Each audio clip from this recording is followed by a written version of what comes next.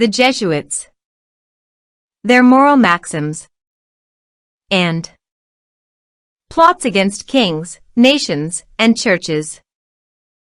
With Dissertation on Ireland by Rev. J. A.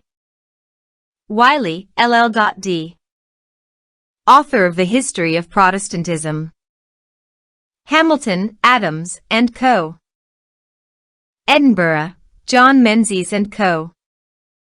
John McLaren and Son. Andrew Elliott and James Gemmell. 1881. Preface. The influx into our country of an order of men whose principle is the negation of all principle, and whose moral code is the subversion of the moral law, forms, in the author's humble judgment, a source of no small danger to the nation. Cast out of all kingdoms for their execrable maxims, and their treasonable practices, the Jesuits bestow themselves upon us. They change their soil, but not their nature. They come to pursue in their new home the intrigues which drew upon them expulsion from their old. Our law denies them the unobstructed entrance and unchallenged residence which they claim. There appears, however, no intention of putting the law in force. What, then, is to be done to counteract the evils sure to arise from the presence of men who have always and everywhere been the disturbers of the public peace? We can but expose their arts, and put the unwary on their guard. Beware of FLED's prophets who come to you in sheep's clothing, but inwardly they are ravening wolves. Never was the description more applicable, or the warning that accompanies it more needful. The Jesuits come to us in the name of Him who was holy, harmless, undefiled, and separate from sinners. They call themselves the companions of Jesus. The name is but the sheep's clothing. Let us apply the test *, by their fruits ye shall know them. Their teaching is the doctrine of devils, and their deeds are the works of Apollyon, the destroyer. The Jesuits themselves bid us beware. Their own chosen symbol is a meet exponent of their character and history, a mastiff, with a burning torch in its mouth, rushing onwards to set the world on fire. But it may be said, *, what great harm can come of it? The Jesuits, after all, are but a few among many. There is a parable here much in point. There was in olden time a husbandman, who had a field which he sowed with wheat. But while he slept there came an enemy, who sowed tares in his field. They were poor, 6 preface, chance but a few handfuls, nevertheless, the tares sprang up and choked the wheat.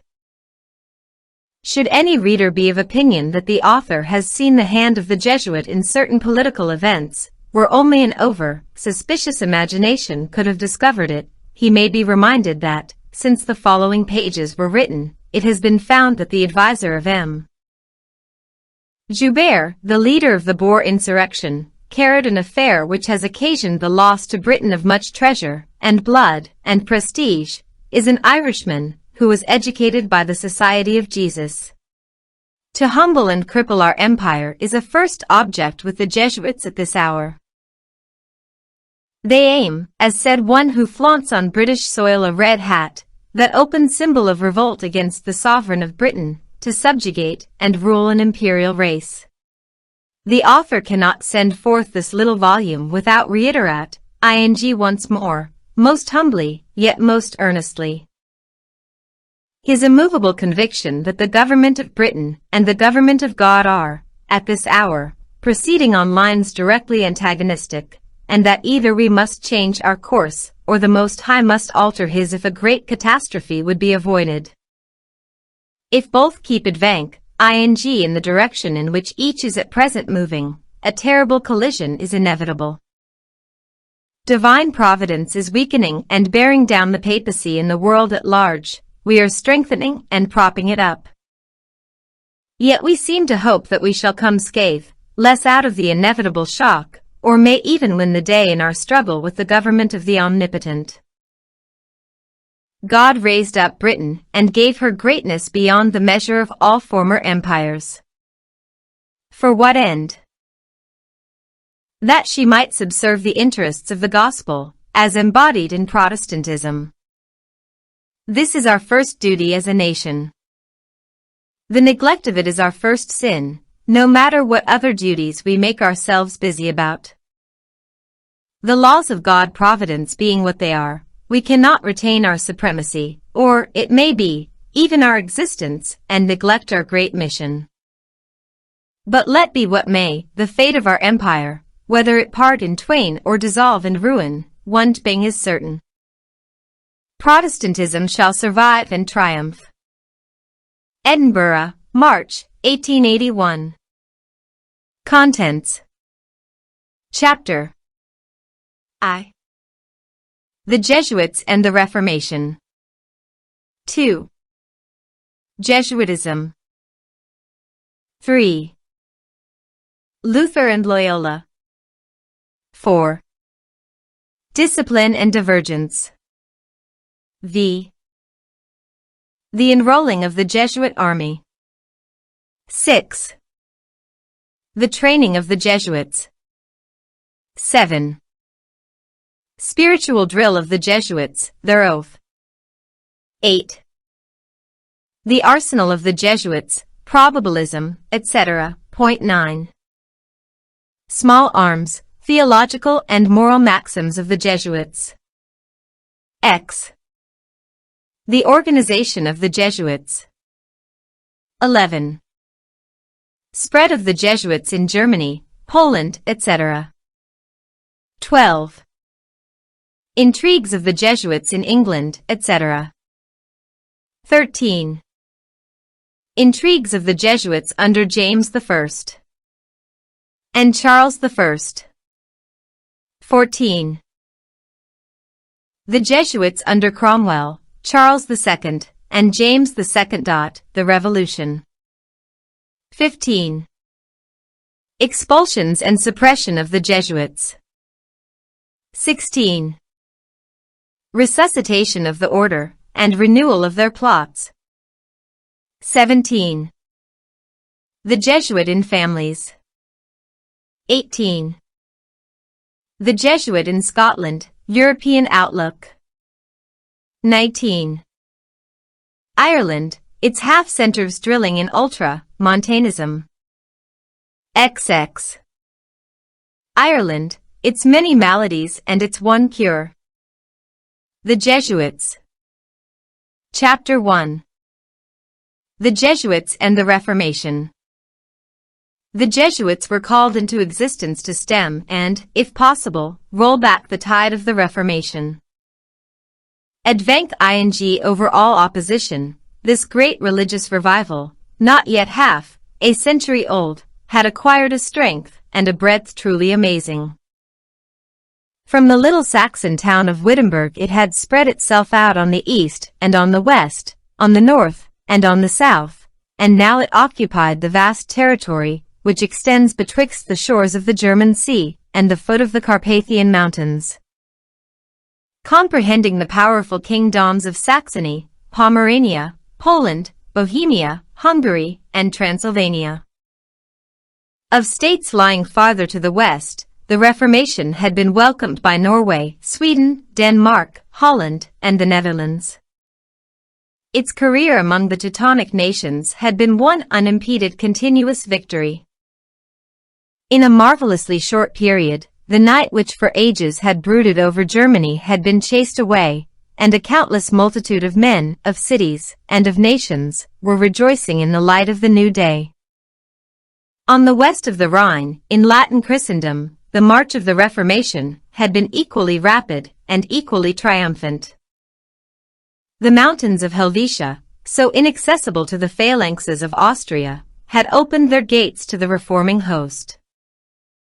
The half of the cantons of Switzerland had embraced the Protestant faith. On the shores of the Leman, beneath the shadow of the Alps, the movement had found a new center and a second chief. From the feet of Calvin, evangelical champions were daily going forth to win spiritual victories, and extend the area of the heavenly kingdom. The south and west of France were Protestant, and the supremacy of the Reformation in that great country at no distant day seemed all but certain.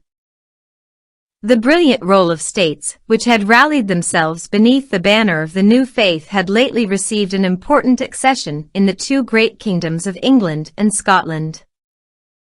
Of the countries of Western Europe, only two, Italy and Spain, now remained with the Pope. It had come to a crisis with Rome.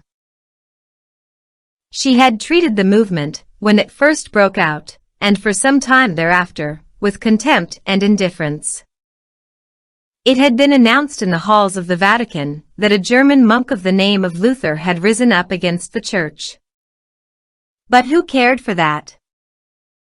The name, destined soon to be one of terror, had then no significance. The dominion and glory of Rome were beyond the reach of 100 Luthers. His outcry might awaken a little stir in the remote Germany, but long ere it had crossed the Alps his voice would die away in silence. Pope Leo, from his lofty seat on the Seven Hills, looked down with derision on the puny attempts of the poor monk. As well might Luther try to overturn the Alps as think to shake the stable dominion of a church which, upheld high the authority of kings, and defended by the puissance of initial stages, it became evident even to Rome herself that her dominion was beginning to totter. Nations were fleeing from her. Every post was bringing tidings of some new defection, the stars of her firmament were falling. While darkness was gathering in her sky, on the earth around her was dismay, and perplexity, and portents of direful change. A great calamity impended over her who had sat a queen and believed that, however it might be with other monarchs, she should see no sorrow. The crowns of earthly princes might perish, the tiara was eternal. The thrones of the world might be cast down, the chair of Peter would stand immovable to the last age. The first attempt to suppress the Reformation was by force of arms. A warning had come down from ancient time, that they who take the sword shall perish by the sword, but in the moment of pressing peril, which had now arrived, the warning was forgotten or disregarded. Rome, alas, knew no other weapon, nor for centuries had she employed other in the suppression of her heretical adversaries, as was but too terribly attested by the plains of southern France and the valleys of the Waldenses, where the Protestants and Protestantism that were before Luther's day lay buried in the ashes of burned cities and the blood of slaughtered nations. The weapon which had suppressed these revolts of an earlier day would, Rome doubted not, effectually quell the more audacious uprising of the present time. The sword was grasped. The trumpet of war was blown. Spain was by far the mightiest of the European kingdoms of that age.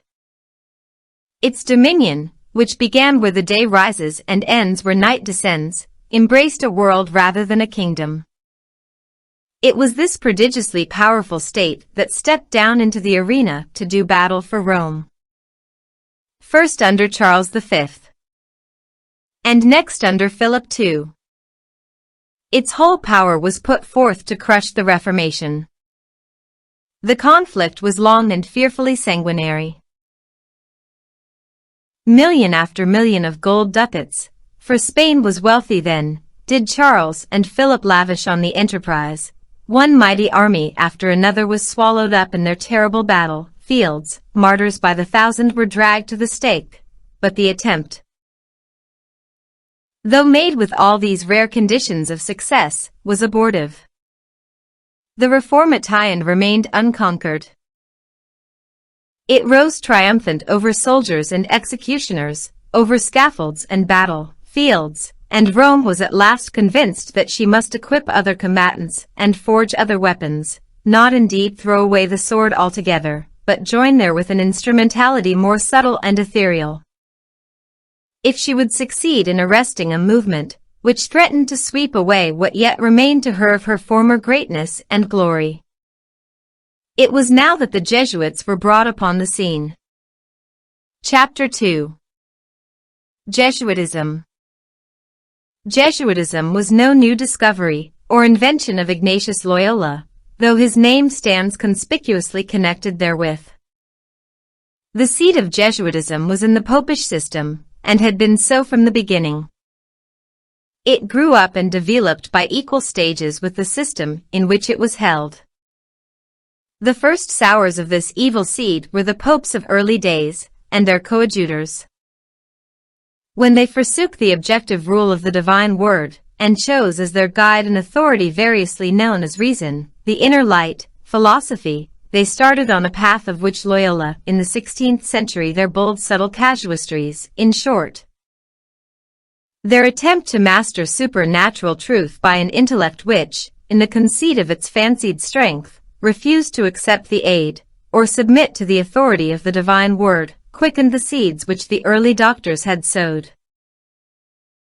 Under the divines of the Middle Ages, Jesuitism flourished as a theology, or rather as a philosophy.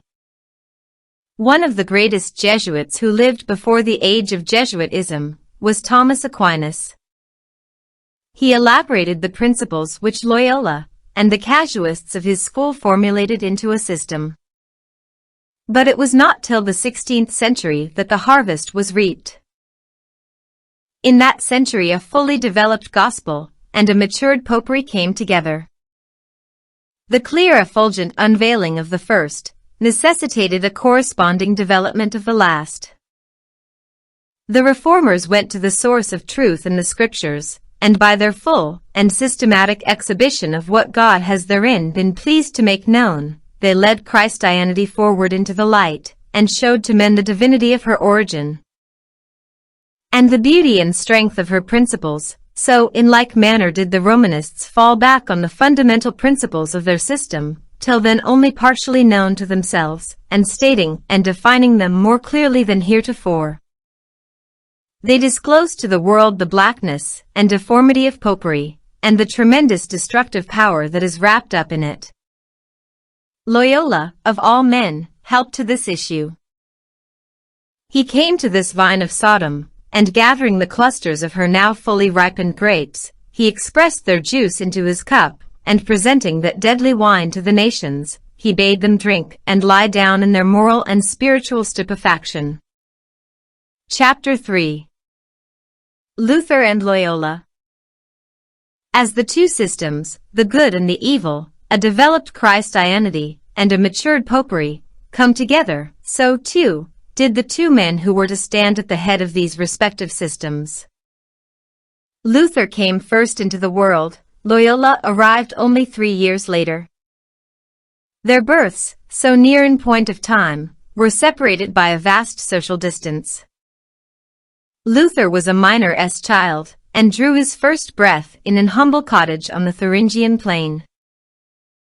Loyola, whose proper name was Don Inigo López de Recaldo, was the son of a Spanish grandee, and first saw the light in the castle of Loyola, on the shores of the Bay of Biscay, where his father kept court, with the customary ceremonial of the feudal barons of these days. This was in the year 1491. Nature had endowed these two men with qualities not unlike. Both felt the stirrings of a great enthusiasm, the miner's son under the cold sky of Germany not less than the young grandee in the warm and impulsive air of Spain. But the renown which the future was to bring them was to be of a kind, and achieved in a way wholly different from that which either pictured to himself. It was through darkness, discipline, and great suffering that both were to come to the fulfillment of their early dreams. There are few contrasts in history so striking and instructive as that which is seen in the lives of these two men. Its study would repay a longer consideration than we can here give it. It places us beside the fountain heads of the two mighty movements, the Reformation and Jesuitism, which continue to this day, beyond all other influences, to mold the condition of the world. Far separated by distance of place, and totally unaware of the existence of each other, as were these two men, there was, nevertheless, a secret link establishing a certain relationship similarity of destiny. Their careers were wonderfully alike, up to a certain stage, when they diverged, diverged not for time only, but for the eternities also. To begin, each chose that particular path of life that fell in with his genius. Wisdom, or what was then reputed wisdom in the schools, had the chief attraction in the eyes of Luther. What more exquisite pleasure could be his than to fathom the depths, or soar to the altitudes of the scholastic philosophy, that wondrous product, as he then esteemed it, of the intellect of the past ages? How would his genius revel in this vast field, where each new day would bring a fresh discovery, and a richer delight? And then to leave his name inscribed among the teachers of mankind, and the lights of the world. This was glory. And compared with such glory, how stale was all that riches, or rank, or conquest could bring him. Arms was the choice of the young Spaniard. In the battles of the warrior only could he hope to find those fierce delights that should have power to stir his spirit. Spain was then engaged in the effort of expelling from her soil the warlike, but infidel Moor. Here was a field which promised to Loyola enough of toil, and tumult, and danger to warm his blood, and afford scope for the display of his military daring. Forsaking the soft delights of Ferdinand's court, at which till now he had lived, he clad himself in armor, and went forth to seek adventures. A more fiery and fearless soldier there was not in all the armies of Spain. His feats of valor were the admiration, and the boast of his countrymen. The court, the camp, the city resounded with them. Each new battle brought an addition to the laurels with which he was already crowned, and spread yet wider the fame of his name. The aspirations of both Loyola and Luther were in course of being fulfilled. Loyola was rapidly rising to the proud position of the first soldier in Spain, and to be the first soldier in Spain was to occupy no second place among the champions of Christendom. And Luther, in like manner, hiving knowledge night and day through the studious years, had gained for himself brilliant distinction in the schools. His was the first name in the University of Erfurt, and now he saw opening to him the gate, which led to the offices of the state, and the dignities of the church, where he hoped to leave a name that would shine like a star in the future of his country's history. All was going well with the two.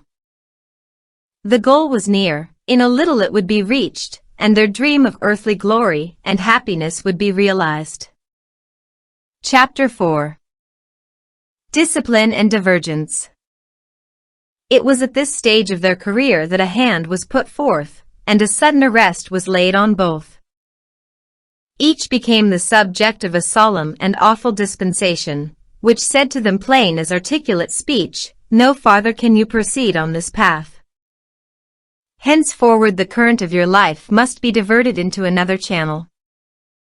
As Luther, one day, was returning to Erfurt, from a journey which he had made into the country, the heavens suddenly grew black, an awful tempest broke over him, the thunders rolled through the sky, and flashes of unwonted brightness blazed all round him. And to add to the horrors of the scene, a bolt struck a companion, who was journeying with him, and laid him dead at his feet. Luther expected every moment to appear before the great tribunal. Trembling and horror fell upon him, and he stood riveted to the spot. When he emerged from the cloud his whole thoughts and purposes had undergone a change. He had been baptized capital of Navarre, and whilst contending against fearful odds he was wounded, and laid senseless, and almost lifeless on the field. He was carried to a hospital to be cured, where he endured months of excruciating pain, relieved by periods of intense mental excitement and visionary rapture, produced by the lives of the saints, which were given him to read, and which he greedily devoured in the solitude of his chamber.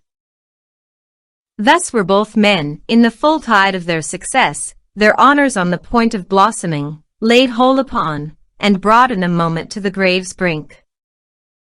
For some time longer the lives and experiences of the two continued to run in a similar channel. To Luther the contest of the schools shut out, and to Loyola the din of battle hushed, how changed were now their views. The honors of learning and the reward of alms, contended for but yesterday as brilliant prizes, were today, the gilding rubbed off, despised as baubles.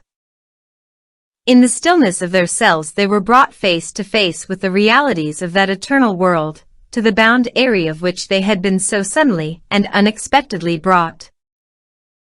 If the lightning's bolt or war's missile had strayed but a hair's breadth from its appointed path, as might easily have happened, and they had, in very deed, passed over that boundary, where or what would they have been now and forever?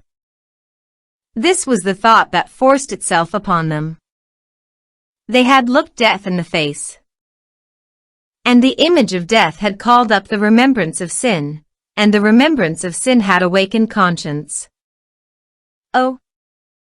Now began the tempest in their soul. Night, dark night came down upon them. In the blackness of that darkness they could hear the sound of approaching footsteps. As they listened there was something that told them that these were the steps of a being of unspeakable purity and majesty, and they shrunk with an instinctive dread from meeting him. Nearer and yet nearer came that awful visitant, whose form they could not see, but whose terror they felt. Conscience spoke and said, "It is the footsteps of the great Judge which you hear. It is the living God who is approaching. He bears the sword of justice, and on whomsoever that sword falls it strikes him with eternal death. Oh, my sin, my sin!" We hear Luther exclaim, as he looked round, and could see no way to flee, and yet could not abide that awful coming. What shall he do? Where shall he hide himself? It was not on Luther only that these terrors fell. Though parted from him by wide continents, Loyola was joined with him in this sore agony.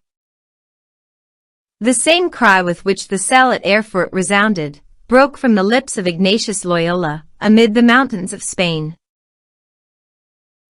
In his cave at Manresa, how solemnizing to think that it was so, did the founder of the order of the Jesuits experience convictions of sin, and feel the stings and terrors of an awakened conscience. Guilt, like a mountain, lay upon his soul. He descended into that valley of the shadow of death, where there is no water, spring, no dawning of the day, no living thing, save the worm that dies not. He entered into that prison in which even souls on earth may at times be shut up, that abode of dolor and black despair, which none can describe save those who have felt it, and than which there is no more dreadful state under heaven, or in the universe, unless hell itself. And it is more dreadful because it is eternal. The courage which had never quailed before the embattled hosts of the Moor, melted as wax melts before the fire, at the dreadful things which he now apprehended, and that strong bodily frame which had served him so well on the battlefield, and enabled him to perform such feats of prowess, was dissolved, and emaciated he wandered amid the mountains, till at last his failing strength would not permit him to leave his cave, and he was one day found fallen on the earth in a swoon, and taken up half dead, and conveyed to a monastery. Yet one stage further did Luther and Loyola keep company together. Stricken with the consciousness of sin, and feeling the need of expiation, both set about the work of making themselves holy, neither of them seeing as yet that the righteousness that justifies is not within, but without, and is the work of another. The scourgings, the fasts, and the penances that Luther underwent in his cell at Erfurt we all know. A similar expiatory course did Loyola prescribe himself. Fleeing from the cheerful light of day, he buried himself in the gloom of the mountains of Manresa. Rags, dirt, and an iron girdle set with prickles were the staple of his expiations and penitences. To these he added 7 hours each day on his knees, and prayers at midnight. On one occasion he passed 3 days in confessing the sins of his whole past life, and deeming the enumeration not sufficiently full he made a second confession, in which he gave a place to all omitted transgressions. He was rewarded with short-lived intervals of peace. Anon his heavens would o'ercast, the thunders and lightnings would return, and the suffering in his soul recommence. Again he betook him to the scourge and the fast, assured that in due time these would open to him the gates of a stable and blessed peace. And as he anticipated, so did it happen to him. So at least did he persuade himself. Awakening one day as from a long and troubled dream, he said to himself, "Why should I permit myself to be overcome by vain fears? I will dismiss these terrors." And at the utterance of this strong resolve the black past rolled away, and a future full of sunshine rose upon him. This marks the point of divergence in the path of these two men. Luther turned to the Bible. In that book he saw the righteousness that justifies, not that which the sinner works in himself by the scourge, or earns by floods of bitter tears, but that which Christ has wrought for him on the cross. Seeing this, he went to his Savior, and laid his sins on him, and obtained forgiveness, and with forgiveness a new life. The same evangelical road which had been opened to himself, Luther opened to others. Hence the Reformation. This road Loyola never found. He missed the way to the cross. He laid his sins on no one. He bore them himself. Other satisfaction he offered not to the law of God than fastings and confessions. When he judged that he had fasted enough, and confessed enough, he then by a fiat of his will banished the remembrance of his sins. But to be rid of the remembrance of sin is not to be delivered from its guilt. To forget is one thing, to be forgiven is another. Forgiveness, that forgiveness which proceeds on the ground of a perfect righteousness, and an infinite satisfaction, that forgiveness which remits the penalty to the transgressor, because it has been borne by his surety, Loyola knew not, nor cared to know. He was his own sin-bearer. He never looked at the actual realities of his case. He chose to dwell in a world of delusions and fictions. His peace had no solid basis.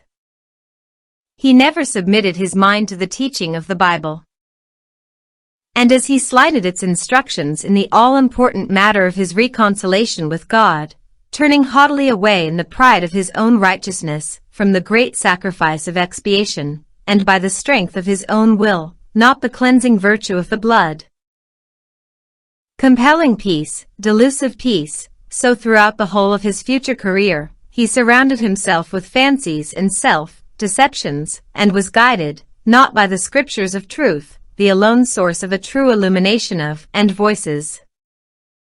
Hence the monstrous opinions he propagated, the unrighteous ends he pursued, and the revolting and fearfully inhuman means he took to accomplish them. Luther, submitting to the Word of God, which is truth, and filled with the Spirit of God, which is love, led the nations out of their prison house. Loyola, full of pride and rebellion, and hating the truth, strove by every satanic device, and by every unholy and cruel weapon to compel the nations to return to their prison, and lie down in their old chains. Chapter 5. The enrolling of the Jesuit army. Walking by the rules of knight-errantry, and not by the precepts of Scripture, which says, "Thou shalt worship the Lord thy God, and him only shalt thou serve," Loyola, his night of terror past, and the day of peace now risen fully upon him, hung up his sword and shield at the shrine of Mary, and took a vow to be her servant and soldier. He would go round the world doing battle in her cause, and offering to all blasphemers and impugners of her deity the alternative of conversion or the sword. The Church of Rome was the Church of Mary. Mary sat enthroned on its altars, and when Loyola thought of this his zeal flamed fiercely up against the infidels of the East and the heretics of the West, who held but in light esteem, in fact, treated with contempt, the claims of her whose crossed and sworn champion he had become. By the help of his good sword, he would bring these opposers to the feet of Mary, or sweep them from the earth. At this stage of his career, he had a vision shown him, in which he plainly beheld 2 cities or camps, and 2 armies engaged in mortal combat. "These gloomy towers and dungeon, keeps on the left," said a voice to him, "which murky clouds overhang, are the strongholds of Babylon. You see her dark warriors mustering phalanx on phalanx at her gates. These shining battlements on the right are Jerusalem, and these soldiers in bright armor, posted on her walls, are her defenders. You are the chosen captain, who is to lead in this great war. Go forth and conquer, thou mighty man." So spake the voice in the ear of his imagination. Loyola thought right to begin in the East, to cleanse from Saracenic pollution those holy fields, over whose acres walked those blessed feet which, 1800 years ago, were nailed, for our advantage, to the bitter tree, and rescue from the keeping of the infidel the holy sepulchre. Was an enterprise which fascinated him by the romance which attended it. But when he arrived in Jerusalem, after a long journey on foot, for he was penniless, he looked not quite the great captain he gave himself out to be. The superior of the convent, before whom he presented himself, took leave, despite his protestations of a divine commission, to doubt whether God would send a deliverer in rags, and whether the man who stood before him with a strange fire burning in his eye was he. Disgusted with his reception, Loyola shook the dust from his feet as a testimony against the men who were willing thus tamely to bear the yoke of the infidel when they might, if they chose, have deliverance from it, and forthwith return to his native Spain. This untoward commencement of his mission by no means cooled his ardor or shook his resolve. It only convinced him that the predestined field of his future triumphs lay in the West, and that what he had been chosen to crush was the hydra of a weapon with which he was not very familiar. But reflecting that some skill in this kind of fence was indispensable, he put himself to school to acquire it.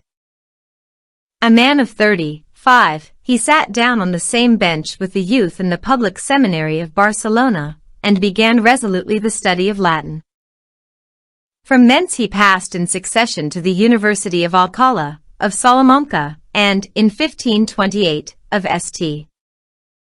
Barbara in Paris, devoting himself at these famous resorts of scholars to the prosecution of the science of theology. He now began to diversify his studies by occasional addresses delivered on the streets, where his passionate harangues never failed to draw round him admiring crowds. These doings brought him at times into collision with the authorities, and even made him to be suspected by the Inquisition. The man and his aims were as yet a mystery. Closer observation, however, soon satisfied both the civil and the ecclesiastical authorities that he was no Lutheran, and he was left undisturbed. All the while he tenaciously pursued his course of severe study and rigorous penance, his austerities and labors cheered at times by enchanting visions and edifying voices, which promised him garlands of never-fading glory in the future. The world saw in him as yet little besides the crazy student and visionary, but the time was drawing nigh when he would drop the mendicant and stand forth as the generalissimo of a great army which he himself was to create, and with which he should fight and conquer in the greatest battle of the age. These were the hopes that sustained him. He had schooled and disciplined himself. He must now make a beginning with his army. There lived under the same roof with him 2 youths, also students of theology at the College of St. Barbara, in Paris. The one, Peter Fabre, a simple but enthusiastic youth from the mountains of Savoy; the other, Francis Xavier, the scion of an ancient and noble house of Navarre. The 3 were inseparable companions, and Loyola had easy opportunity of spreading out before them, in all its grandeur, the project he was revolving. Where on earth was their glory compared with that of routing the hosts of heresy, and restoring to the Church her former boundless dominion? They listened till they caught his fire, and yearned to share with him the glory of the enterprise. The names of Fabre and Xavier were the first to be enrolled in that army which future years were to see so prodigiously multiplied. By and by they were joined by 6 others, and now the infant Jesuit host was swelled to 9. They were few, and yet they were many. They were enrolled, but they were not yet fit for service. They must be drilled. Loyola made them pass through an ordeal of spiritual and bodily discipline, similar to that which he himself had undergone. He made them go daily to confession and mass. He exercised them with severe bodily penances, scourgings and macerations. He compelled them to fast for days on end. The winter was unusually severe. The Seine was a mass of ice. The ground was covered with snow, and a bitter wind swept the streets of Paris, but no relaxation of penance would Loyola allow his disciples. Not one in their number of lashes would he forego, nor abridge by a single hour the length of their abstinences. They must fulfill the number of their days. On the 15th of August, the day of the Assumption of Mary, the little troop, emaciated and worn, we may well believe, but with the light of a great purpose beaming in their eyes, proceeded to the Church of Mary, Montmartre, and there swore to prosecute eternal war with heretics, and sealed their oath by receiving the sacrament of the Mass. This was in 1534. The name they took to themselves was that of the Companions of Jesus. The approval of the Pope. The regulars black, white, and gray, being already so numerous, it might be doubted whether there was room for a new order. As Loyola drew near the Eternal City he was cheered with a vision, which assured him that this time he should not have to shake the dust from his feet over the reject tie-in of his suit. The little troop entered the gates of Rome elate, and threw themselves at the feet of Paul III. The pontiff smiled graciously on them. Their offer of service pleased him well, for it was a time of need with the Pope, and the new champions swore to obey him as soldiers obey their general, and to give their service without asking so much as a penny of wages. Paul III issued his bull on the 15th of September, 1540, and the Order of Jesus was constituted. Chapter 6. The training of the Jesuits. The bull of the Pope, after all, could effect but little. It could add another order to those already at the service of Rome, but that was nearly all it could do. Beyond the score or so of men who now stood before Paul III, the order was yet to create. The genius and enthusiasm of Loyola alone could do this. These few individuals he would multiply into an army of thousands, and he would breathe into them such a spirit as was demanded at that hour by the perils, and, we may add, the despair of the papacy. Loyola would have no half-hearted and timorous soldiers in his army. Every offered recruit he would pass through the fire of a terrible ordeal, and only on finding that he stood the test would he enroll him in the ranks of a host as yet undistinguished, but destined to achieve, in due time, a name that would fill all lands with its terror. The age was one of great mental and moral daring. Uplifted by great principles, and enlarged by sublime aims, and with a great question in debate, men on both sides were girding themselves for toil and suffering, and even for the most horrible deaths. They made light of dungeons and racks when they stood between them, and the object to which they had devoted themselves. Loyola and his company knew their age, and they resolved to meet its spirit with a spirit of equal devotion and heroism. The work to which the Jesuits were called was beyond measure difficult.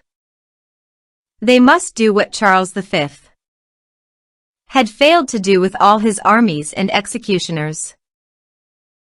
Portion to the difficulty of the work, so must be the length and severity of the preparation for it, and so too the glory of its achievement. The Jesuits needed a threefold preparation. They must be disciplined in body, disciplined in mind, and disciplined in soul. They must undergo a physical training, an intellectual training, and a spiritual training. Let us bestow a glance at each of these. They had to be trained in body. On a physical frame, wiry, hardy, and capable of great endurance, must be grafted their qualities of mind and soul. They would have to do the errands of Rome in all climates, and under all outward conditions. They would be required to serve her in hunger and thirst, in cold and nakedness, amid the ice of the pole, and under the burning sun of the tropics. This was no service for the sons of luxury. It was no service, in truth, for any one, till first he was master of a body hardened and braced by proper training. Loyola had undergone such training in his own person, and the servant in this respect must be as his master. Long fastings must teach him to endure hunger, the gnawings of the iron girdle, or the frettings of the hair shirt, must teach him to do battle with the hail and lightnings of the sky, the crested surges of the deep, or the sands of the burning desert. To all these endurances did Loyola inure his disciples. The warriors who followed Alexander into the then unknown regions of India, and the soldiers who marched at the command of Napoleon into the frosts and drifts of a northern winter, were brave men and thoroughly disciplined, but they were not drilled and hardened to the pitch of Loyola's army. The phalanxes of the Macedonian, and the legions of the Corsican, would have shrunk from tasks, and turned back before dangers against which the troops of Loyola advanced with an unshrinking firmness and a never-failing courage. Loyola trained his followers intellectually and socially. He taught them to be willing to serve Rome in all conditions of life, in honor and in dishonor, in good report and in bad report, and to accept, with equal readiness, the most splendid post or the most despised position which the interests of the Church might require them to fill. Their vocation, he reminded them, was more truly grand than that of any other of the servants of the papal chair. Its importance must be its reward meanwhile, its solid and enduring recompense would come hereafter. They must acquire a knowledge of all trades and handicrafts, they must study sciences and arts, they must speak all languages. We do not mean that this vast range of accomplishment and capability was exacted on the part of each individual Jesuit, but only on the part of the order. It must be in itself an epitome of society.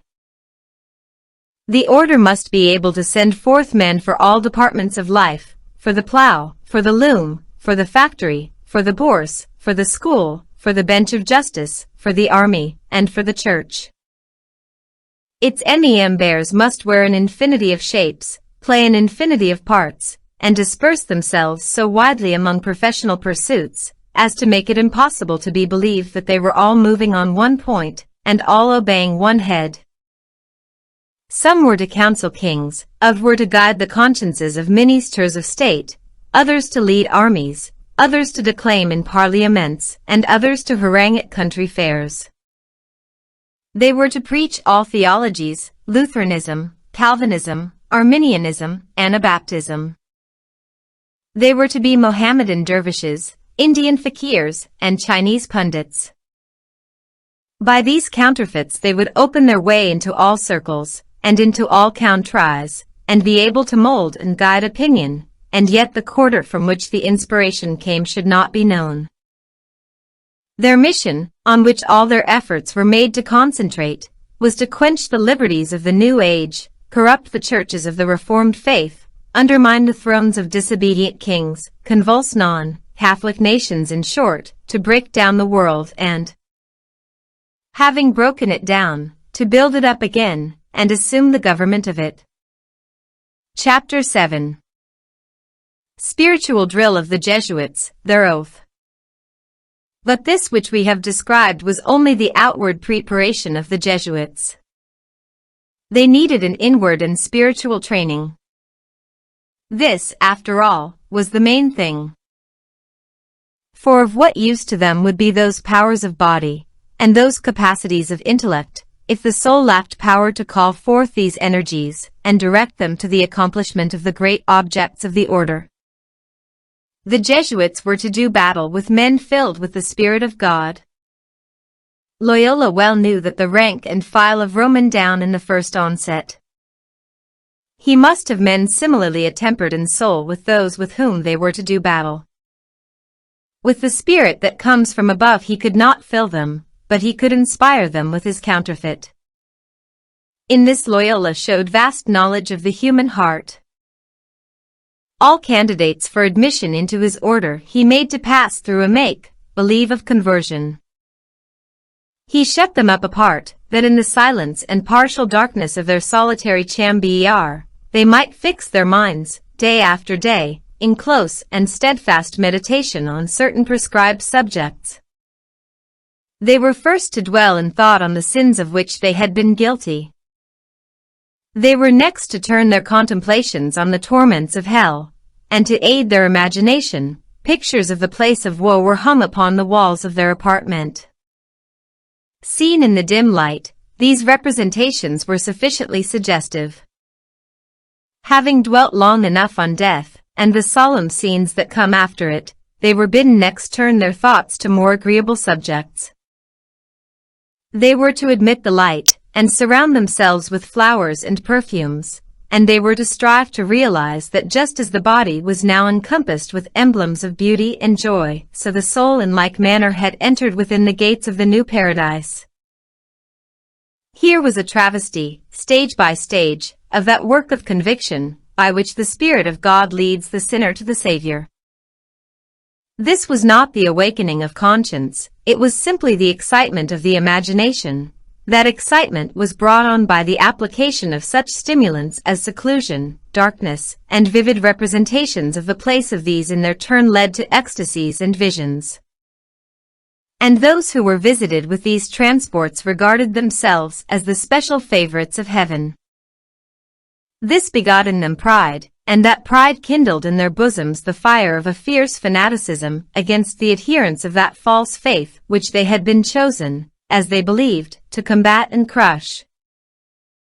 To give the members of his order the utmost conceivable liberty of action, that no tie or sense of obligation, whether springing from divine or from human authority, should fetter them in waging their great war.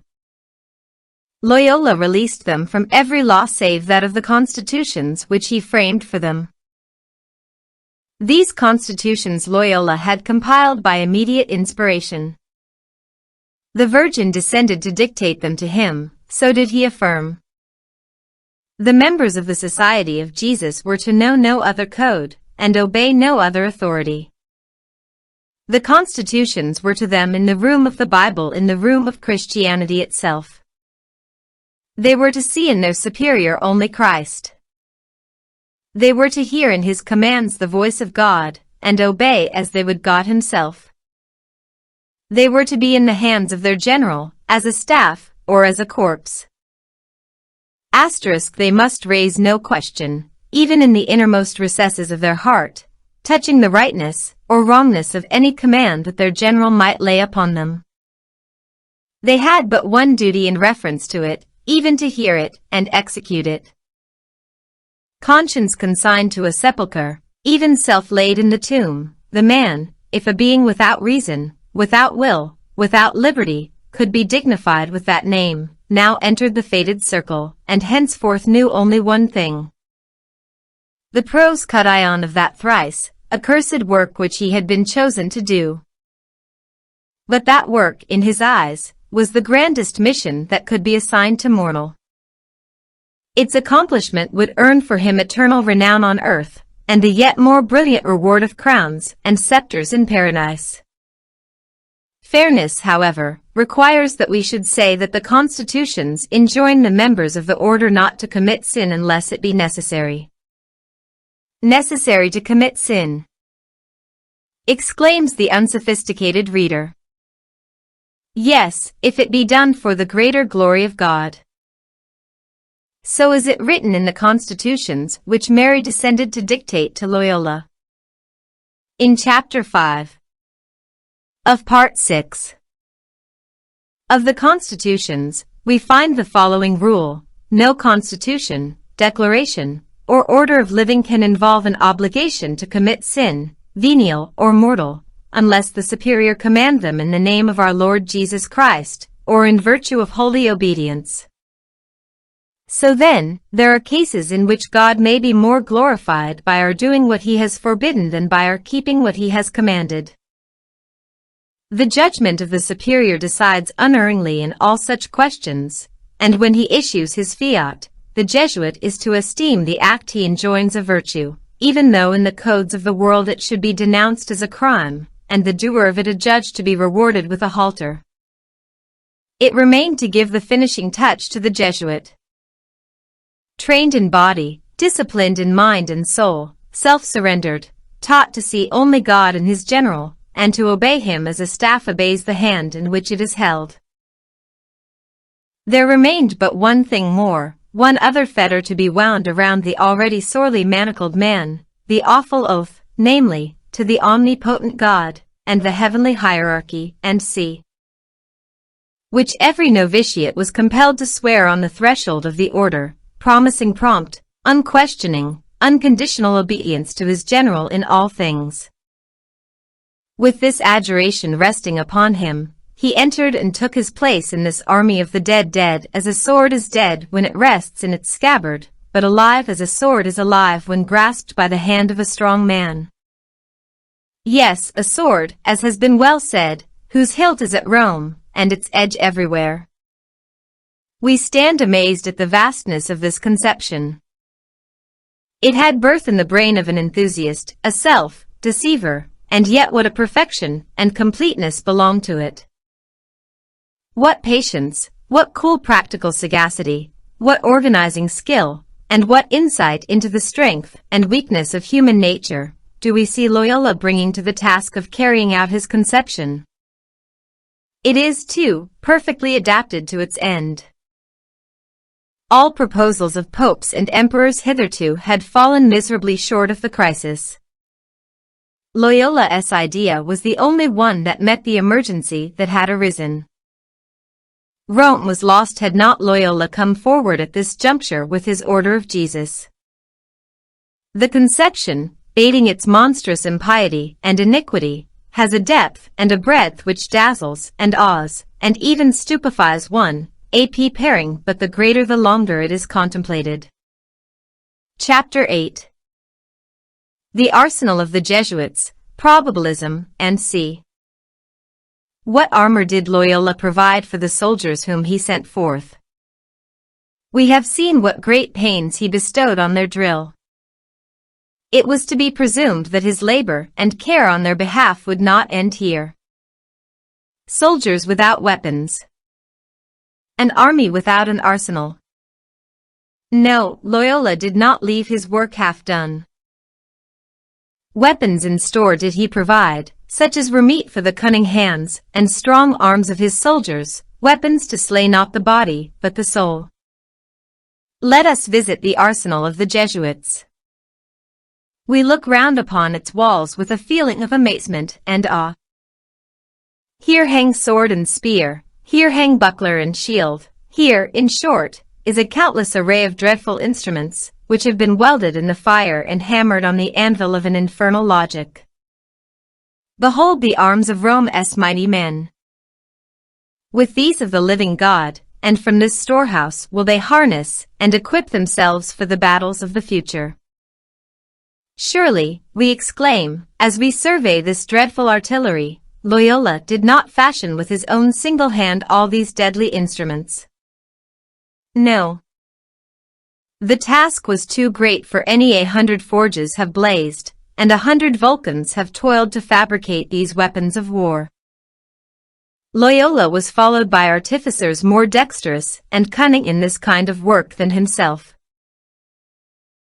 Escobar, Sanchez, Bowney, Soares, Molina, Lemoyne, Filiucius, Lessius, Mariana, Layman, Caranuel are a few, and only a few of the renowned doctors of the Jesuit school, the Vulcans who furnished this arsenal. Their tomes contain a system of ethical and theological science such as the world never saw before, AUD such as it can never see surpassed or even repeated. Here are sophisms, prevarications, subtle distinguos, logical spells and incantations, pleas, justifications, and a vast variety of inventions wherewith if a man arm himself, and know to use them aright there is nothing which he may not do. He may change falsehood into truth, convert villainies into virtues, violate every precept of the Decalogue, and yet contract no guilt, commit the most abominable and monstrous deeds, and yet suffer no pollution, and feel no remorse, swear and yet not bind himself, in short. He can banish virtue and vice from the world. Of all the revolutions which have been upon the earth this is the greatest.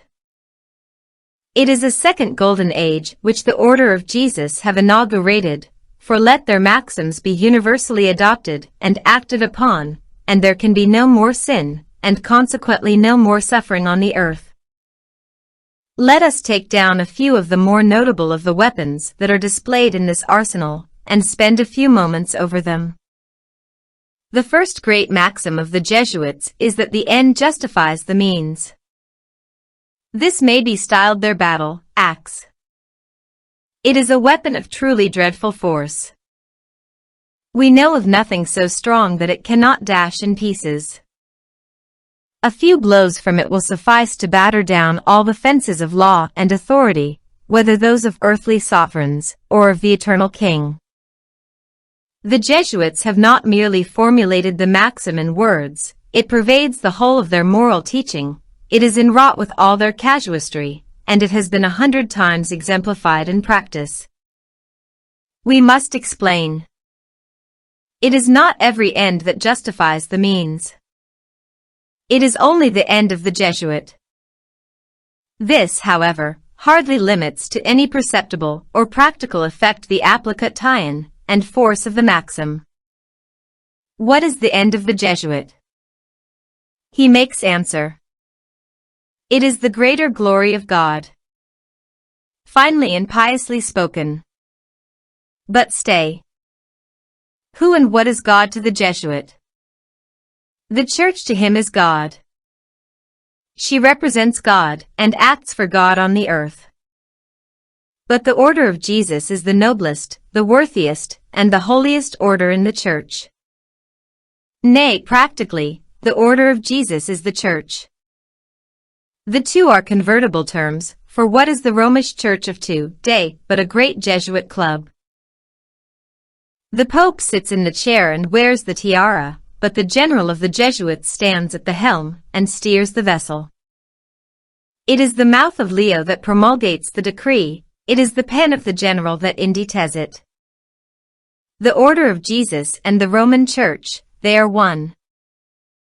Whatever then promotes the wealth, the influence, the renown of the order of Jesus, promotes the wealth, the influence, the renown of the Church, and whatever promotes the interests of the Church promotes the greater glory of God. Whatever then is done by the general of the Jesuits, acting ex cathedra, or whatever is done by any member of the order, have died for the greater glory of God. How many oaths have been broken for the greater glory of God? Be the action ever so small, or ever so gigantic, be it the assassination of a single victim, as that of William of Orange on his own threshold, or that of 100,000 victims, as in the St.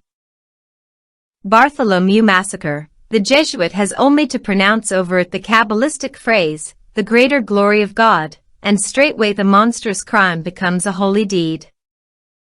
Let us put back this weapon into its place, and take down this other. Here it is. What do they call it? They style it probabilism. Probabilism is the second grand maxim of Jesuit casuistry. It is truly a two-edged sword, and with it the man who wields it cannot fail to cut his way wherever he has a mind to go, right on through all the codes of earthly jurisprudence, or even the statute book of heaven. But what need of this other maxim, seeing the former gave margin enough, surely? Have we not here a superfluous liberty of transgressing, we beg pardon, of acting? No, not at all. Should one fear to commit himself to the former maxim, and hesitate to take the just latitude it allows him, here is another which will enable him to reason the point with himself, and so quiet his doubts by teaching him a most ingenious way of solving them. How considerate on the part of the good fathers, and also how obliging. Truly, they are most sincerely desirous that those they guide should feel perfectly at their ease regarding their way. But what is probabilism? Let us imagine a case. The reader has, we shall say, a rival. This rival is a man of brilliant parts, and his own more moderate abilities suffer somewhat by contrast. May he put forth his hand and rid himself of this annoyance? Or the reader, we shall suppose, dwells hard by one who is the owner of a fine estate. It brings him a large yearly revenue. He would like much to be the possessor of his neighbor's well-cultivated lands. May he appropriate them by force? The law of God says he may not, and human law also says he may not, and that should he attempt to do so he must pay the penalty on the gallows. The action, therefore, is probably wrong, and must not be thought of. But stay, the reader is a disciple of the school of Loyola. Does not, he says, the first maxim of our order say that the end justifies the means? On this principle may not the business be safely taken in hand? Let me imagine some good and noble end to be served thereby. I would be a more useful and honored man were my rival out of my way. I would make a better use of those acres were they mine than their present owner does. I would give larger alms to the poor, I would present richer offerings to the church. May I not do the deed? Would not this maxim exonerate one? Yes. Still he is not, we shall suppose, quite at his ease on the point. Well, he comes to the second maxim, he tries the question by the doctrine of probabilism. He consults, we shall suppose, 7 doctors of the school of Loyola. He asks whether, with these good objects in view he may make away with his rival, or whether he may take possession of the estate. Of these 7 guides of conscience, 6, we shall suppose, condemn the proposed action, and 1 approves. It is a settled point in Jesuit theology, that if one single doctor approve an opinion or action, it becomes by that approval probably right. Notwithstanding that a majority of doctors may condemn it, and it were hard to name an opinion or deed of which some one of the numerous casuists of the Jesuits has not pronounced approval. Well, then, the case before us stands thus: 1 doctor approves, it is probably right, but 6 condemn, it is more probably wrong. The man has it in his power to choose a safe conscience, do what is probably right, though at the same time it is more probably wrong. A wondrous rule. How safe and pleasant to live among those who hold themselves at perfect liberty to act on this rule, that is, to do what is probably right, but more probably wrong. We come now to the third grand maxim of the Jesuits, the doctrine of intention, to wit, this weapon is one of 1,000. A genuine Toledo, I warrant you. No razor hath a sharper edge. The man who arms himself with this trusty blade will clear his way right onward, where another would be caught and held fast in the thorns of scruples and objections and all manner of casuistic difficulties. One skilled in the happy art of intention may violate all the precepts of the Decalogue. He may be, as a Romanist writer says of Pope John XXII, guilty of all the mortal sins, and a great many others, and yet he may die as innocent as the babe unborn. How, you ask, can this great thing be? It all lies in directing the intention. This wondrous art is based on a high spiritual doctrine of ethics. If while the hands are busied in some villainous deed you shall keep your mind steadfastly fixed on a theme of holy meditation, you will preserve your soul undefiled, and your virtue untarnished, despite the foul business which occupies the hands.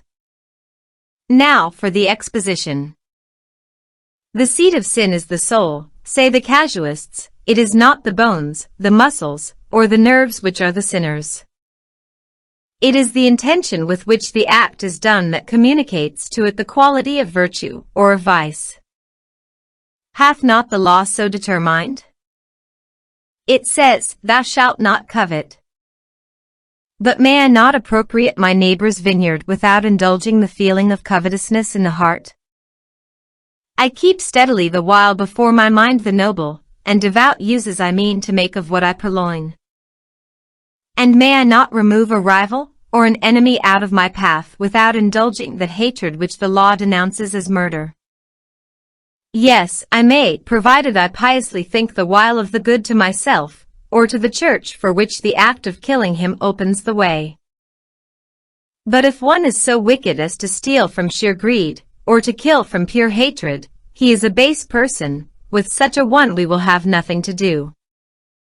But it would never do to hold one responsible for what the hands, or the feet, or the tongue may do, while the man himself is absent, in a sense, is sitting apart, meditating on holy things. The rightness or wrongness of an action lies in the motive. An admirable system of morality, is it not? This brilliant product of the higher exegesis leaves far behind the law given on Sinai, and the sermon preached on the Mount. It has at last emancipated the world from the bondage of the 10 Commandments, and brought it into a liberty so ample and complete that nothing more can be wished for, nor, indeed, can anything wider be conceived of. A word on the Jesuit method of swearing truly and falsely at one and the same time. Nothing would seem more difficult, and yet nothing is more easy. It all lies in imagining to yourself, but not saying to others, that ye did not say such a thing, or do such an act in certain circumstances, as at the North Pole, or before you were born, or inserting in your oath certain words spoken to yourself but not audible to others, which entirely change the sense of the oath. You can thus swear truly, truly to yourself, falsely to all the rest of the world. The 3 rules explained above admit of the widest possible application. Hardly is there an act a man may do in the whole course of his life, which may not be changed for the worse by them. All his relations to God and to his fellows springing from them. The frauds, false swearings, purloinings, robberies, calumnies, murders, blasphemies, seductions, treasons, and all abominable crimes which would flourish under the reign of these maxims, can be easily imagined without our specifying them. These maxims would fill the world with Jesuit morality, but empty it of truth, justice, honesty, and uprightness. Chapter 9. Small Arms, Theological and Moral Maxims of the Jesuits. We have visited the arsenal of the Jesuits, and have surveyed with a sort of terrified wonder and awe the forces which they have called into existence, and which they here keep stored up for the prosecution of that great war in which, accounting it but a small thing that they should subdue the earth, they have proposed to themselves an aim no less lofty than to scale the heavens and bring to an end the reign of the eternal King. Besides these greater instruments of war, we find in this magazine a vast variety of what we may term small arms. In these last we have the principles of the Jesuit science formulated into practical maxims, and ready for use by the rank and file of the host whenever the case or occasion may arise to which these maxims have been made applicable. The greater instruments, the principles or sources of power, to wit, are designed for the mighties of the Jesuit army. They only are able to wield these heavy weapons. But here are the subordinates provided for. Here are lighter arms for their feebler hands. Here is the question or case of conscience, and with it the rule or maxim that regulates it. The Jesuit need never be at a loss, if only ordinarily versed in the casuistry of his order. He has but to ask, what does this father write? How has this doctor decided? What rule has he laid down for the solution of this case? And having ascertained the opinion of these fathers, he is to follow it. Let us run our eye over this spiritual directory, and out of a great multitude of maxims let us select a few as samples of the whole. As regards the doctrine of sin, the Jesuits, while retaining the word, have taken away the thing. They have put sin out of the world. Following the line of the Decalogue, let us mark how one, guiding himself by their teaching, may do the forbidden act in each one of its 10 commandments, and yet commit no sin. How do they fear the great and dreadful name of the Lord our God? The Jesuit Bowney, in his Psalm De Pecis, teaches, if one has been hurried through passion into cursing and doing despite to his Maker, it may be determined that he has only sinned venially. If through invincible error, says Casnati, you believe lying and blasphemy to be commanded of God, blaspheme. As regards duty to parents, Escobar teaches in his Moral Theology: children, if their parents, being often besought and entreated, refuse to comply, may steal away to relax their minds as far as custom or their dispositions permit. It is no injury, says Bowney, done to the paternal power a man hath over his children for another to persuade his daughter to run her father's consent. As regards calumny, a wide margin indeed is allowed. It was maintained in the public theses of Levine, in 1645, that it is only a venial sin to calumniate, and impose false crimes, to ruin their credit who speak ill of us.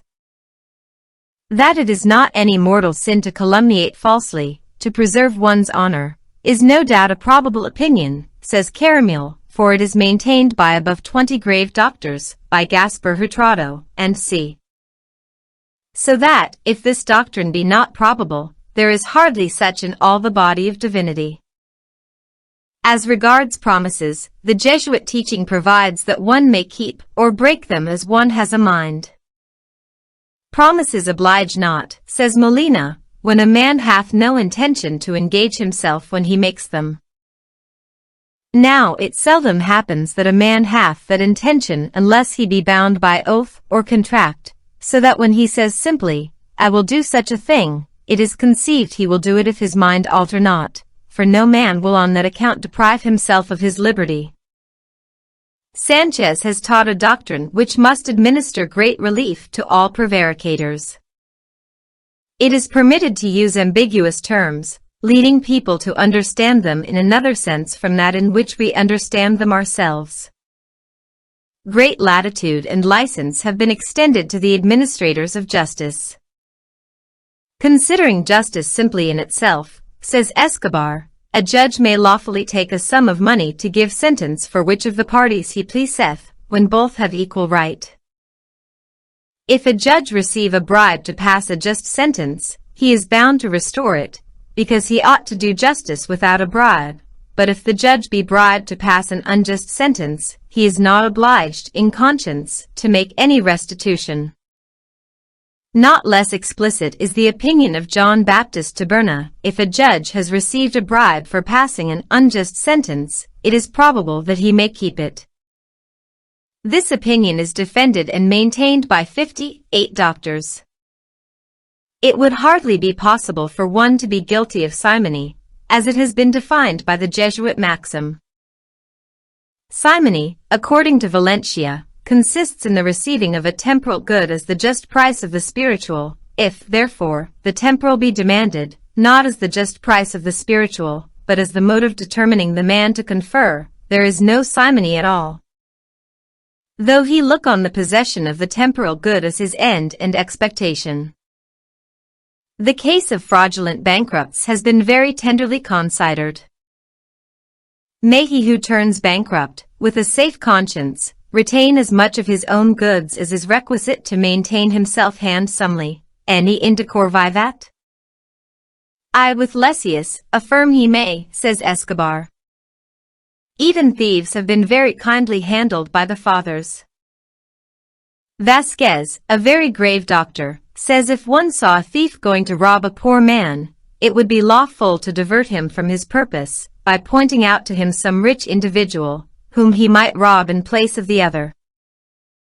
It is lawful to steal, not only in extreme necessity, but also in such necessity as is hard to be endured, though it be not extreme.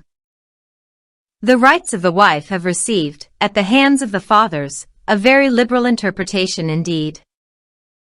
Escobar says a wife may gamble, and for this purpose may pilfer money from her husband.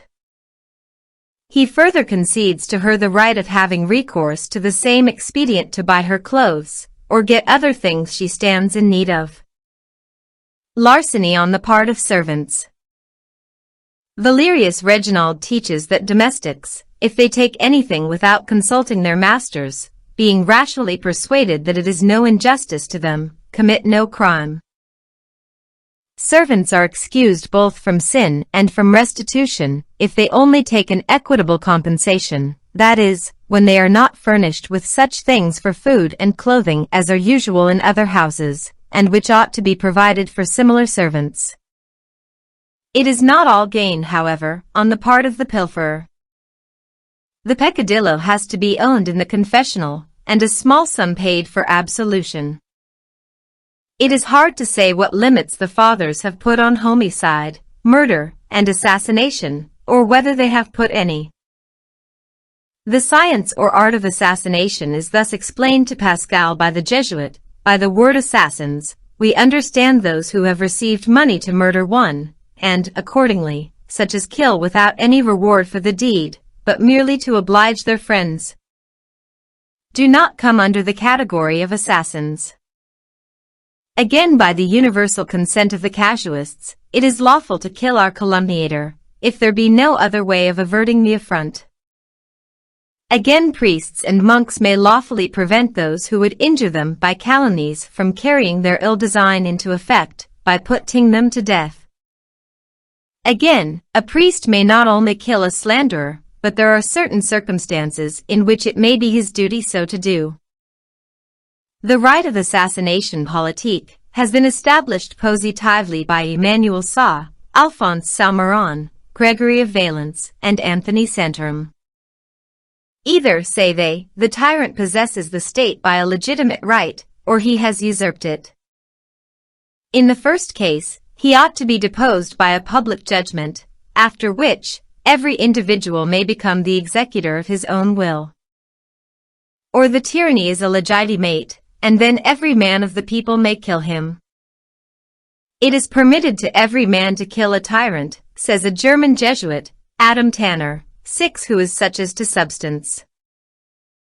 It is glorious to exterminate him. Does Jesuit morality permit, or sanction the murder of kings? The Jesuits, if the question should be put to them, would stoutly reply that it does not, and that, on the contrary, they condemn and abominate regicide. How then do we reconcile this with the undoubted fact that Henry III and Henry IV of France and other monarchs were assassinated by monks, who were afterwards canonized for the good deed? Nothing is easier than to reconcile the historic fact with the Jesuit denial. Whether the explanation shall be equally satisfactory to the class of persons more immediately interested, is another question. The reconcilement is this: in brief, when a king falls from his obedience to the papal see, he falls from his legitimate right to the throne, he is deposed by the Pope, and is no longer a king. In these circumstances, his assassination is not regicide. A decree of Urban II. In the canons, says, we account them not to be murderers who, in the ardor of their zeal for our mother the Catholic Church, against those that are excommunicated, shall happen to kill any of them. Cardinal Tollet lays down this maxim underscore that to kill a king that is deposed is not to kill a king, but a private. These wholesome principles are a little more explicitly explained by the Jesuit Soares, in his defense of the Catholic faith, in which he says that a heretical king, after sentence given against him, is absolutely deprived of his kingdom, so that he cannot possess it by any just title, but becomes a tyrant. And consequently he may be killed by any not be killed out of his territories, but he who is proscribed by the Pope may be killed in any part of the world, because his jurisdiction extends over all. Father Paul, the historian of the Council of Trent, says that there were not fewer than 50 conspiracies formed against Henry IV, so that he lived in continual fear and danger of his life. The above doctrine suspends a poignard above every non-Catholic throne. It may not fall, but it is not more certain that there is such an institution as the chair of Peter, and such an order as the order of Jesus, than that such poignard hangs there, and will fall the first moment it is expedient. The syllabus of 1864, since pronounced infallible, tells us, Prop. Live. That kings and princes are subject to the jurisdiction of the Church. And we gather how far this jurisdiction may go, not only from pious declaration, Prop. XXIV. That the Church has the right to employ force, and that she possesses temporal power, direct and indirect, but still more from his declaration, Prop. XXII. That the Roman pontiffs never exceeded the limits of their power, nor usurped the rights of princes. This compels us to turn back to the past, with its long, sad series of tragedies, kings deposed, princes and statesmen assassinated, communities devoted to massacre, and cities given to the flames, in all of which their authors, the popes, ever kept, Pius IX, assures us, within the limits of their just authority. We should do dishonor to our reason did we not hold that the Church that justifies all these atrocities in the past is prepared to enact them over again in the future, time and place expedient. We give at full length the process said to be used by the Jesuits in consecrating regicides, extracted from a process printed at Delft by John Andrew, Bruce S. Freethoughts, p. 155. It shows with what solemn and awful forms they consecrate murder and murderers, and scruple not to invoke the holiest and most dread names to overawe the reason, stupefy the conscience, and kindle into a raging flame the fanaticism of their unhappy tool, and so fortify him for the deed he has been chosen to do. While harnessing him for the blackest acts of hell, they have the art to persuade him that he is being joined in fellowship with the cherubim and seraphim of heaven. The person persuaded by the Jesuits to assassinate a king or prince is brought by them into a secret chapel, where they have prepared upon an altar a great dagger wrapped up in linen cloth, together with an Agnus Dei. Drawing it out of the sheath they besprinkle it with holy water, and fasten to the hilt several consecrated beads of coral, pronouncing this indulgence, that as many blows as the murderer shall give with it to the prince, he shall deliver so many souls from purgatory.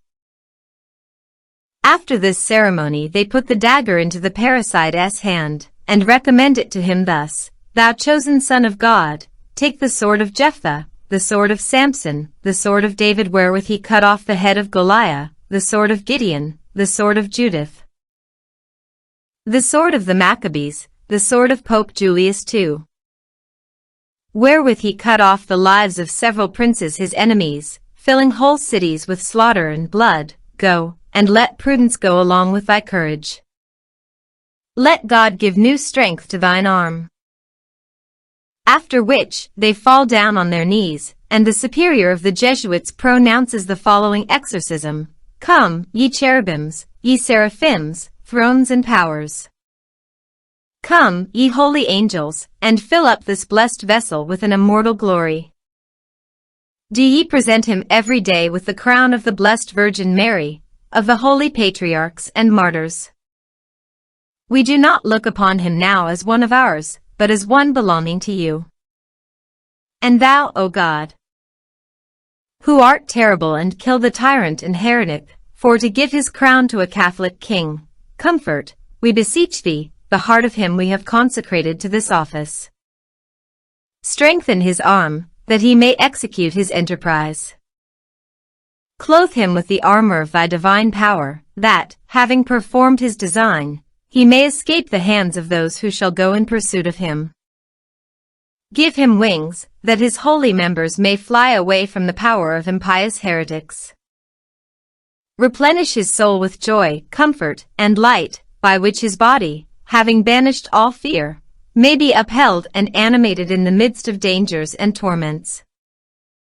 This exorcism being ended, they bring the parricide before another altar, whereto hangs an image of James Clement, a Dominican friar, who with a venomous knife killed King Henry III.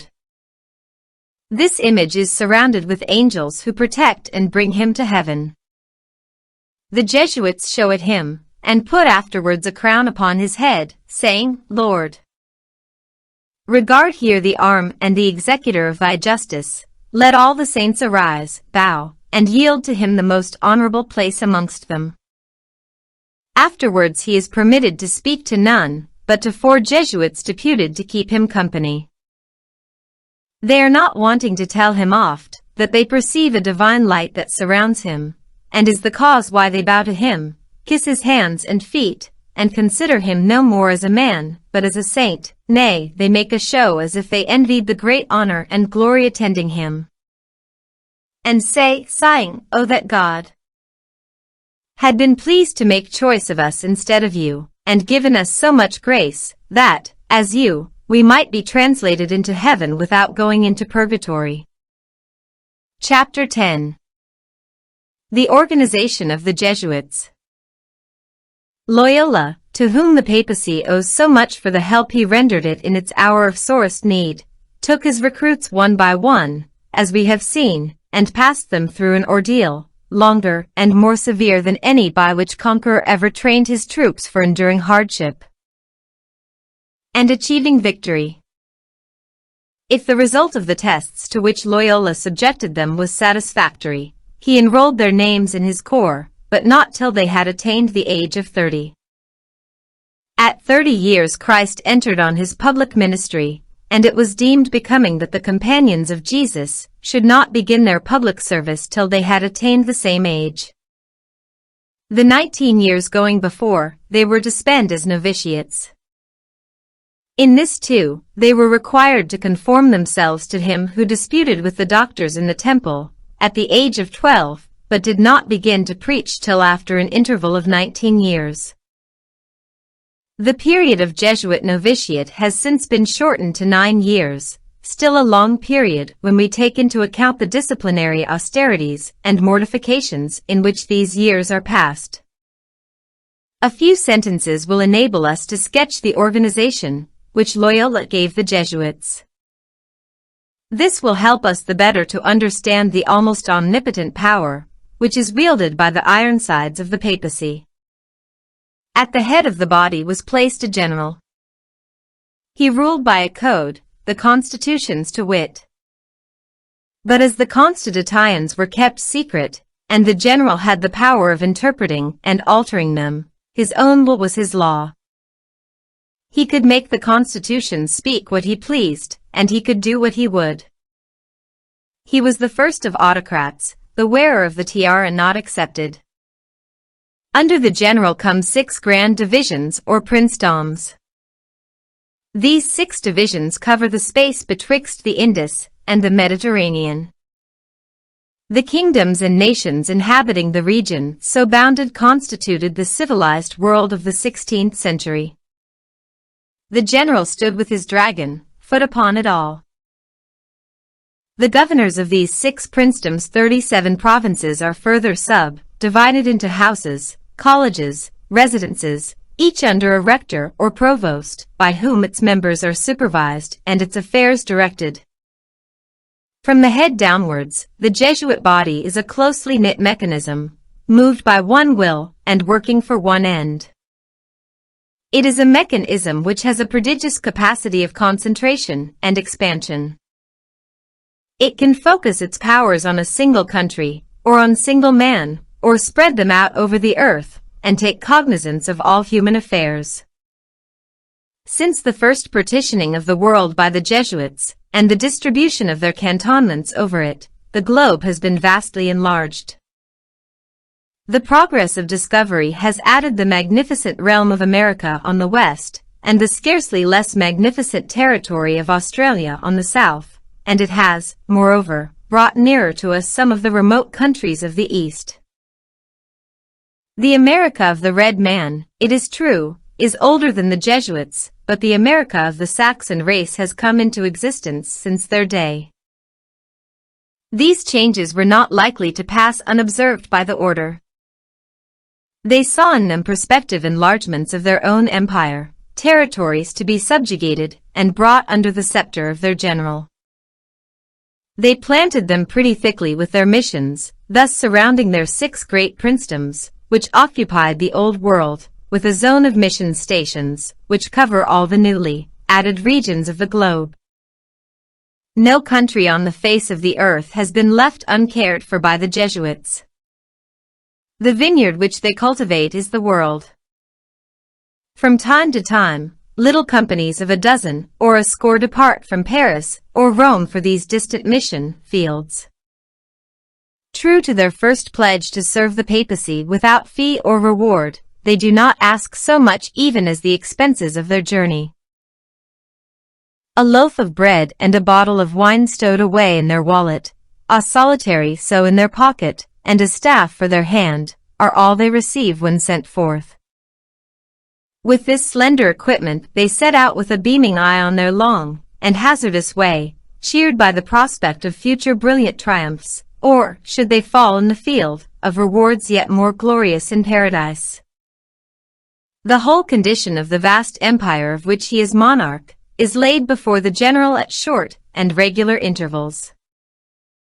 From every provincial there comes to him once a month a full and minute account of the state of matters in his province. Every head of college, residence, and mission is bound to send in a similar report once a quarter. The general sees by 1,000 eyes and hears by 1,000 ears. He is thus able intently to watch the progress of the battle at all points, and to know what is going on in every part of the field. He knows where to advance and attack, and where it is prudent to make his troops fall back. He knows every single soldier almost in his vast army, his virtues, his failings, his capabilities. Has he any special work to do? He knows where to find the man to do it.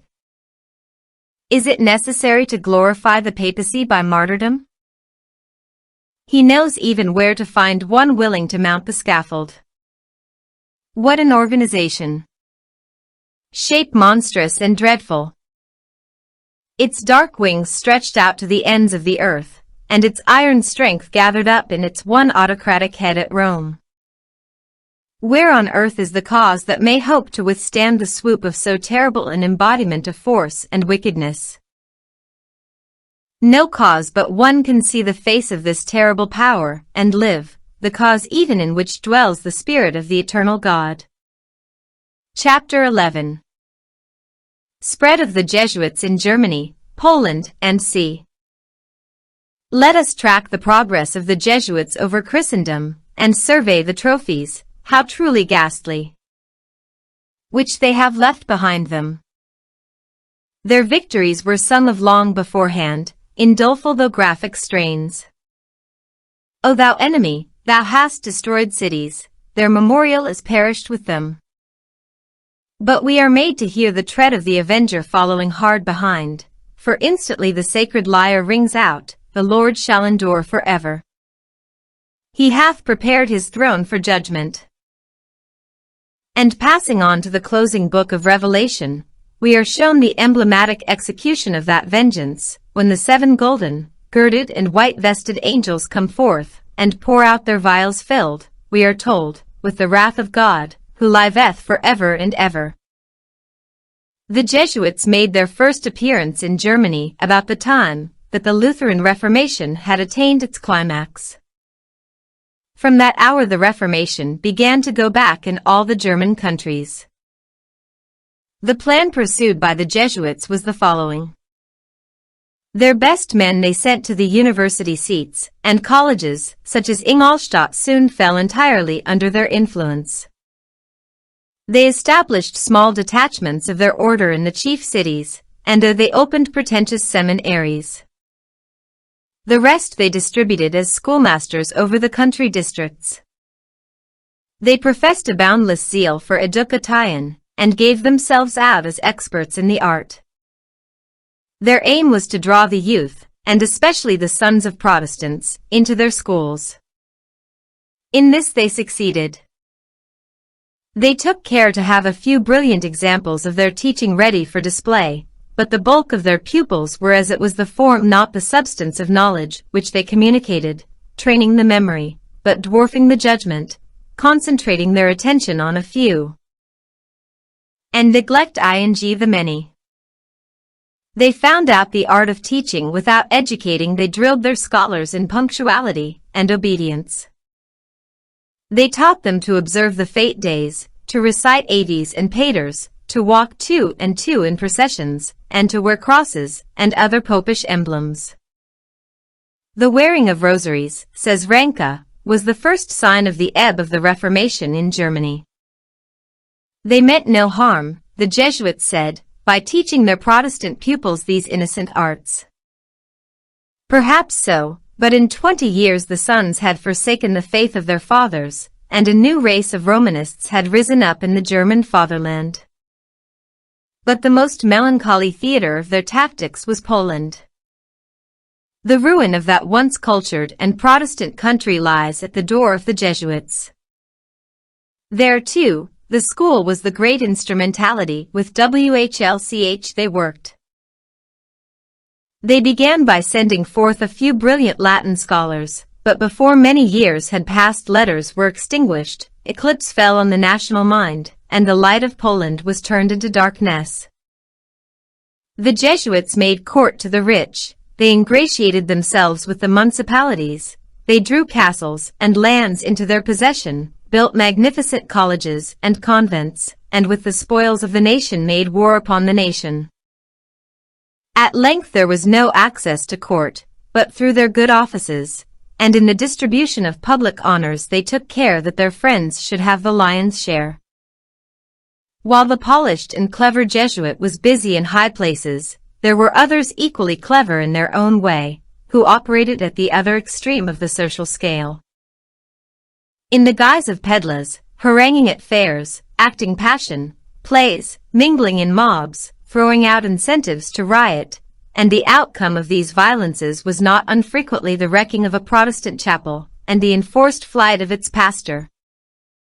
If they could not drive away a Protestant minister, they assailed him with lampoons and calumnies. The peace of cities was now in their power, and when the public order was disturbed, the magistrates had to come with a bribe in their hand and solicit the good fathers to interpose their authority and allay the tumult. By these arts they made themselves at last the rulers of Poland. Its prosperity and trade decayed, its military spirit ebbed away, its political influence was extinguished, and the neighboring powers rushed upon it, conquered, and ultimately partitioned it.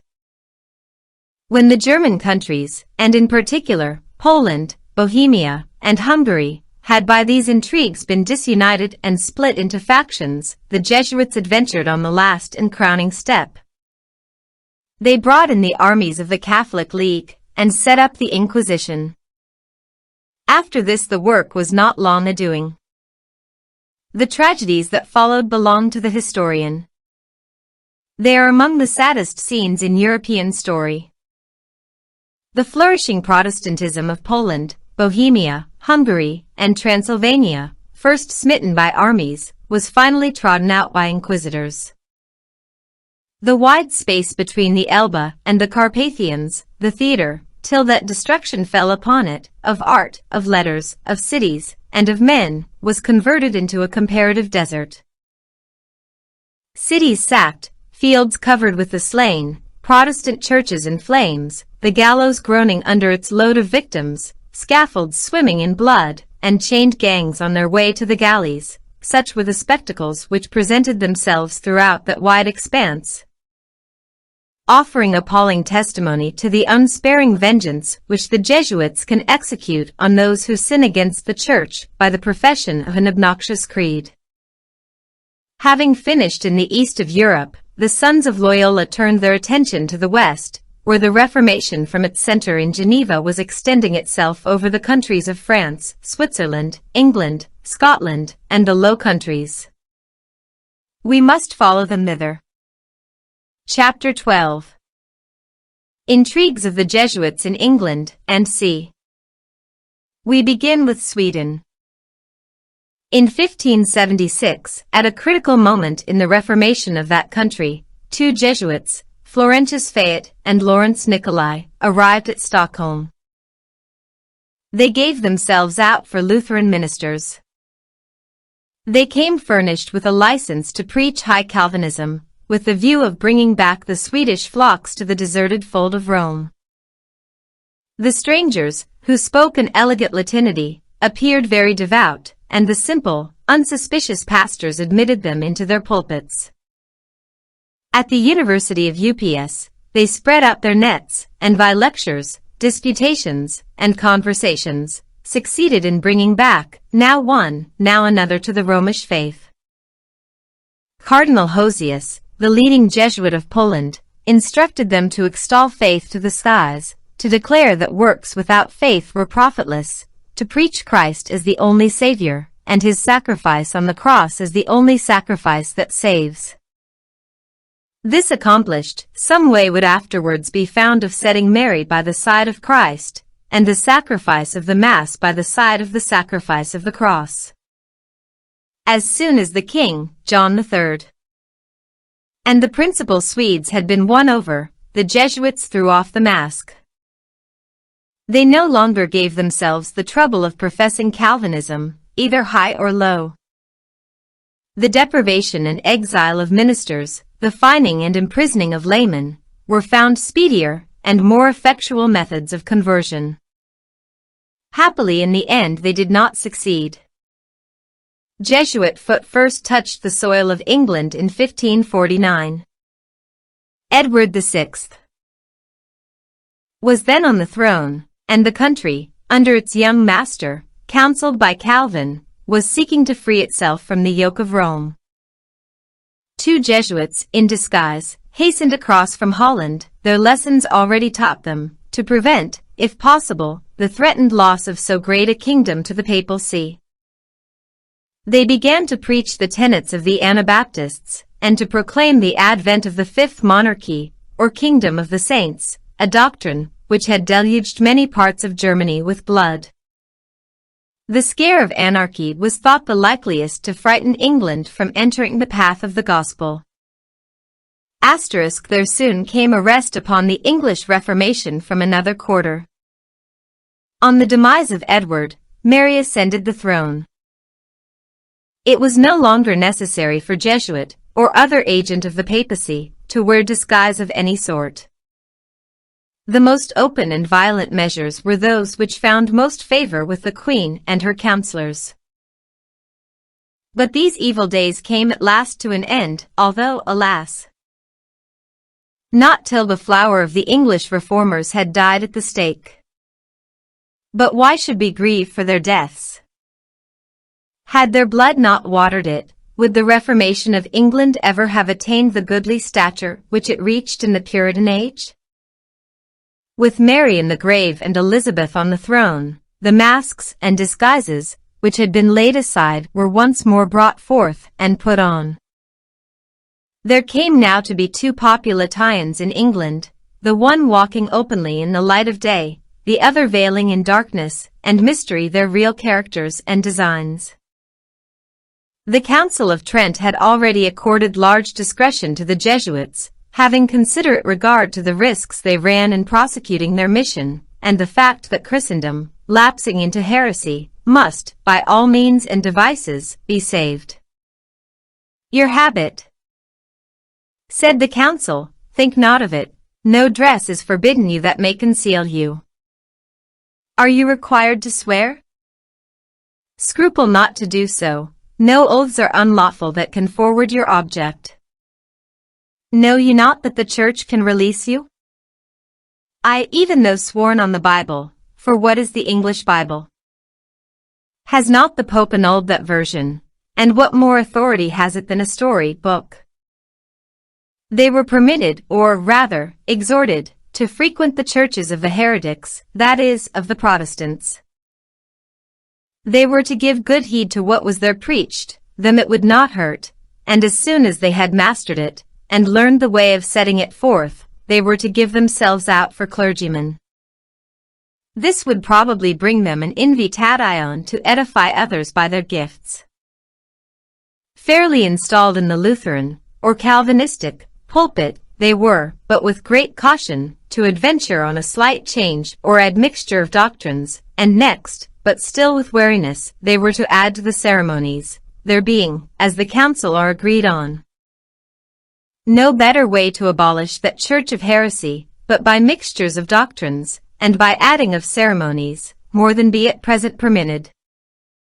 These Jesuit ministers, in Protestant clothing, were not all to preach after one way.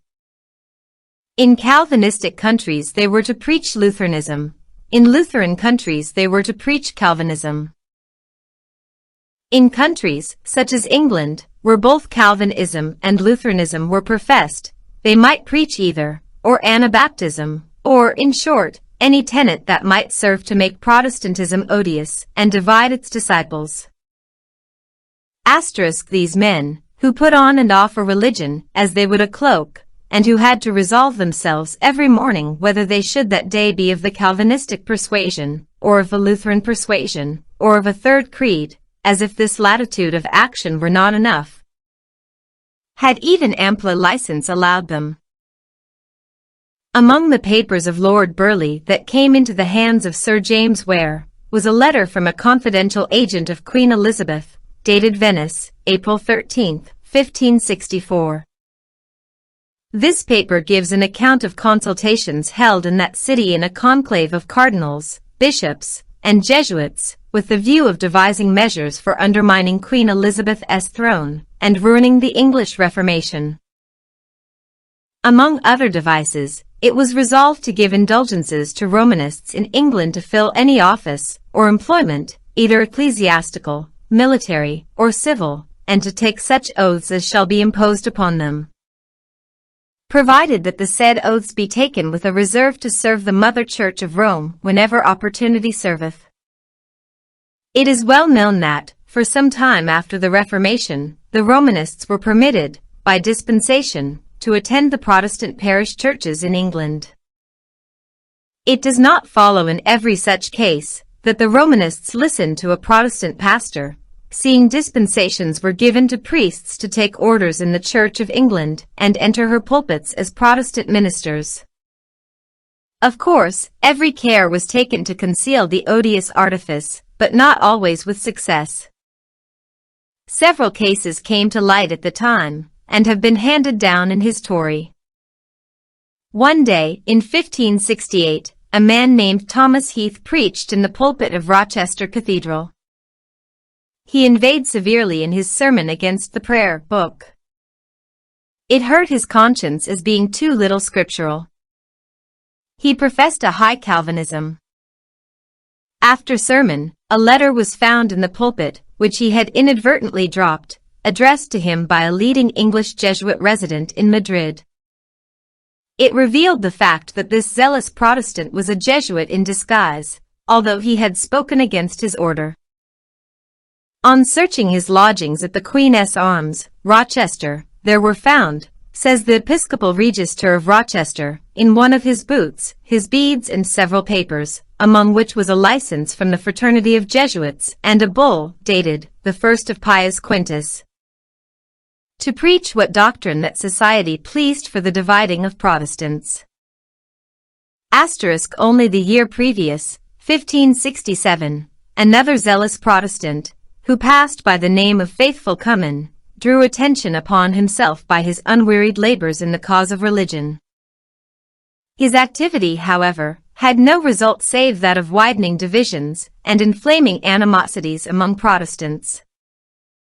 When brought before the Queen's Council to give an account of himself, the good man expressed great surprise to find that so zealous a Protestant as himself should be suspected. He had spoken as much against Rome and her Pope, he said, as any of them. He was let go on bail, but not daring to wait the issue of his trial, he broke his bond and escaped beyond seas. He gave out that he had been warned of God to go abroad, that he might instruct the Protestants of foreign lands, but he took care, before setting out, to borrow a sum of money from his Protestant friends to defray the expenses of his journey. This man was afterwards found in the frock of a Dominican friar, and, finding his way to Rome, the Pope, rewarding him good for all the ill he had spoken of him in England, made him a gift of 2,000 ducats. We notice, next, the revelations of Malachi Malone made before Sir John Perrot, Lord Lieutenant of Ireland, the Archbishop of Dublin, the Primate of Armagh, and others, in 1584, and afterwards transmitted to Her Majesty Queen Elizabeth and Council. The document was found among the private papers of the Queen's Secretary, Lord Burleigh, Cecil, by Sir James Ware, and afterwards published by his son, in Foxes and Firebrands. Malone was originally a Carmelite friar, and in this capacity he resided some years in Spain and France. While in Paris, he occupied himself in making researches in the archives of the university, with the view of informing himself touching the secret policy of the popes for arresting Protestantism. He found that a leading feature of their tactics was to employ Jesuits, in the garb of reformers, to sow dissensions in Protestant countries. In the course of his inquiries his eyes were opened to the wickedness of the arts pursued by the Papal See, and, renouncing the Popish religion, he embraced the Reformed faith, and died in the communion of the Protestant Church. While in Paris, he made the acquaintance of Father Ludovic Freak, the agent employed by the Council of Trent to carry their instructions to the Jesuits of France. Father Freak, pleased with Malone, made him the bearer of certain papers of instructions to Shane O'Neill, who was then projecting an insurrection in Ulster with the promised help of France and Scotland. Among the papers which the Carmelite friar, who had not yet renounced his frock, carried to Ireland was a bull of Pius V. The same pope who is so prominently associated with the St. Bartholomew massacre. Among other things, the bull said, "We further will and authorize the wise and learned of our ecclesiastics, expert in divine science, to labor, endeavor, and devise all manner of devices to be devised to abate, assuage, and confound these heresies repugnant to our sacred laws, that thereby these heretics might be either recalled to confess their errors, and acknowledge our jurisdiction of the See of Rome, or that a total infamy may be brought upon them, and their posterities by a perpetual discord and contention among themselves, by which means they may either speedily perish by God's wrath, or continue in eternal difference to the reproach of Jew, Turk, heathen, nay, to the devils themselves." After this general permission of all disguises and counterfeits that might further the end in view, namely, the dividing and confounding of heretics, special methods were particularized. It was recommended to devise new tenets, doctrines, and covenants. These strange doctrines, preached from professedly Protestant lips, would evoke loud discords in the heretical conventicle and furious wars in the Protestant camp. To Rome how grateful the din of these commotions! Moreover, priests were dispensed from their vow of celibacy. They could marry a Protestant wife, provided thereby they could the better serve the interests of their church, and this departure from the law of the priesthood was justified on the ground that Protestant marriage was no marriage, and to contract it, with the specified end in view, was no sin, or, at the most, a venial one. The papers given Malone, and his conversations with Father Freak, disclose further what is one of the main channels through which Rome then obtained, and doubtless still obtains, her knowledge of the secrets of kings and cabinets. At the head convent in the several countries a list is kept of such members that if his correspondence with his superior is detected under one name, it may still go on under another, or, if danger arise, and it is desirable that he should remove to another country, he effaces his traces by changing his name when he changes his abode. But, said the friar Malone, why set up so many heresies, seeing their preachers will be forced to rail at the Pope and at Rome? May not mischief ensue thereby to the papacy? When they rail at Rome, replied Father Freak, and their hearts be contrary, it is no sin. They may mean Rome, and name it as it was in the ancient Roman days. Also the word Pope, for that word in Latin, papa, is as much as to say a bishop, so that he may mean one of their heretic bishops. These mental railings advance the see of Rome in several respects. They breed factions among Protestants. They make Catholics more bitterly hate heretics, and, moreover, while railing against Rome, they are all the while gathering secret informati in which, on a future day, may be turned to advantage against the heretics. But how, farther inquired the friar, can they hope to come to a knowledge of the secrets of the court, and of the Church of England? We have also provided for that, said the Jesuit father. Several of that church have either a Roman Catholic wife, or the wife a Roman Catholic husband, or they, if both heretics, perhaps keep Roman Catholic servants, which are bound to obey the Mother Church whenever commanded, and of course report the conversations which pass at the tables of their masters. The Jesuits sent forth on this mission were to make a show of following some trade or profession, literary or mechanical, as they might incline, not neglecting, however, the main business, which was that of preaching. If it should happen that they were asked how they came by this knowledge of divine things, they were instructed to reply by the teaching of the Spirit, and by searching the Scriptures. If farther interrogated why they took it upon them to preach, they were to answer that they did not preach, but teach, after the example of the sons of the prophets, and certain members of the Church of Corinth. But what if the men sent forth to act the part of preachers of diverse doctrines among the Reformed should come to be in earnest and embrace the Protestant faith, and so betray the cause of Rome? This danger, also, was foreseen and provided against. Other Jesuits were appointed to act as spies on these preachers, and to note the first symptoms of apostasy, and make immediate report of the fact to headquarters, where instant steps would be taken to prevent damage to Mother Church. Passing over similar instances, we shall farther cite here only the words of the historian Fuller. Speaking of the year 1580, he says, "Now began priests and Jesuits to flock faster into England than ever before, having exchange of clothes, and names, and professions. He who on Sunday was a priest or Jesuit, was on Monday a merchant, on Tuesday a soldier, on Wednesday a courtier, and so on, and with the shears of equivocation, constantly carried about him, he could cut himself into any shape he pleased.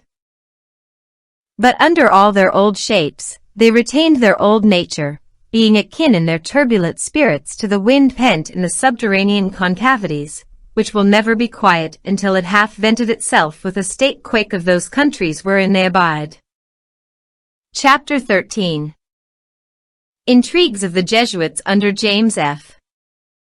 and Charles E. The scepter now passed from the house of Tudor to the house of Stuart. But there came no pause in the machinations of the Jesuits. Under the Stuart they continued to ply, as assiduously as ever, their arts for embroiling the kingdom, and accomplishing the ruin of the Reformation in Great Britain, which, as matters then stood, would have been its destruction all over Christendom. England still continued to be the chief seat of their operations.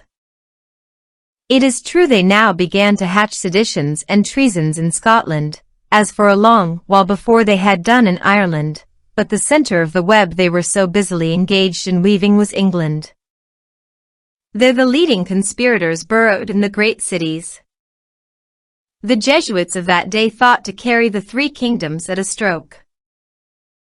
They had not then learned that they were aiming at too much at once, that their true policy was to be content meanwhile with one of the kingdoms, and having secured that one, they would be sure of the other two. In a word, they did not yet understand that the road to the throne and government of England lay through Ireland. Proceeding on this idea, that is, of carrying England by a coup de main, they strove by devices of one kind or another to prevent James ascending the throne of England. Failing in this, they next attempted to destroy him, and not the king only. With the monarch were doomed to perish the two houses of Parliament. When this project, the gigantic wickedness of which astounded all men, fell through, other snares, less violent, but not less deadly, were spread around King James. He was now inveigled into negotiations for the marriage of his son with the Infanta of Spain. No king of England in our day would be greatly lifted up by the prospect of such an alliance. It was different then. James was dazzled by it, and he sacrificed for it the interests of his daughter and son-in-law in the Palatinate, an act of egregious folly which drew after it the temporary overthrow of liberty and the Reformed religion in Germany. The proposed match ultimately came to nothing, but not till concessions had been obtained from King James, which opened the door for a vast influx of priests and Jesuits into the kingdom, and a very considerable accession of influence to the Church of Rome in England. The prospect of a French match, as is well known, followed hard upon the breaking off of the Spanish one. This negotiation prospered, that is, as the king judged of it, but as history has since seen cause to view it, its success was one of the greatest calamities that ever befell the three kingdoms, inaugurating, as it did, a series of evils which ended in the all but total ruin of Great Britain. Before the hand of Henrietta of France could be put into that of the son of James VI, the English monarch had to renew all the concessions to the Church of Rome, which he had been willing to make in prospect of the Spanish marriage. The negotiations were concluded, and the marriage arranged, when James VI suddenly died. It does not surprise us that the unexpected demise of one who was not much past the prime of life, and who, till then, had enjoyed good health, occurring at a moment when it was so handy for the Jesuits, brought on the fathers a suspicion that they had of France.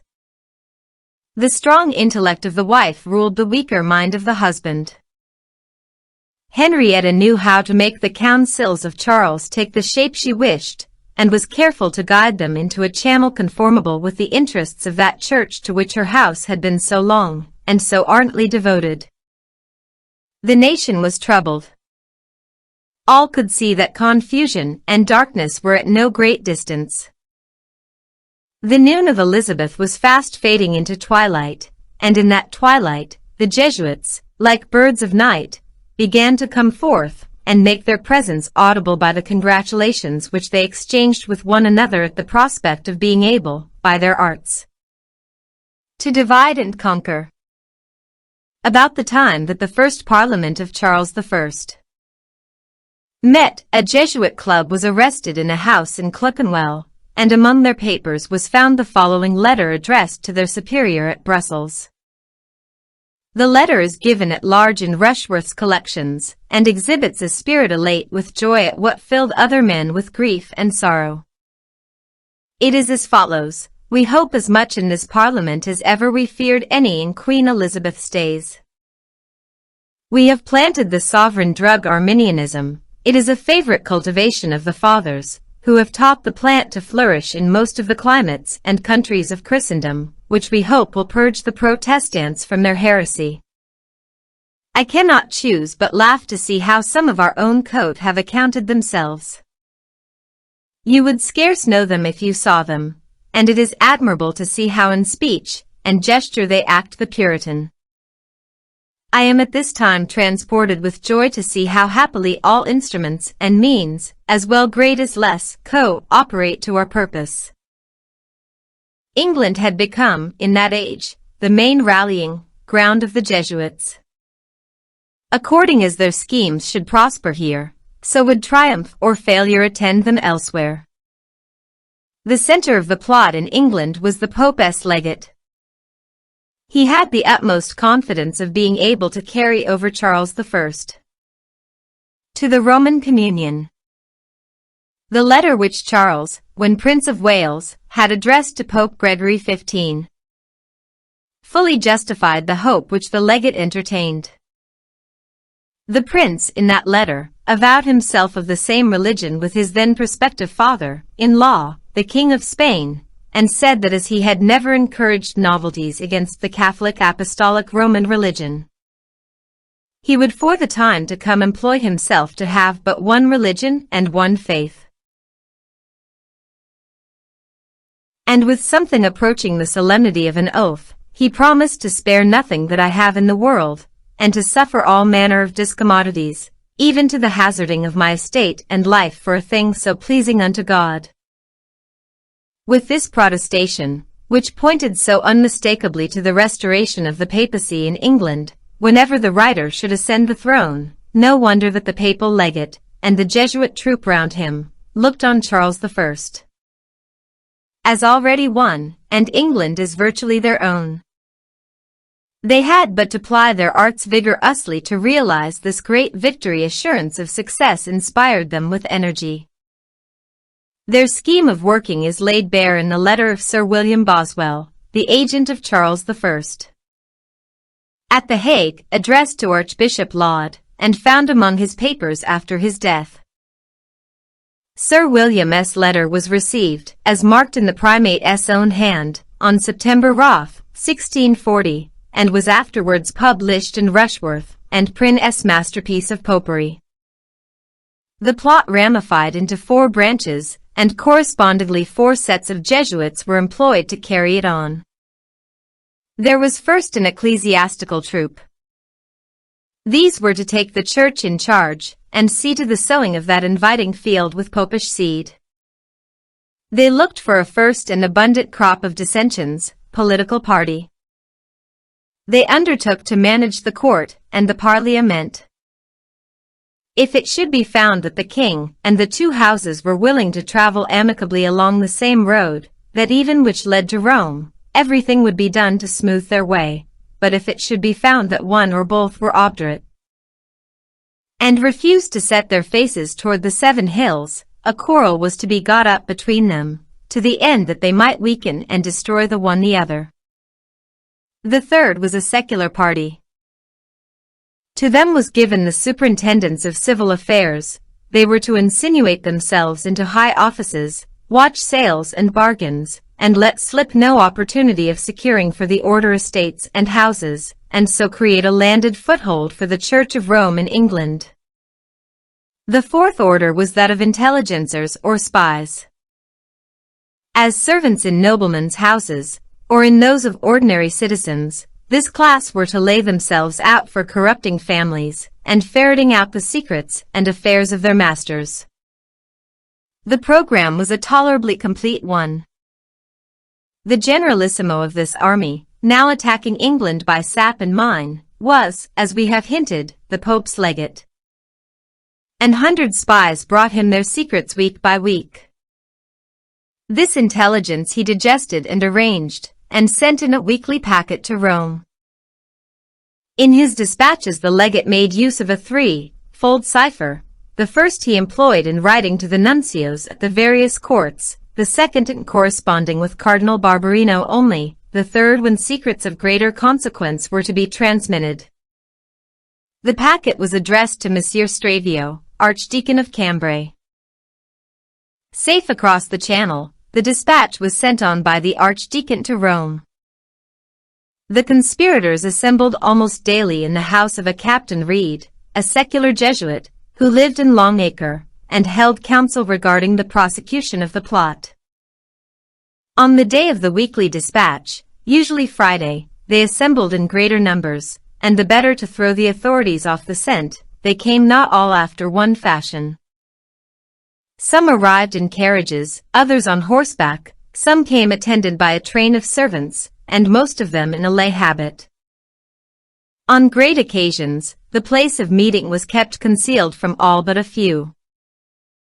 The rest were bidden repair to certain inns in the city, and thither were dispatched selected messengers to conduct the members to the place of general rendezvous. Everything was done that could be thought of to prevent surprise. The papal legate wormed himself into the confidence of the monarch. Amply replenished, as all such functionaries are, with the graces of blandness and glozing, the door of the royal closet stood open to the man who was clothed with the Pope's authority. Charles begged his good offices in behalf of his brother-in-law the Prince Palatine. It would so delight the legate to serve the king in anything. Charles had no occasion to complain of lack of promises. It was only in the small matter of performance that the legate came short. Despite these assurances in Whitehall, things held their course on the Rhine, and the principality was sucked into the devouring vortex of the 30 Years' War, and finally lost. The legate took care to be on good terms with Archbishop Laud, and made the primate aware what great things he could do for him in the high places of the church. He offered him red hat, and with it, of course, a seat among men who claimed to be the equal of kings. The primate deemed it not quite prudent, for the present at least, to exchange the lawn of an English bishop for the purple of a Roman cardinal. The hat was declined. With certain others the papal legate had contracted and even have named. The Countess of Arundel placed all her hours, and all her talents, and her many facilities of getting at the secrets of prince and noble at his service. She met the legate commonly thrice a day, sometimes at Arundel House, sometimes at court, or at other convenient places. She took care that her news should not be stale. The legate had his spies in the king's bed chamber. Master Porter, while serving the royal toilet with punctilious politeness, kept open, with lynx-like vigilance, his eyes and ears, and made report of all he saw and heard, using his wife as the go-between. What was whispered in the king's bed chamber was told again at Rome. There were others who took part in these transactions, and whose deeds done in darkness, history, unwilling that their memory should perish, has since brought into the light. One of the more notable of these actors was Secretary Windebank. He was a sincere papist, but not an equally sincere servant of his king. Placing his duty to his church before his duty to his sovereign, he betrayed all his master's secrets to the Pope's legate. He met the legate 3 times in the week under covert of night. He hired a house next to the legate's, and had a door pierced in the garden wall, that he might continue, with the greater safety and ease, these nocturnal interviews. There was nothing at court a week old till it was on its way to the Vatican. Another notable actor in these scenes was Sir Toby Matthew. He was a Jesuit priest of the political order, and a general caterer of news in the interest of the papal plot. He was a man who never knew what it was to blush. He seated himself at all tables, dispensing, with the utmost sang-froid, with the ceremony of an invitation. He thrust himself into all companies, and took part in every conversation, and was thus able to report to his master how the current set, and how the wind blew. Sir Toby did not eat the bread of idleness. Lest the soft seductions of a bed should induce him to prolong unduly his vigils, he threw himself into an arm-chair at night, sunk into an hour or two's sleep, and awoke before day to resume his indefatigable labors.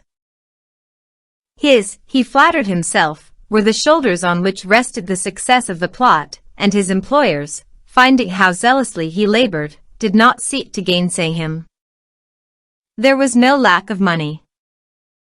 Contributions were levied on the papists all over England, and every one was obliged to give less or more. One widow is mentioned as having given £4,000, a large sum in those days. Over and above the stipulated contribution, the treasury was swelled by donations and legacies from zealots who, if they should not live to see it, died in the hope of England's being once again a Catholic kingdom. It was a main part of the scheme to embroil all the three kingdoms and array them one against the other. To these machinations was largely owing the war that now broke out between Scotland and England. The Jesuits egged on the king and Archbishop Laud to extreme measures, such as they knew would wound the honor of the Scots, overturning, as they did, both their religion and their liberty. On the other hand, they sent their emissaries into Scotland to inflame the pawns of the Presbyterians. These agents disguised themselves as Covenanters, swore the national covenant, and then shouted for war. Dispensations, permitting this infamous deceit, were intercepted coming from Rome into Scotland. These pernicious practices had been commenced as early as the times of James VI. Hence the clause introduced into the National Covenant of 1581 to the following effect, and seeing that many are stirred up by Satan, and that Roman Antichrist, to promise, swear, subscribe, and for a time use the holy sacraments in the kirk deceitfully, against their own conscience. Minding hereby, first, under the external cloak of religion, to corrupt and subvert secretly God's true religion within the kirk, and afterwards, when time may serve, to become open enemies and persecutors of the same, under vain hope of the Pope's dispensation. Devised against the word of God, to his greater confusion, and their double damnation on the day of the Lord Jesus, we therefore and see. Chapter 14. The Jesuits under Cromwell, Charles H. and James Yen. The Revolution. The cloud which had hung above England ever since the French marriage at last exploded in civil war. When hostilities broke out, and the nation was parted into two camps, the Jesuits in like manner marshaled themselves in two bands. One company espoused the king's side of the quarrel, the other placed themselves under the banners of the Parliament. Those who fought beneath the royal standard affected to be firm believers in the divine right, zealous maintainers of episcopacy, and hearty haters of Puritanism. The others were all for presbytery, or independency, and held bishops, and in particular the Bishop of Rome, in special abomination. It was edifying to hear with what virtuous indignation the one troop denounced the flagitiousness of the other. Sons of the harlot of Babylon was the taunt flung at the Jesuit cavaliers by those who served on the independent, or covenanting side. The others returned the compliment by stigmatizing those from whom it came as slaves of Calvin and the devil. Not confining themselves to spoken invectives, they betook them to the writing of pamphlets. The more acrimonious and violent of the brochures, which appeared on both sides, proceeded from the pens of Jesuits in Episcopalian or Presbyterian masques. The game was played with masterly dexterity. Its object, of course, was to embitter the quarrel, and render reconciliation betwixt the parties hopeless. The red fields that marked the progress of the strife, and the black scaffold, with the royal head rolling upon it, in which it ended, attest how complete was the success that crowned the stratagem of the Jesuits.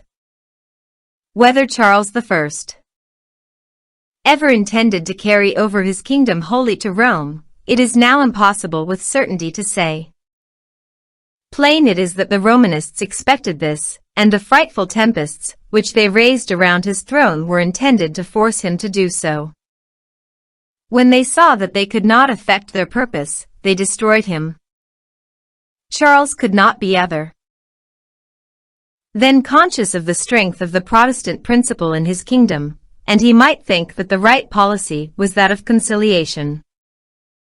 He would try how much of a papist he could be without being wholly one, and how near he could bring the nation to Rome without actually compelling it to enter the Roman pale.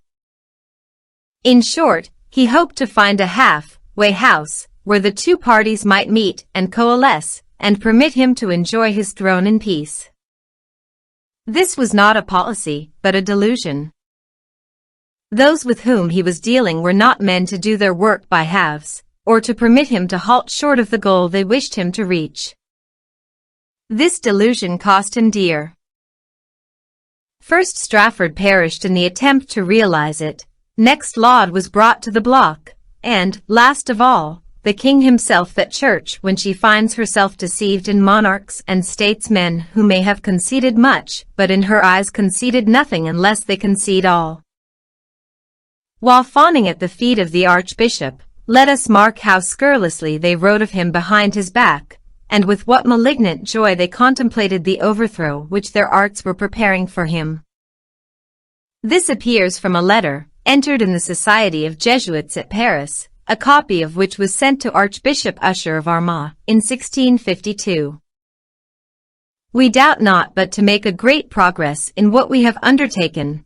We have put the mobile out of conceit with Canterbury, the head of their heretical episcopacy, and doubt not in time to perfect our designs through fractions between themselves. It must not be totally arms that can conquer heresy, as you have advised, but separation, which hath prevailed much of late. Many of the common sort are fallen from the heretic bishops, and are for a synod or assembly of presbyters, who shall soon eclipse their pomp. We be encouraging the independents purposely to balance the scales, lest they grow too ponderous, high, and lofty, and as we shall find them also, we shall encourage the Anabaptists, knowing all these were a distraction to an heretical monarchy. We shall hinder the heretics by finding them work at home, and thereby prevent their sending aid for Ireland, for we have parties of great skill and policy on both sides, as well with the Parliament crew as with the King, so that if either take, we are safe. So we do not discover our projects to our adversaries.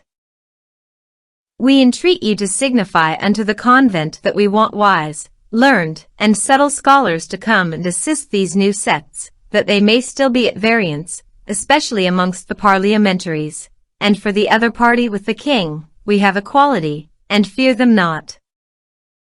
The old cub, Canterbury, suspects not the Church, Catholic in the least, but is inveterate against the Puritan sort, and they against him, which is a just judgment on him for his inveterate piece written against Father Fisher. We seem very civil to him, and cherish him against the Puritans, whilst we visit him, so that he dreams not how the net is spread to catch him.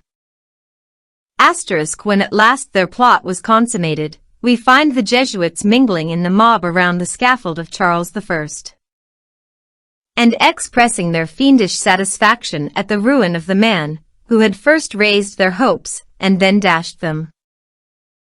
The fact of their presence at the royal execution is attested by Du Moulin and Prynne, but we quote the following only from Mr. Henry Fowle's History of Plots and Conspiracies: when the late king was murdered, Mr. Henry Spotswood rid ing casually that way just as his head was cut off.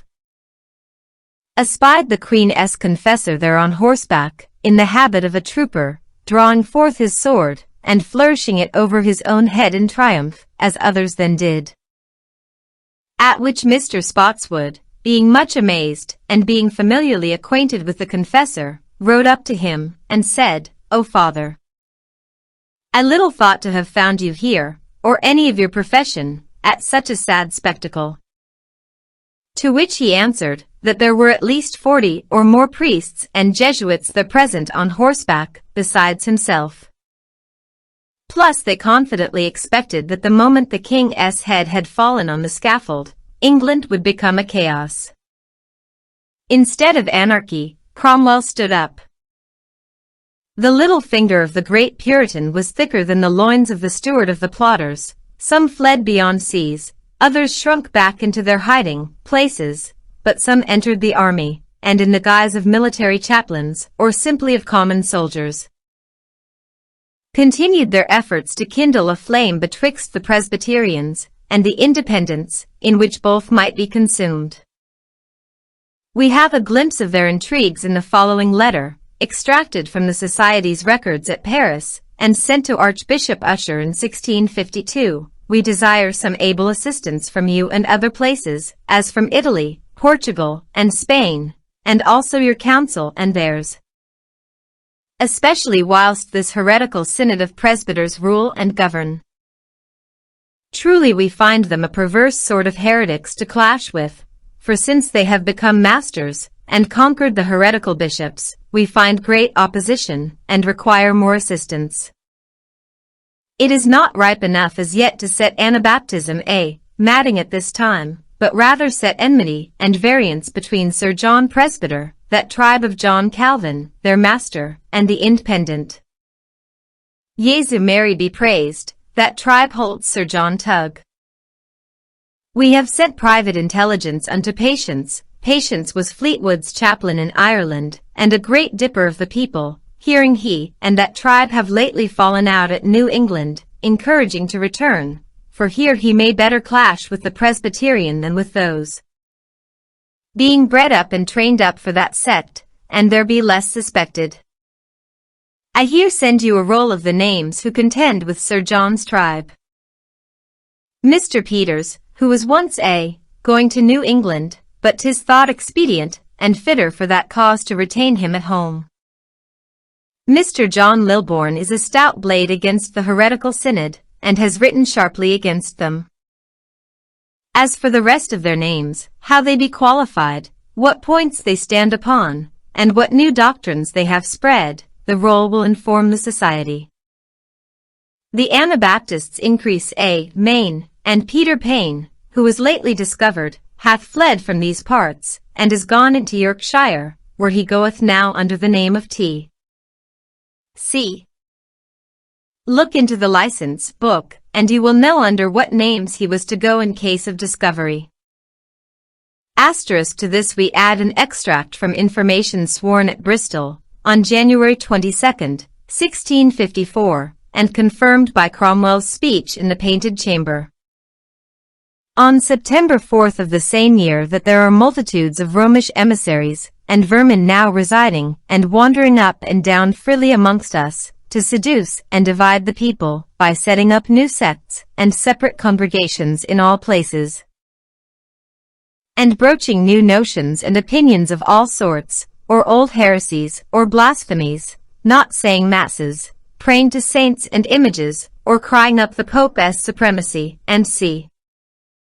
as heretofore. That the Pope's, and these his emissaries, chief endeavors are to draw the people from our churches, public congregations, ordinances, ministers, and religion, and to divide and tumble us into as many sects and separate conventicles as they have popish orders, and thereby into as many civil parties and factions as possibly they can, to ruin us thereby. Math. 12. 25, 27. By this new stratagem, they have gained more proselytes and disciples, and done more harm in 8 or 9 years' space in the church and realm of England, more prejudice, dishonor, and scandal to our religion and ministers than ever they did by saying mass, or preaching, printing, or any point of the grossest popery in 80 years' time heretofore. Asterisk the restoration of Charles II was followed by a revival of the hopes of the Jesuits, and a fresh outburst of Jesuit activity. Their cry now was for a general toleration. Pius IX condemned toleration, and taught that rulers sin mortally if they suffer any religion save the Roman to exist in their dominions. But infallible dogmas are true or false as it suits the interest of the Church. In the days of Charles II, the Papists needed toleration in order to set up publicly the ceremonial of their worship in England, and therefore toleration was orthodox, and though meanwhile the Protestants would share in the boon, the Romanists looked forward to the day when they should be able to tell them that toleration was a luxury never meant for heretics. The Jesuits strove therefore to widen the breach betwixt the Church of England and the nonconformists, in order that the cry for toleration for tender consciences might wax yet louder, and the door be opened for the restoration of the Popish Church. Matters, however, did not progress so rapidly as they wished. Charles II was in secret entirely with them, but he was too much the sensualist to risk his throne for any religion whatever, and so the Jesuits, hoping to find in his brother James a more willing tool, gave Charles his viaticum in what is known to the Italians as a draft of the Aqua Tofana, a form in which they have been known to administer the last sacrament to their popes, when their measures were not quite to their taste, or they were found to lag superfluous on the stage. At last they had succeeded in placing a papist on the throne. Now was the winter of Puritanic Reformation to be made glorious summer. James II made no secret of being of their church. He went openly to Mass. The air now acquired an Italian warmth, and the productions proper to the Roman clime began to put forth and blossom in England. Crosses and cowls met the eye, aves and orisons saluted the ear. Romanists swarmed in all posts and employments. The dangers of that time, we remark by the way, became the safeguards of the age that followed. The perils that threatened liberty and Protestantism all through the reigns of Charles II and James II awoke a spirit which otherwise might have slumbered, and which gave us those immortal works in defense of the Protestant faith, which form the arsenal, whence all future champions in this fight must arm themselves. There came a second era of glory to England, and after summer, as it were, of such intellectual brilliance, that hardly was it inferior to the first and marvelous splendor in the days of Elizabeth. These writings, so rich in learning, so irresistible in logic, and so magnificent in argument, silently, but powerfully fed the deep springs of piety and patriotism in the nation, and nourished a spirit that in the end toiled the tactics of the Jesuits, and swept suddenly away the intrigues and labors of long years. Whether the Tudors or Stuarts were in power, whether the rose was a white or a red, England's great people stood liberty's tower. England was steadfast in heart and in head. Dr. Martin F. Tupper.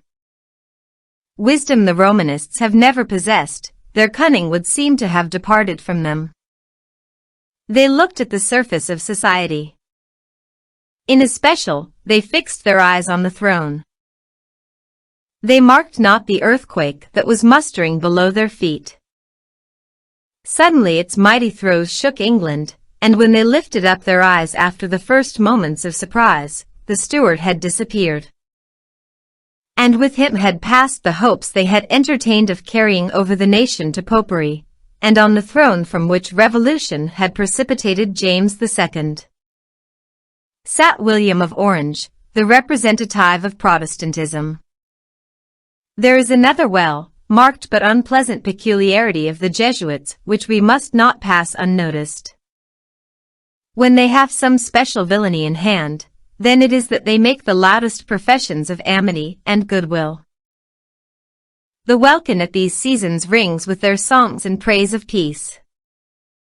The blow is generally the first intimation their victim receives that he has been singled out for destruction. History abounds with examples in point.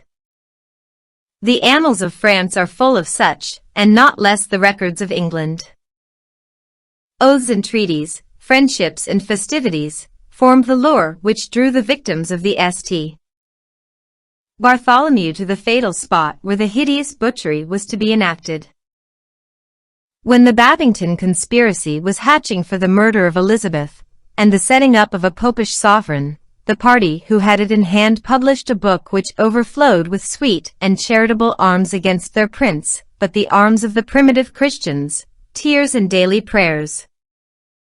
They first attempted to prevent James I ascending the throne of England, and when they found they could not effect their end, they fawned most hypocritically upon him, styling him most puissant prince and orient monarch. They continued to sing this siren song till the king and nation were all but drawn into the abyss of destruction. The deeper their plunges into treason, the louder their professions of loyalty. It was while they were devising the gunpowder plot that they published the lay Catholic Exposition, wherein they protested their fidelity and unfeigned love to His Majesty, offering to be bound life for life, with good sureties for their behavior. These faithful and loving subjects were all the while storing barrels of gunpowder by the dozen in the cellar of the Parliament House, and fearful lest their good deeds and loving intents should come too soon to be known, they covered them up with billets and faggots. When all was ready to blow King and Parliament into the air, Father Garnet was pleased to talk much of bulls and mandates from His Holiness to charge all the priests and their Catholic flocks in England to carry themselves with profound peace and quiet, and to maintain the deception.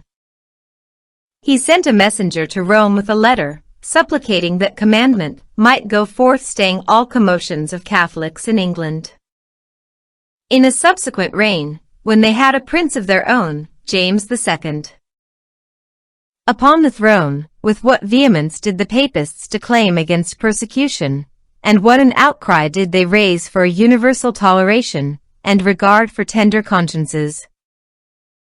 While all they wished for was toleration only for so long a time as should enable them to set up their own religion, and this done, drive conscience and toleration out of the kingdom, as men do wild beasts when they have subdued a savage country. The memory of every reader will enable him to recall in recent history similar examples of adroitness in the black art of deception, and of ostentatious professions of charity, and peaceableness, and attention to religious duties, just before some outbreak of lawlessness, violence, and treason.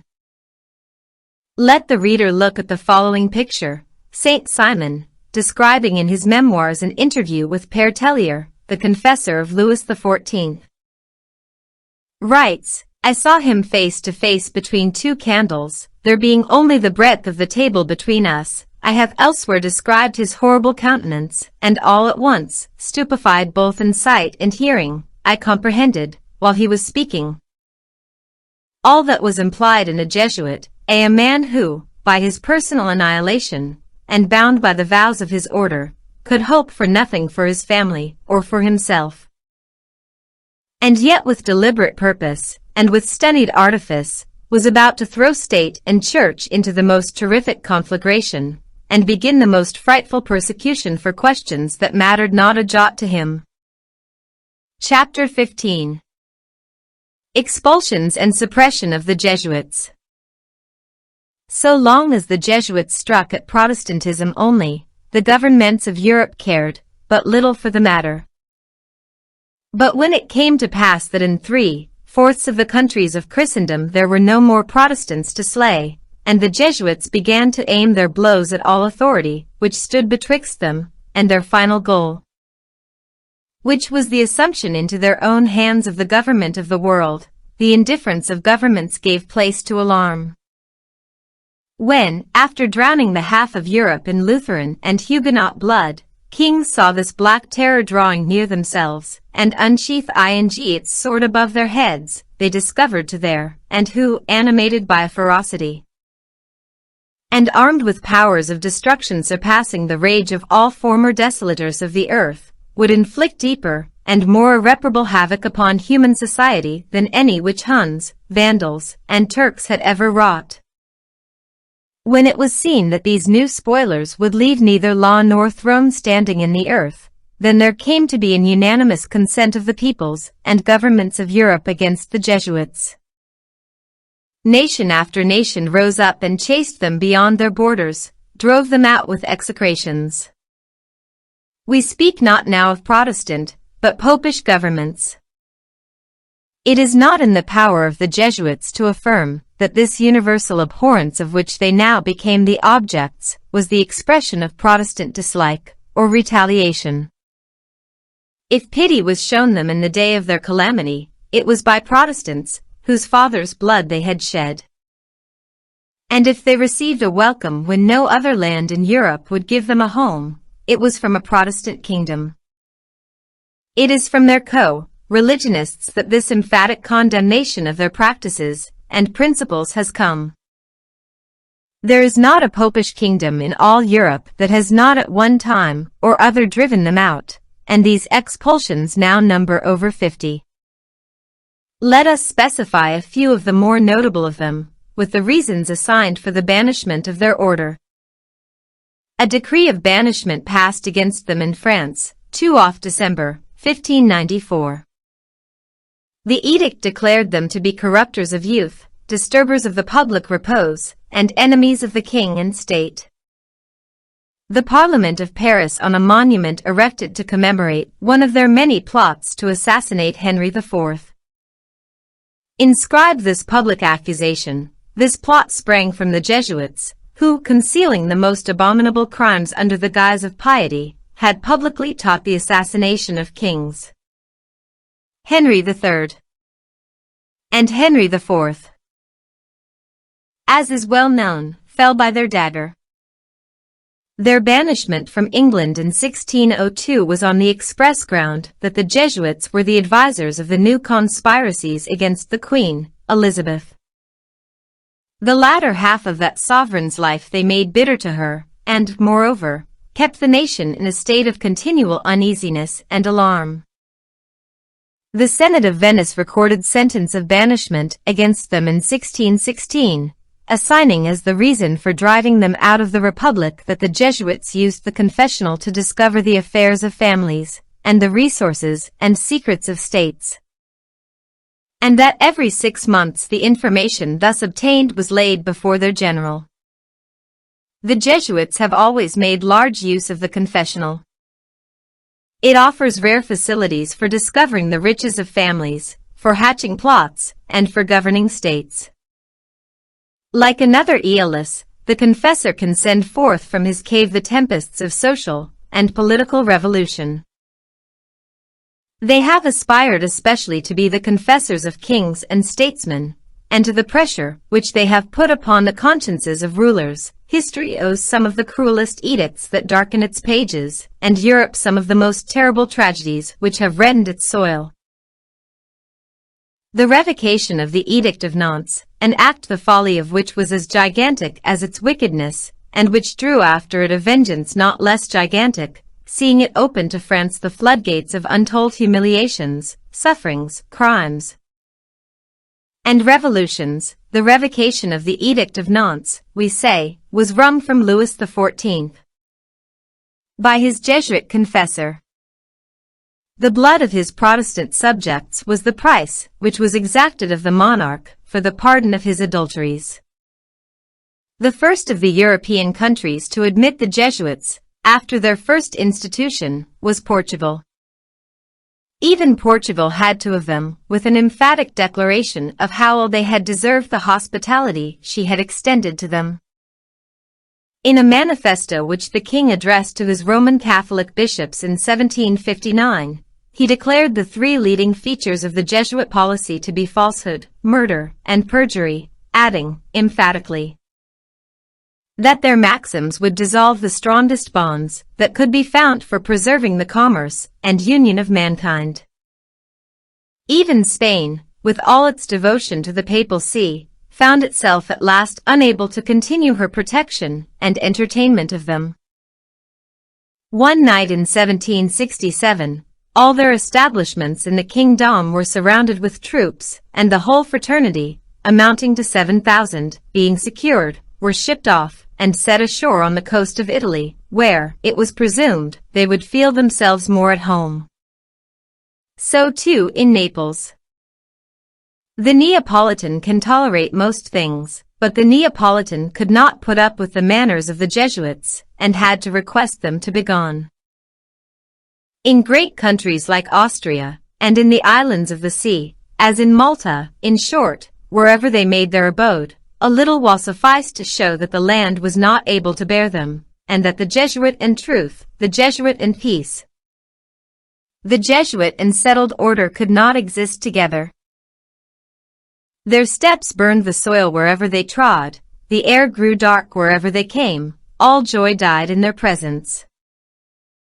While these multiplied humiliations and indignities were befalling them, while nation after nation was rising up and driving them out as the cane of the human family, a blow was dealt them by a hand which they deemed it impossible should ever be raised against them. The stroke caused them the most poignant pain of all. "Et brute!" exclaimed the sons of Loyola as, amazed and stupefied, they beheld the pontiff in the group of conspirators that now enclosed them, and felt the keen edge of his poignard in their flesh. Pope Clement XIII. At the solicitation of the Roman Catholic sovereigns of Europe, summoned a conclave to enact the eternal extinction of the order. The Pope died suddenly on the evening of the day preceding that on which the conclave was to meet. The blow that impended over them was thus warded off. The death of the Pope gave life to the Jesuits, but the respite was only for a little while. His successor, Clement XIV. The virtuous Ganganelli, found himself necessitated to carry out the purposed suppression of his predecessor. In the preparatory brief which he issued, he said that the measure contemplated by Clement XIII. was required to prevent Christians rising one against another, and massacring one another in the very bosom of their common mother, the Church. On the July 21, 1773, Clement XIV. issued his bull, in which he declared the order of the Jesuits forever annulled and suppressed. Following in the wake of the Pope whose edict had given effect to their own expressed wishes, the princes of the popish world declared the Society of Jesus abolished in their dominions, and these troublers of the world appeared to have passed finally, and forever out of existence. The very mother out of whose bowels they had sprung, was compelled to confess that she had given birth to a progeny that would devour her, unless she should find some means of ridding herself of them. Clement did the bold deed, knowing that he risked his life in doing it. On laying down his pen after affixing his name to the bull of suppression, he gave vent to the presentiment that oppressed him. "I have signed my death warrant," he ejaculated. A short while thereafter, he read on the doors of St. Peter's Church the words, "The Holy See will be vacant in September." Clement was then hale and vigorous, but it soon became apparent that the prophecy written on the portals of St. Peter's was not to fail of its accomplishment. The gentle, but deadly, touch of a hand, his features became livid, his eyes glassy, his limbs shrunken, his belly swollen. The very bones began to rot and molder beneath the loose covering of dried and violet, spotted skin that enveloped them. A ghastly spectacle. Truly, as he tottered through the halls of the Vatican, on days of ceremony, or climbed up the steps of his throne, like one from the grave come to sit in the chair of Peter. In September 1774, as the mysterious writing had boastfully announced, Clement XIV. died. They took his poor remains, and swathing them in spices, the perfume of which, however, failed to drown the rank stench of the mephitic poison with which the corpse was saturated, they put him in his coffin, no tear ever bedewed the bier of Pope, and carried him to the vaults. In the dimness and silence of which his predeceasors soars repose, of whom few had reigned so well or died so miserably. If such things were done in the green tree, what shall be done in the dry? If even popes are not spared when they offend against the order of Jesus, what monarch, or statesman, or offender of any degree may hope for impunity if within the reach of the long arm of the Jesuits? Italy is not the only land which is blessed with fountains and springs, the waters of which possess the rare properties of the far-famed Acqua Tofana. Chapter 16. Resuscitation of the Order, and renewal of their plots. We have seen the Jesuits suppressed. For how long? Forever, said the bull of Pope Clement XIV. Not for a year, not for a century, but for eternity. And the monarchs of the popish world, thinking that they had seen the last of these troublers of Europe, echoed the eternal of the pontifical bull in the sentence of banishment, which they severally passed against the sons of Loyola. But though cast out like dogs, as one has said, the Jesuits grow young again like eagles. Surgimus plures totis cadendo. Bald. The eternal of the papal bull lasted only till 1814. Even during the 40 years that the bull was in force, there is good ground to conclude that the Jesuits had passed out of sight only, not out of existence. During the second half of these 40 years, the awful tempest of the French Revolution had been shaking Europe. On every side was heard the crash of thrones and altars. It was these terrors rather than the bull of Clement, which kept the Jesuits in their hiding places. They sought shelter in the caves and dens of the earth, from the wrath of him who sitteth on a mightier throne than that of the pontiff. But when the storm had passed, and Rome again opened her gates to receive her pope, the fallen altars of papal Christendom were set up as aforetime, and the Jesuits as necessary adjuncts were invited to come abroad and show themselves in the light of day. Pius VII. By a bull dated August 7, 1814, formally restored the order. They were not only revived, they were revived in greater power than ever. The Pope judged that the Jesuits were the agents the times and the work to be done specially needed. Pius VII. Leaned upon them, and the jealousy which had hitherto existed between the order and the papal chair was henceforward at an end. In an incredibly short time they overspread Europe. Their colleges and schools arose in the various countries, and their swarms were further multiplied by the formation of sodalities, such as St. Vincent de Paul, Brothers of the Christian Doctrine, the Melita of Jesus, vastly strengthened their influence. The power of the Roman Church is now in their hands, and by 1,000 instrumental idiots they touch the springs of human affairs, and bring about startling events, without the world's knowing whence have proceeded the phenomena that surprise, perplex, and distract it. Since their restoration in 1814, their action has been on a larger scale than before. They still move in the old grooves, so far. A select portion of the order lay themselves out to seduce youth, pollute the public literature, divide families, and corrupt churches. They work small at the same time that they work large. They eke into society as the moth does into a garment.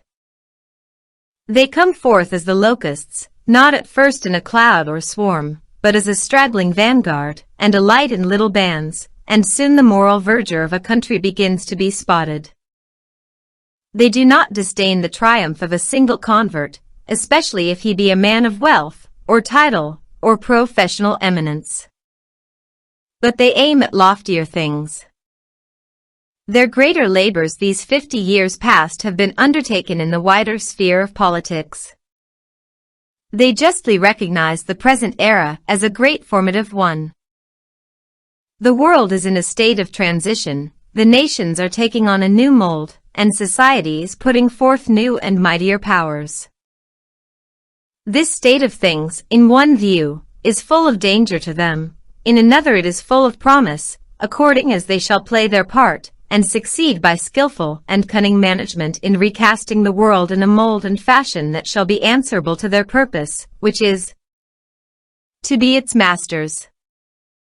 And consequently there is not a political current flowing at this hour in Europe, from one side of it to the other, which they do not intently watch, and labor with their utmost strength to regulate and control. As regards the form into which they will suffer Europe finally to settle down, their choice lies betwixt two extremes. The one is despotism, the other is communism. The first would suit their purpose best, the old divine right, namely, its fountain being, of course, the chair of Peter. But if this cannot be, anarchy could also be made to fall in with their views. One thing they hate, abhor, and condemn, and will continue unchangeably to hate, abhor, and condemn, and that one thing is, the via media of constitutional government. Next to heresy, constitutional government is, in their eye, a supreme unmitigated abomination. They are, at this hour, bending all their efforts for the overthrow of constitutionalism in every country in which it exists. For this end they maintain an irreconcilability between the Vatican and the Kingdom of Italy. For this end they plot the overthrow of the Republic in France. They intrigue to break up the German Empire, and, above all, they scheme, with a most unhappy measure of success, to make parliamentary government a by-word and a scandal in Great Britain. They have again and again cursed the constitutionalism of England. They denounce it as the main source of the political plagues which are infesting the world. Here is what the Universe of Paris said a few years ago: England is the true enemy of Christendom, a revolution machine whose safety valves open to dart disorder over the rest of the world. Of all the manufactures of England, the pest of revolutionary ideas is the most cultivated. A socialist zone commences at the Atlantic, advances through Belgium, Switzerland, and Piedmont, to the extremity of the island of Sardinia, cutting Europe in two.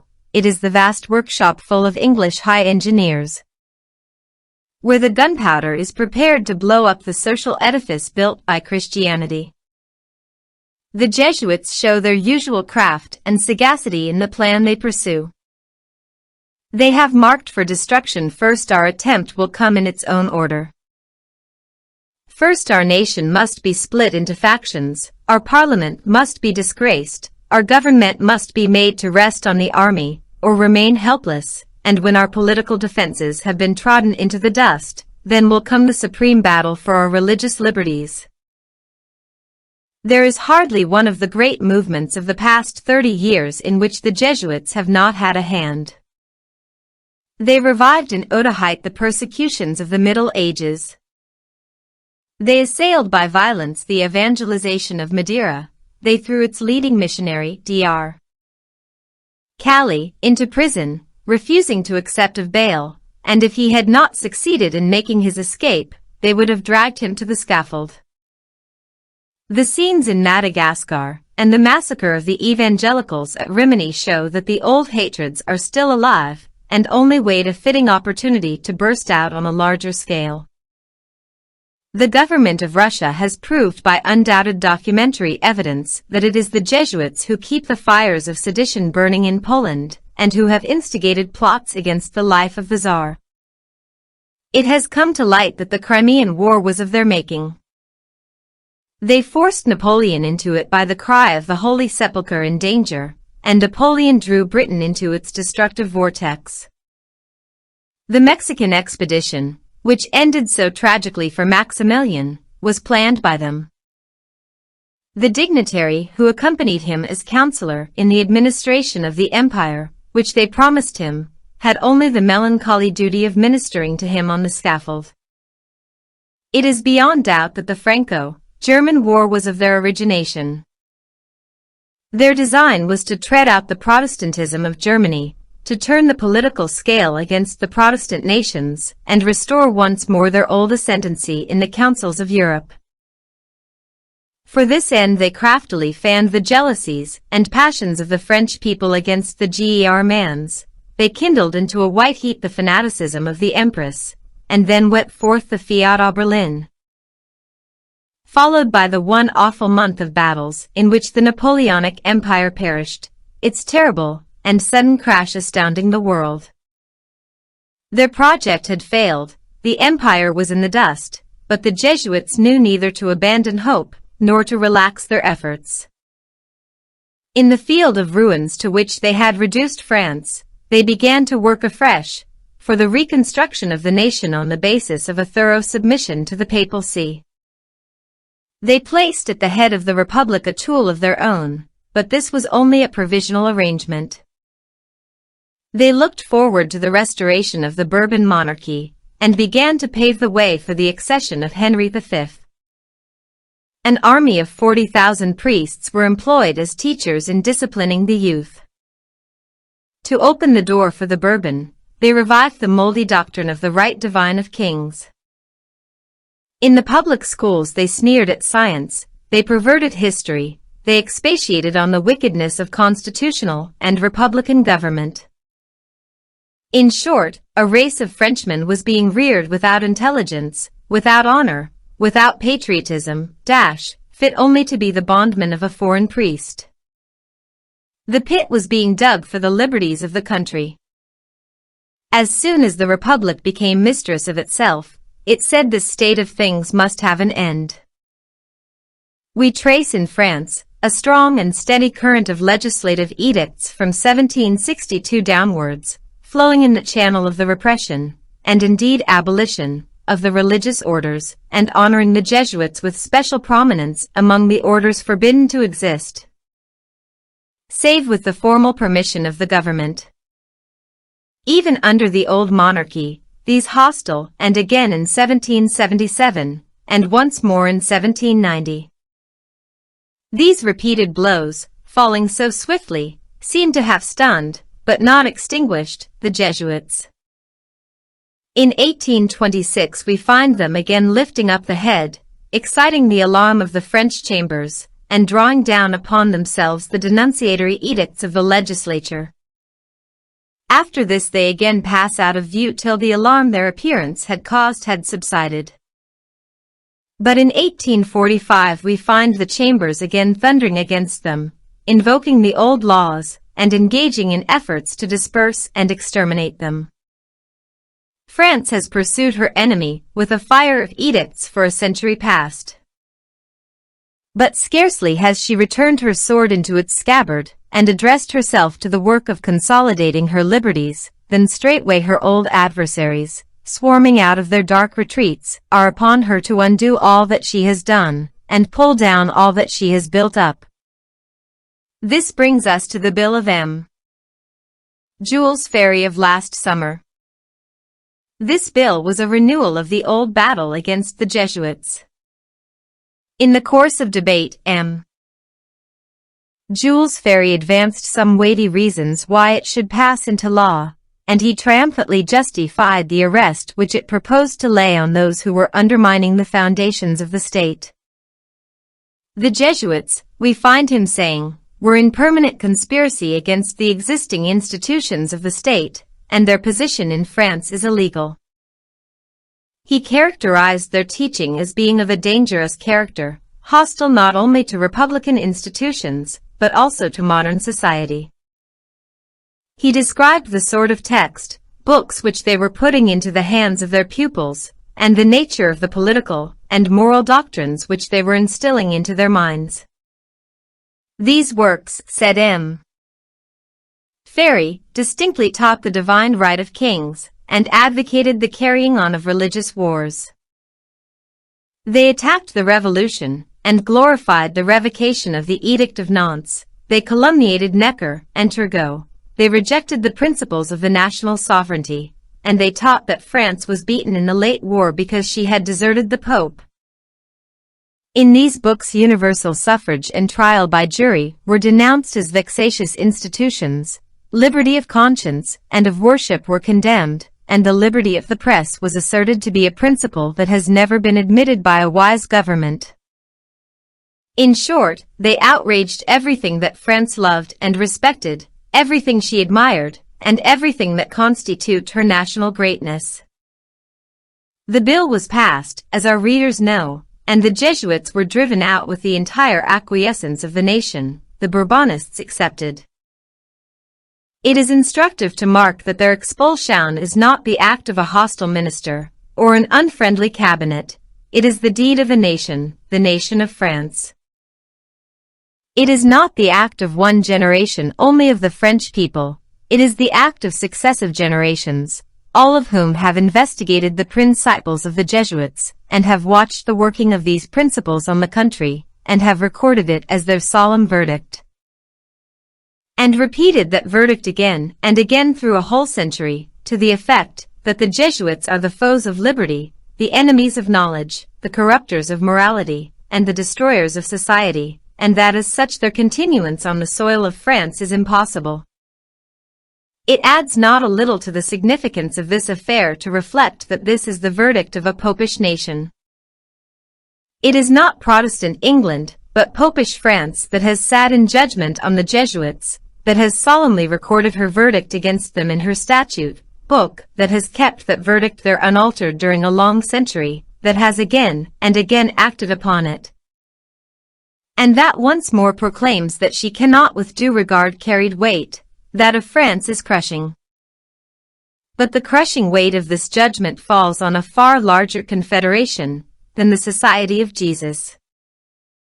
It is the principles of the Church of Rome on which France has sat in trial, and on which she pronounces this condemnation. The condemnation of the Jesuits is the condemnation of Rome. It is that so-called Church weighed in the balance by her own sons, and found wanting, so grievously wanting that neither liberty, nor knowledge, nor morality, nor even society, can exist along with her. Chapter 17. The Jesuit in Families. Though France is the more noted instance of Jesuit banishment, it is not the only one. The Fathers have been chased from Germany, from Belgium, from Italy, and from Switzerland.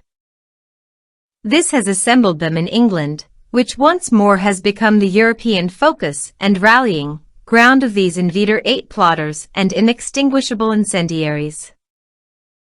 It seems bootless to discuss the question of admitting them, seeing they have already been admitted. Had that question been still to be discussed, we should have put it to the Popish nations, shall we admit these men? The answer would have been no, we have driven them out of our own territories, although of the same faith. We would have put that question to his Tory.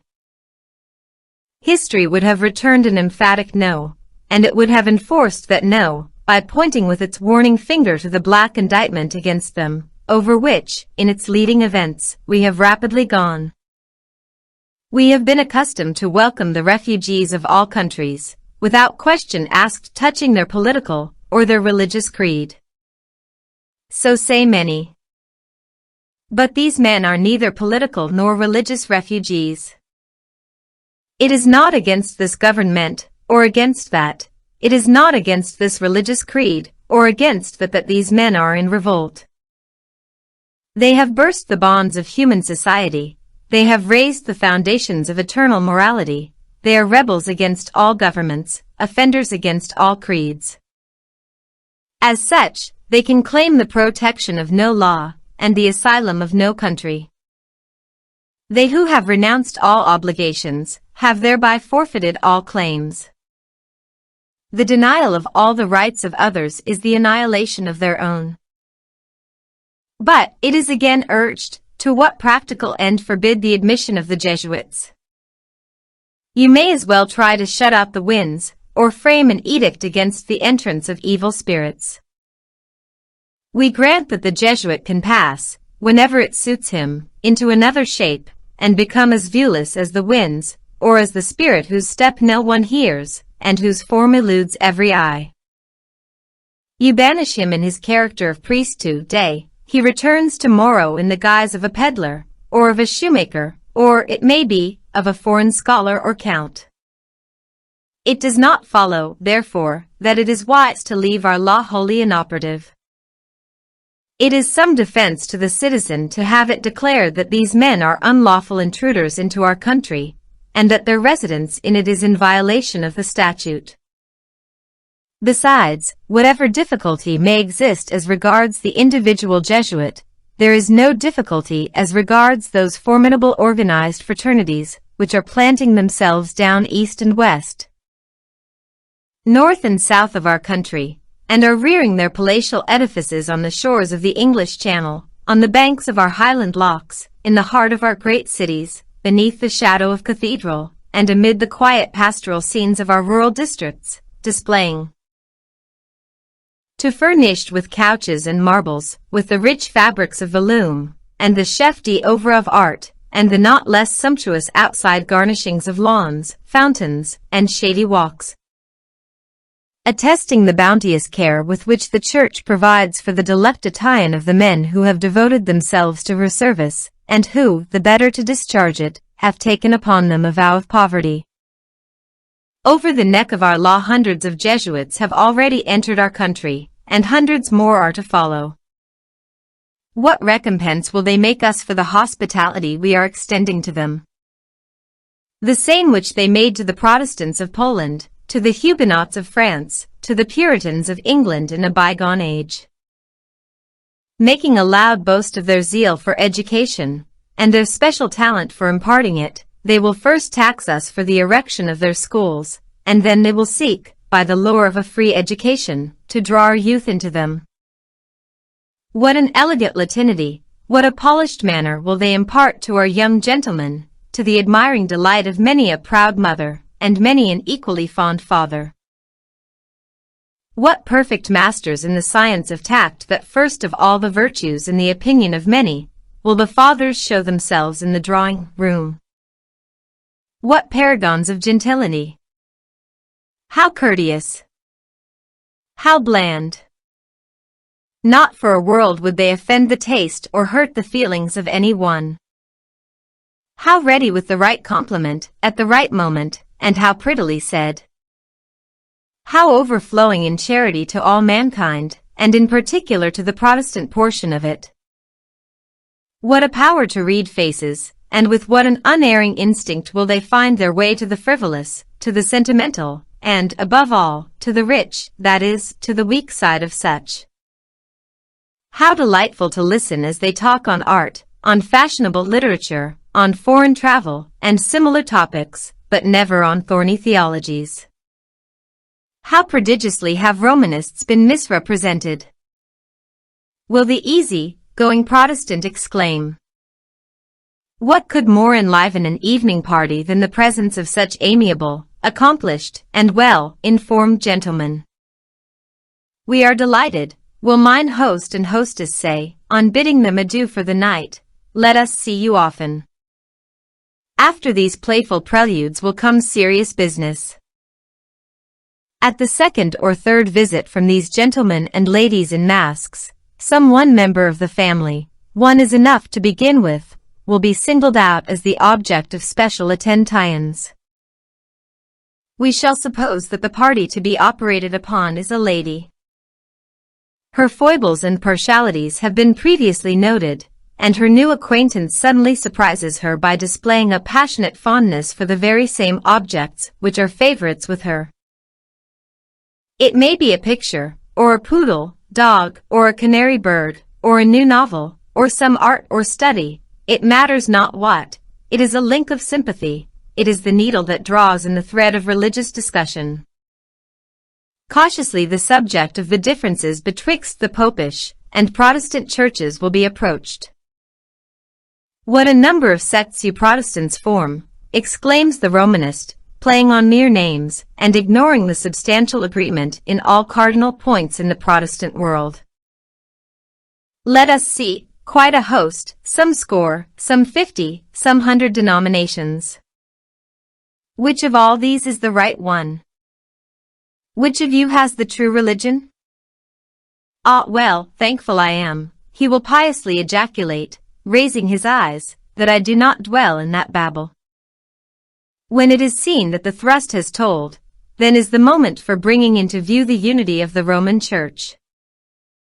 We are one, will the Romanist exclaim with an air of exultation, one over all the earth. A grand old indestructible unity. And yet Rome is the real Babel. The word church covers a multitude of motley and conflicting opinions, controversialists, and orders, held it appears, not what it is, a great confusion, but a great unity. Following up his advantage, the party attacking continues, we are the old church. You Protestants date from only the 16th century. Your religion had no existence till the days of Luther. We, on the other hand, are the ancient apostolic church, which Peter planted at Rome. See the line of our popes coming down from the first age. They are a glorious army of many hundreds. All these 1800 years have they been governing the church from their chair on the 7 hills. What an imposing vision does this call up before the mind. Placed alongside a picture like this, combining so many elements fitted to inspire awe, Protestantism begins to look verily, but a new and diminutive church. Can I, says the Protestant whom this gorgeous creation has dazzled, can I be wrong in joining myself to this church of the ages? Am I not safe in trusting my salvation where so many before me have trusted theirs? This is deception the second, and it is a greater deception than the first. What is this church of the ages, but a phantasmagoria, like that which a magician may summon up, or like that delusive show which the great deceiver spread out before the eyes of the Savior? Touch it with the finger of history, it vanishes outright. Its pastoral staves and golden mitres, its conclaves and cathedral domes, all tinted and glorified with the light of 18 centuries, go down in darkness, are swallowed up in sudden night. That is the ancient apostolic church which possesses the ancient apostolic doctrine, let its seat be where it may, at Rome, at Jerusalem, at Geneva, or at London. And then, continues the man who is doing battle for Rome, how bald and cold your Protestant worship. Come with me, I will show you worship that will kindle your emotions, and bear up your soul on wings to the third heavens. Here are anthems, and lights, and incense, and priests, in garments of glory and beauty, like the priests of old, celebrating mysterious and solemn rites. That is worship. And then to aid your feeble devotion, here are symbols to suggest to you holy things and holy persons, here are images to help you in prayer, nay, here are saints, once sufferers on earth like yourself, now in glory, their sympathies awake, and ready to help you with their intercessions. The person of sensuous disposition, like the child to whom some garish show has been exhibited, is ready to leap up at the sight, and think that here there is indeed gladness of heart. What a mistake!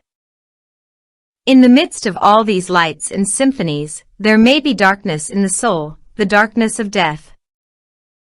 Where there is no communion of the soul with God, there can be no joy, there is despair and death. If thou knewest the gift of God, it was said of old to one, who till then had never thirsted save for the water of earth, and who it is that saith to thee, give me to drink, thou wouldst have asked of him, and he would have given thee living water. It is the living water only that can make glad the heart. But the living water Rome, alas, has not to give, and the gorgeous ceremonial which she offers instead, is but a poor substitute, it is but the water of earth. But, continues the tempter, who sees his victim still halting dubiously on the threshold of his church of the ages, are you not running a desperate risk in venturing your soul upon the credit of a book? I am amazed at your boldness.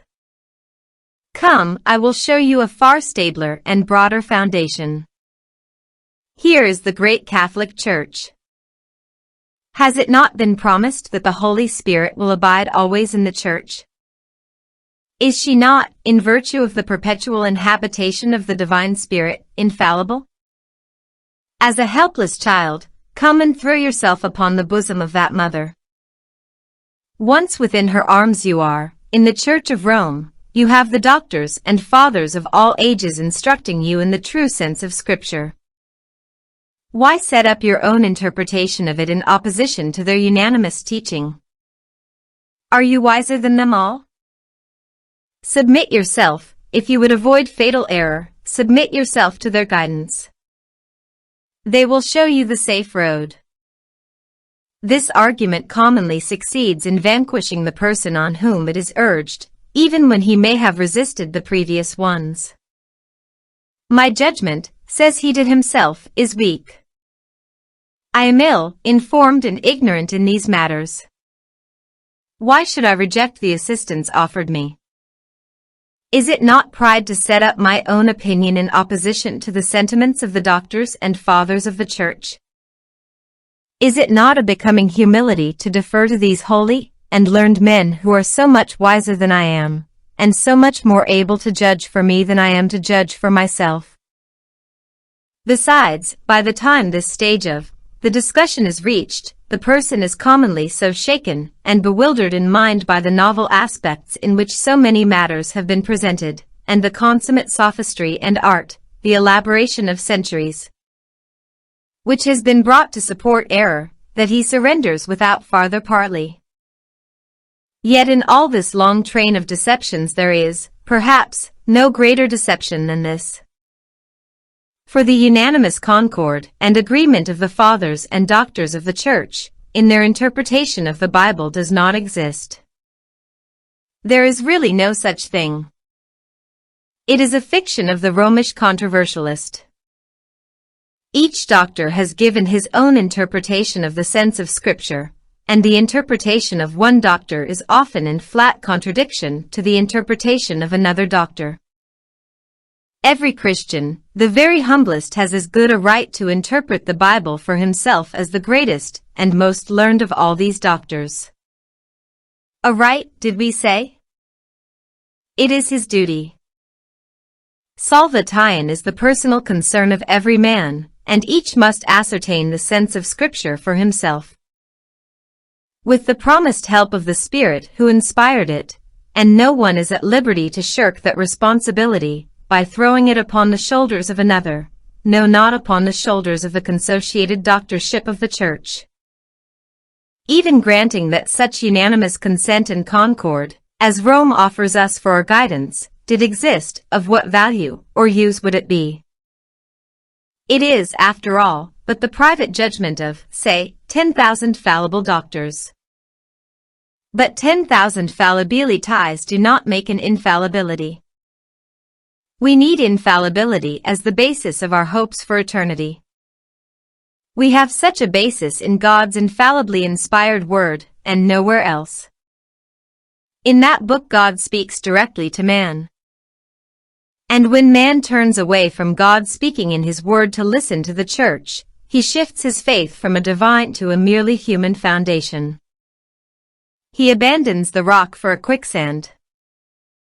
He forsakes those testimonies in which is eternal righteousness, for the varying and fallible opinions of man. Chapter 18. The Jesuit in Scotland, European Outlook. After the above fashion does Rome carry on her work of seduction in families. How does she proceed on the open stage of the world? She employs the same tactics, but with a wider application, and with an eye to a larger issue. When it is a single individual who has been marked for destruction, the Jesuit, well skilled in his craft, begins, as we have seen, by awakening doubt. The first doubt opens the door for the loneliness and helplessness to throw himself into the arms of the Church. When it is a church or a nation that is to be overthrown, the battle is ordered in the same manner. The first blow is levelled at that one great principle, for there is such in every society, which is its mainstay, and this cannot be better done than by sowing the seeds of diverse and strange doctrines. The sons of Loyola, now flocking to our shores, will not spare to sow such seeds.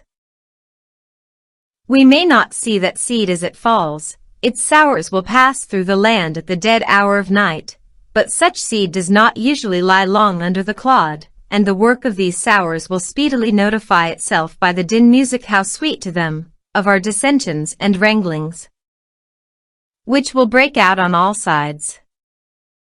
There are two institutions in especial to which the Jesuits will lay siege. These are the press and the pulpit. They will strain every nerve to possess themselves of both, and work them for their own ends. The press of Great Britain is already manipulated by them to an extent of which the public but little dream.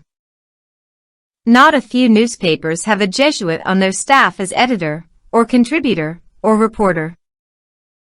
The reporting force of the kingdom is, to a considerable extent, made up of Romanists, and the esprit de corps is such that a newspaper may, unaware to itself often, be influenced against a cause or an individual obnoxious to Rome, although it may have no Romanist in its service. There are names the Times dare not mention, there are causes, true and noble, it dare not advocate. There are British authors as well as Irish farmers who are boycotted. The author speaks from documentary evidence when he says that the identical Jesuit has been traced through successive disguises in the journalism of the metropolis, now assailing violently in his own proper character of papist, and now in the guise of a pious Methodist. Whispering into the editorial ear, in oily phrase, how much he was pained by such and such an article in his columns, it was so lacking in the sweet grace of charity. The whole English press of the world is supervised, and the word is passed round how writers, speakers, and causes are to be handled, so that everywhere its verdict may be the same, and applause or condemnation dealt out just may accord with the interests and wishes of Rome. The pulpit, we may be sure, will not be overlooked. We have seen how often, in the days of Elizabeth, the Jesuit face showed itself beneath a Puritan visor in the pulpits of England. Is there any reason why the Jesuit should not in our day don the English surplice, or the Jean Van gown? We know of none. There is not a creed in all Scotland which he will not profess, nor an ordination formula which he will not swear, and, consequently, there is not a pulpit of any denomination in all the land which he may not enter.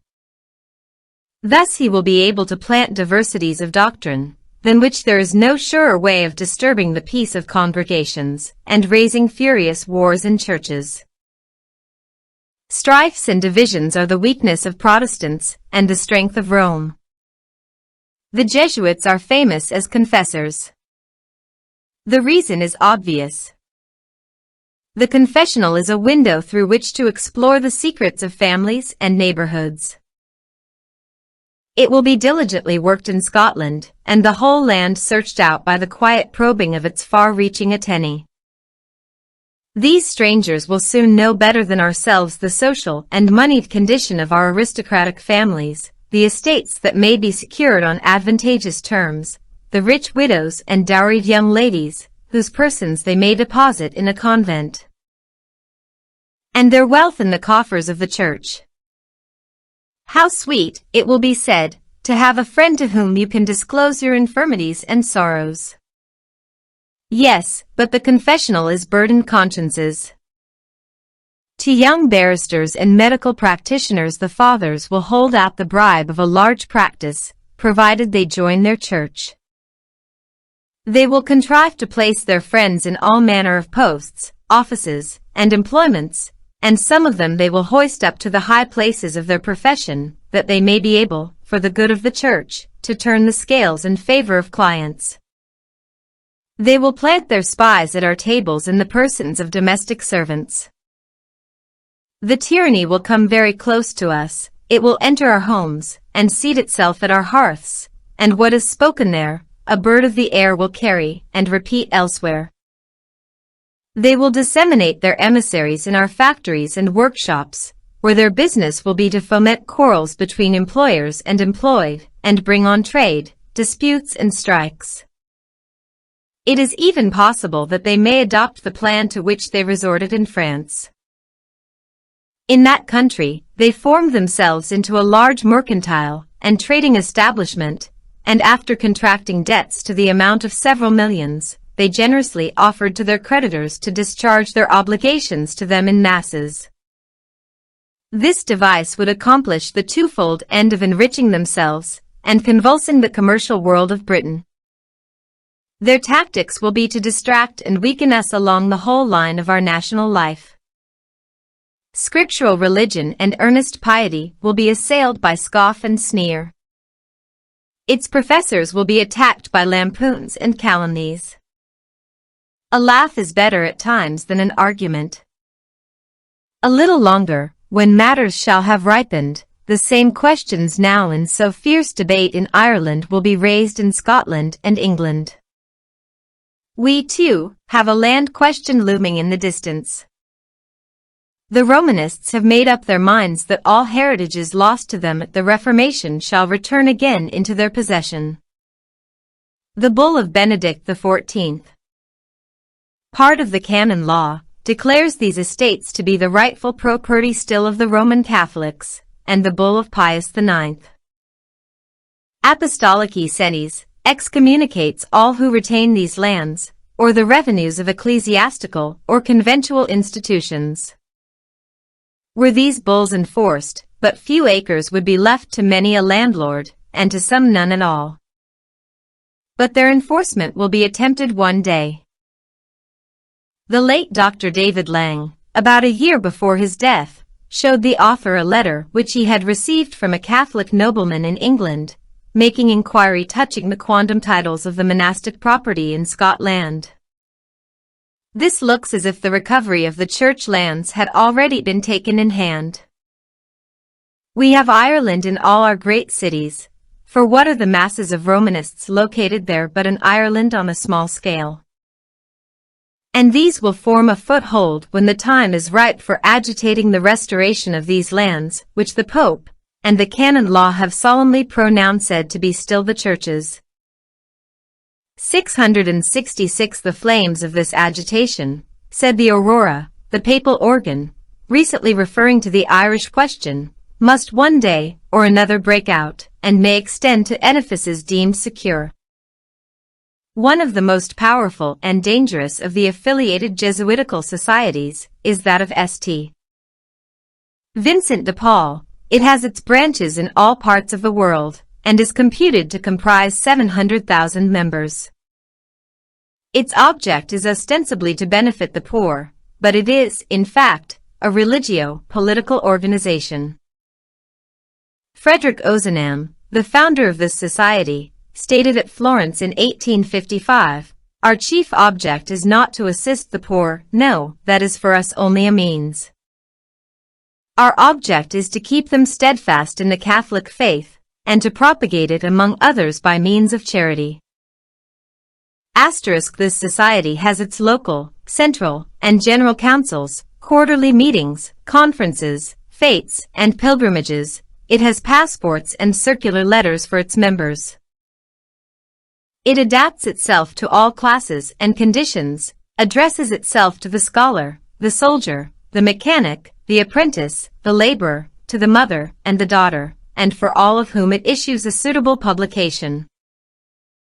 This body, which has proved to be dangerous to the well-being of every state in Europe, is putting forth prodigious efforts in this country, and notwithstanding the law forbids the residence of Jesuits in England, numerous affiliated societies, together with a provincial of the order, exist here in defiance of the law.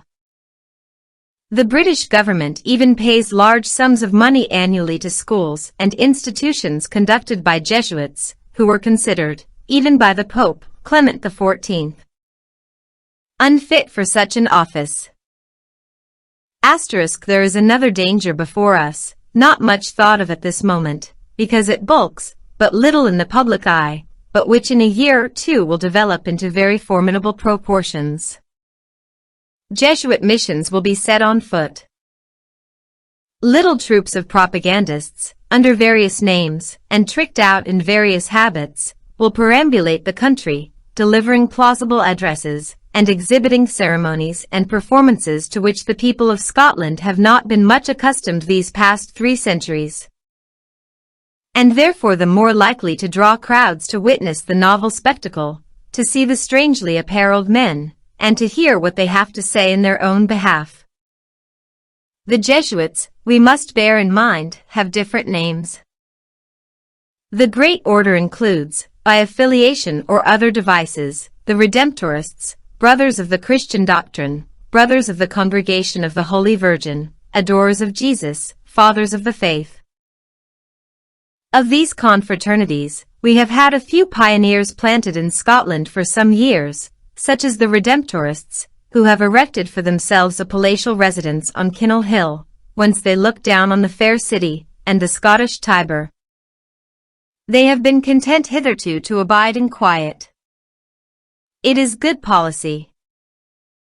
They must establish for themselves a character for inoffensiveness, and by acting the part of good neighbors, show the Scottish people what a bugbear those attempted to frighten them with, who said the fathers had come to attack the religion of the country.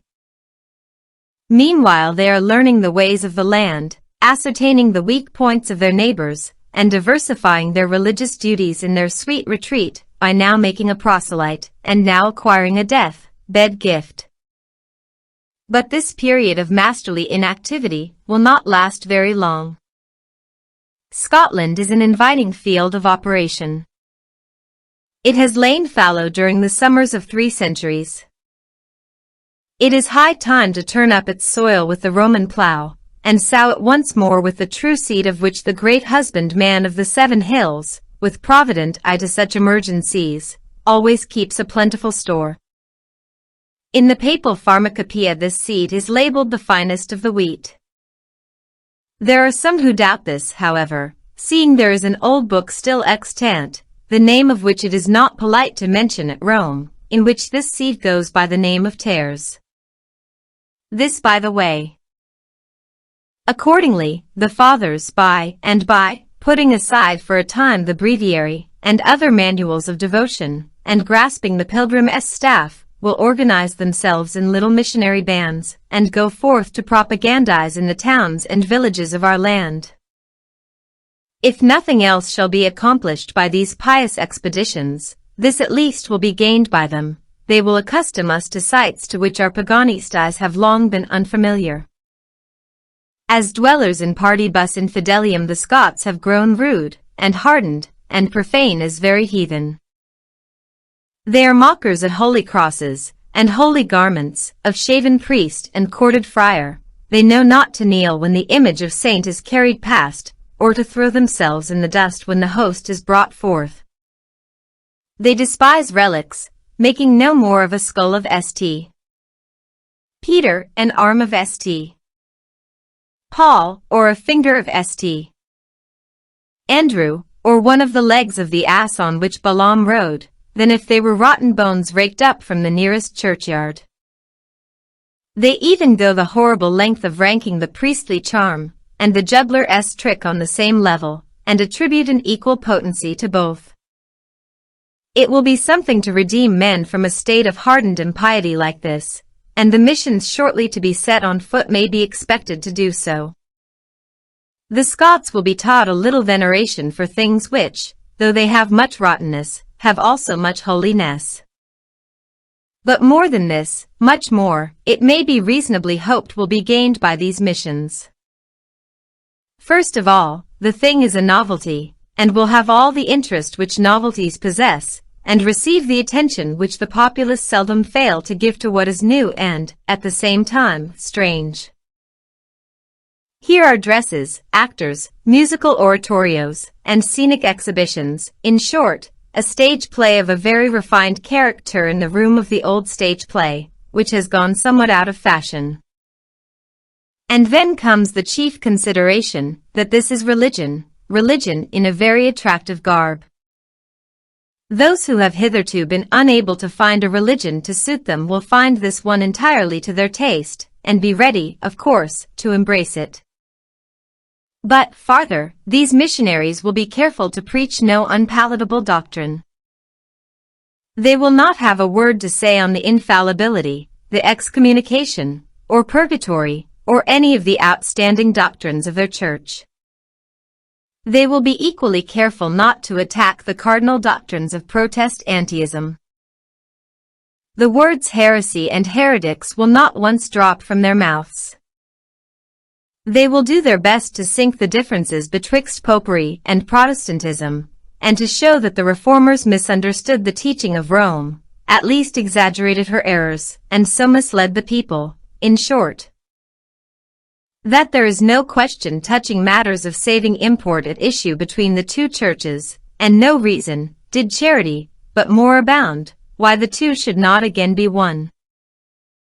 Moreover, they will preach what to the uninstructed Protestant will appear Protestantism, and even Calvinism. There is nothing to hinder a Romish priest, proceeding on the lines of the Council of Trent, preaching the doctrine of justification by faith. He does not even need a dispensation from the Pope to do so. And thousands will not know the difference, but will believe the Popish doctrine to be the same with the teaching of Paul, and of Luther, while all the while the two are essentially and eternally antagonistic. We have long ceased to wear the armor our fathers were so skillful in the use of, and which hard necessity, the peril of both body and soul, compelled them to adopt. Of the crowds who will flock to hear these novel harangues, it is so exciting to play with edged tools, not a few will return shaken in mind, and some fatally snared and taken. They little know how keen an edge Rome gives her barbs, how much her sheer sophistications look like solid arguments, till the arrow has entered and cannot be plucked out again. Then a process of spiritual demoralization will set in.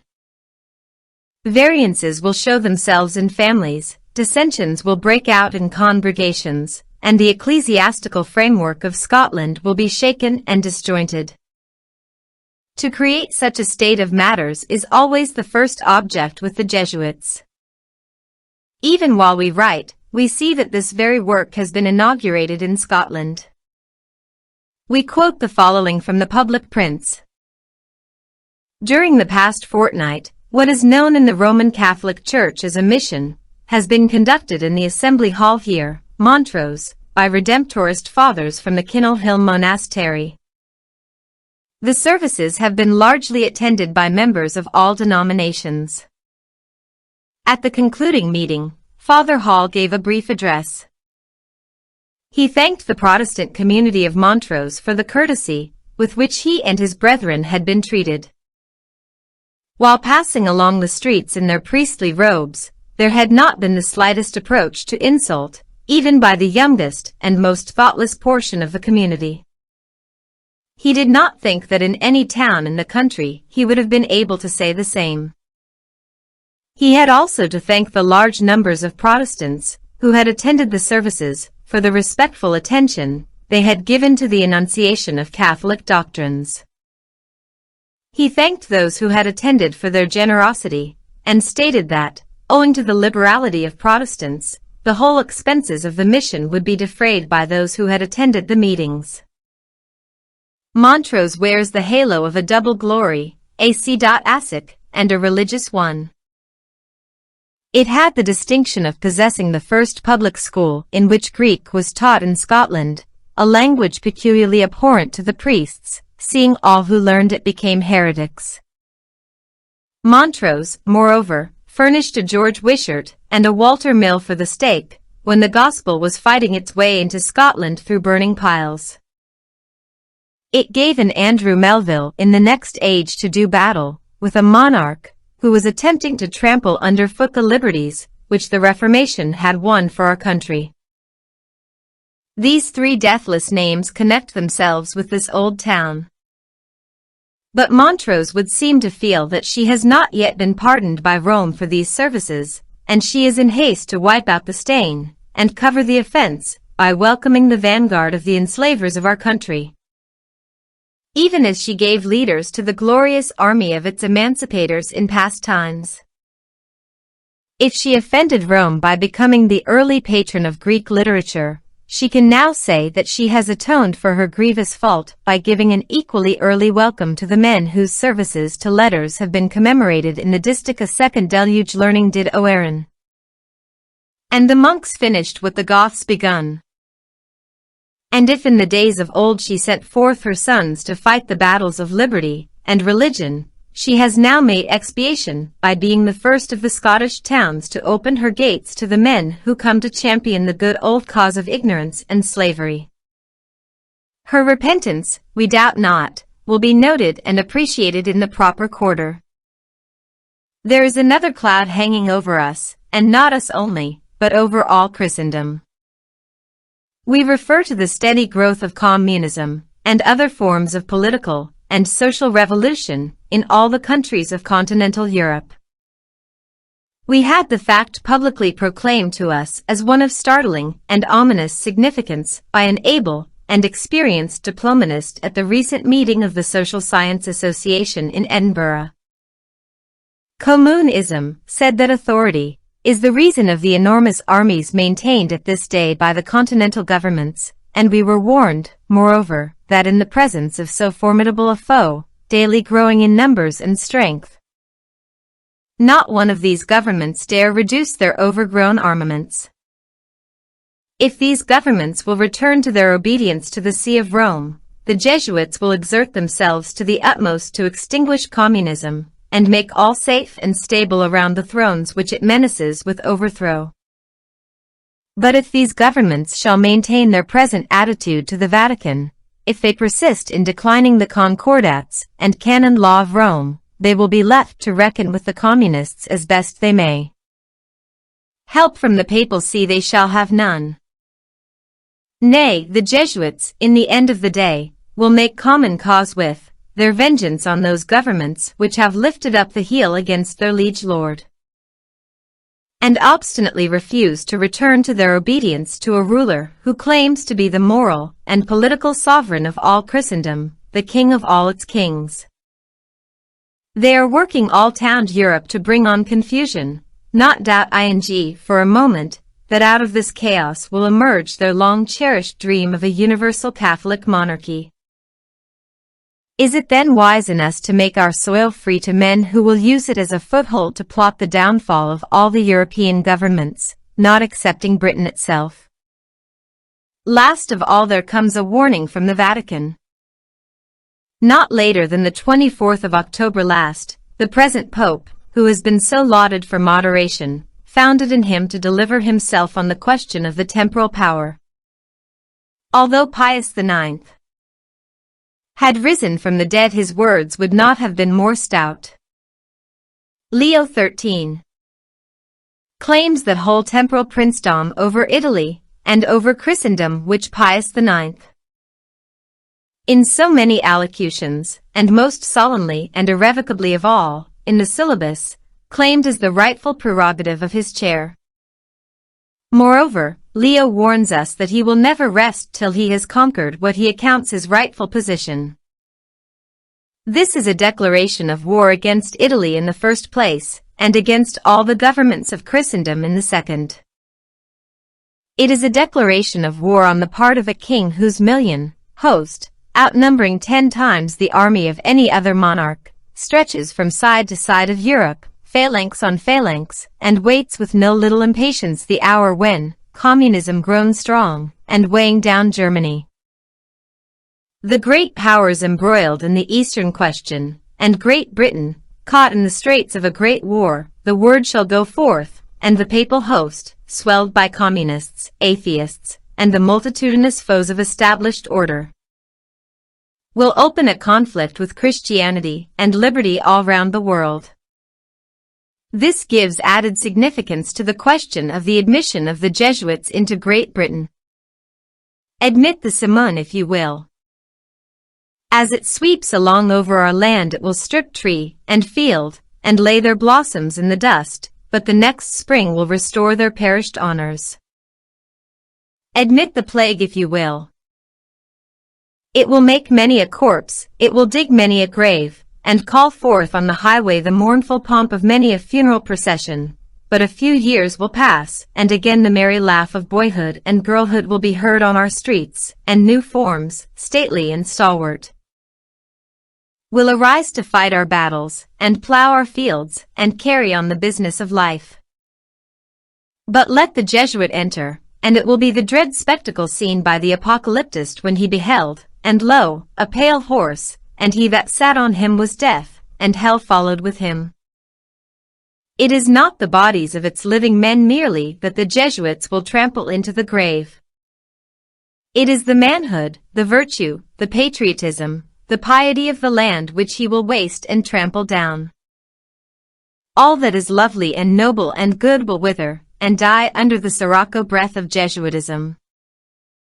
If then our law cannot, or will not give us protection, it becomes only the more our duty, by unmasking the principles and arts of the order, to do whatever it may be possible to do to bar the entrance into our country of an order of men who are the banded foes of that purity that sits at our hearths, of that liberty that is enshrined in our law, of that holy faith that is taught in our sanctuaries, and of that imperial sway that is exercised from our throne. Chapter 19. Ireland, its half-centuries drilling in ultramontanism. Era. Ireland has been variously spoken of as the Isle of Saints, and the Poland of the West. These are modes of speech which attribute moral qualities, and political conditions so widely different as to make it hardly possible for us to accept them as a truthful description of the same country. At least at the same there is an odor of sanctity about the first which it is difficult to reconcile with the flavor of revolution which invests the second. And yet if some considerable latitude in point of time be allowed us, it will be easy to show that both designations are perfectly applicable to the sister island. In the early ages, that is, in the 5th, the 6th, and the 7th centuries, Ireland was the seat of a pure scriptural Christianity, and the home of a people renowned for their civilization and their many virtues. The fame of their schools, of their learned men, and their humble and holy pastors, was spread throughout Christendom. Ireland in that age was the Isle of Saints, saints not by the oil of Rome, but by the anointing of the Holy Spirit. But the blissful youth of the sister country has receded far into the past. The golden age has been followed, alas, by the iron one, and the Isle of Saints of the 7th century is the Poland of the west of the 19th. Do not start, kind reader, as if we were about, after the fashion of the hour, to exhaust the whole vocabulary of declamatory vituperation in denouncing Saxon injustice and Saxon oppression. We shall have to speak of tyrants, it is true, tyrants who have gone forth in the garb of the patriot, and the mantle of religion, greedily to make a spoil, and cruelly to tear in pieces, weeping crocodile tears the while over their victims, tyrants who have labored to rear their own vile ascendancy upon the ignorance, the enslavement, and the woes of a once enlightened and noble people, but that tyrant is other than the Saxon. Ireland is the Poland of the West because, like the Poland of the East, it has to lay its ruin mainly at the door of the Jesuit. As in the case of an individual patient, so in that of a nation, when stricken down, the first step towards a cure is to ascertain what really is the malady. Ireland is the prey of some secret and virulent distemper. What is it? Our statesmen and politicians have been keeping their wits on work for more than half a century to find out Ireland's malady. It has baffled them all. The riddle remains unread. How many volumes have been written? How many speeches have been delivered? How many committees of investigation have sat? How much philosophy and philanthropy have been expended in the task of searching out the hidden cause of her mischief? It is a mystery to this hour. When statesmen speak of the little island in the Atlantic, parted from us by a silvery streak of sea, alas, so narrow, would it were 1,000 times broader.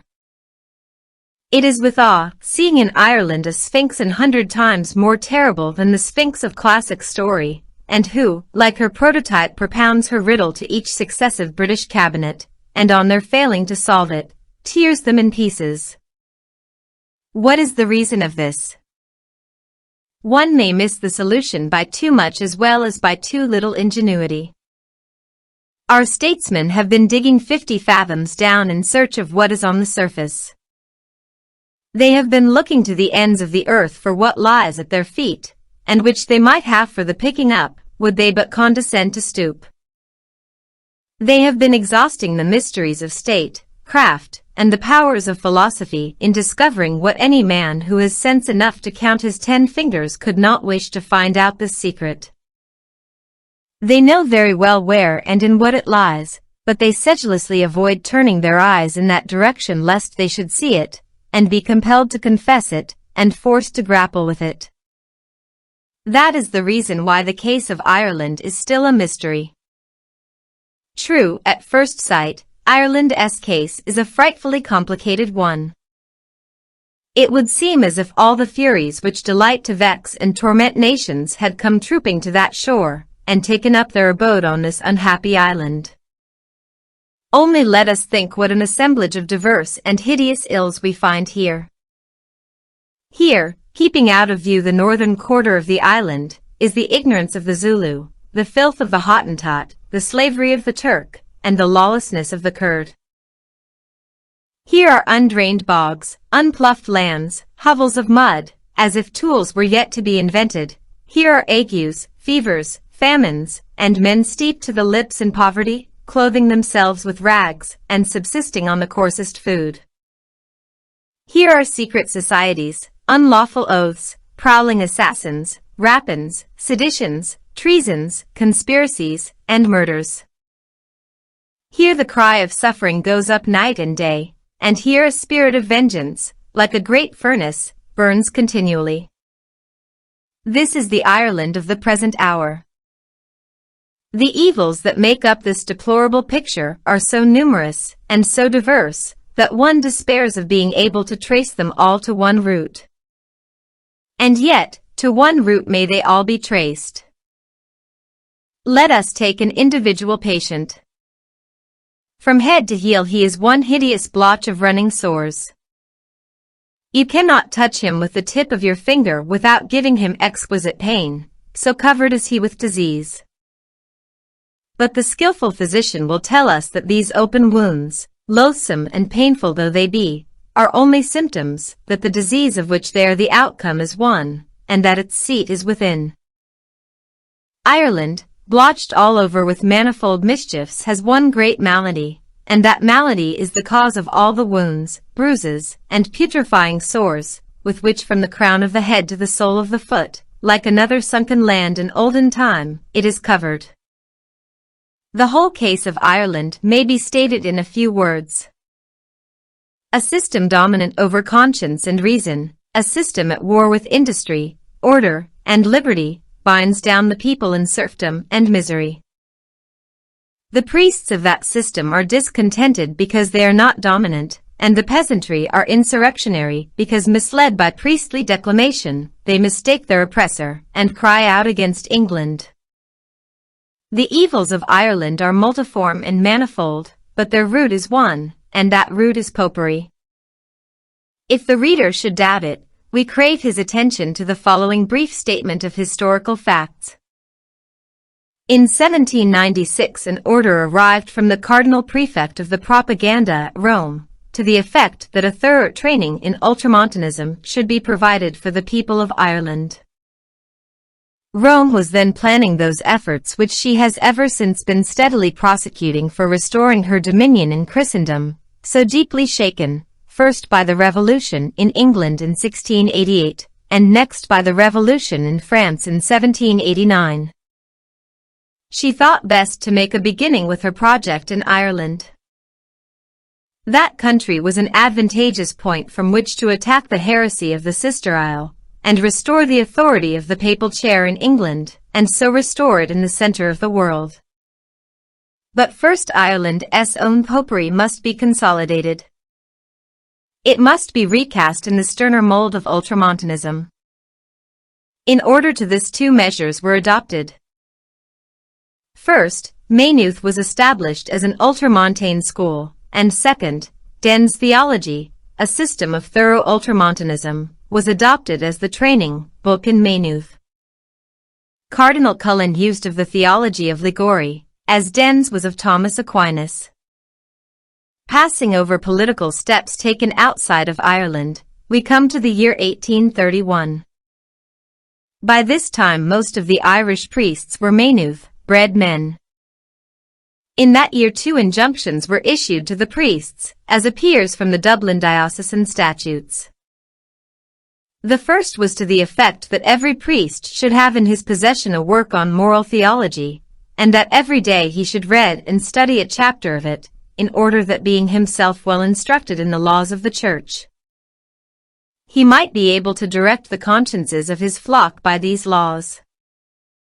The second injunction was that all the priests of Ireland should assemble in conference, each body in their own diocese, 4 times every year, and undergo examination by the bishop on the portion of Den's, or of the canon law previously prescribed for their study. Here we behold a mechanism, than which nothing more complete and thorough can be imagined for writing the canons and dogmas of Rome on the mind of the whole priesthood of Ireland. To the daily study of these canons in private are added 4 public drillings in the year. Under such a training, what could the Irish priests become but a phalanx of thorough ultramontanes? But the operation did not end here. The priest, having made proof of his own thorough proficiency in canon law by standing an examination upon it before his bishop, and by maintaining it in debate with his fellow priests, was sent down to his parish, charged with the task of summoning his flock into the confessional, and indoctrinating every man of them in the same anti-social and anti-national dogmas. These were delivered to them as the truth of God, on what they most surely believed to be a divine and infallible authority. We behold here the canon law of Rome in the process of being engraven on the mind and conscience, wrought into the life of the whole popish population of Ireland. We see priest and people marshaled into one great ultramontane host. There never was contrived and set a-going a more powerful and complete instrumentality for enslaving a people than this.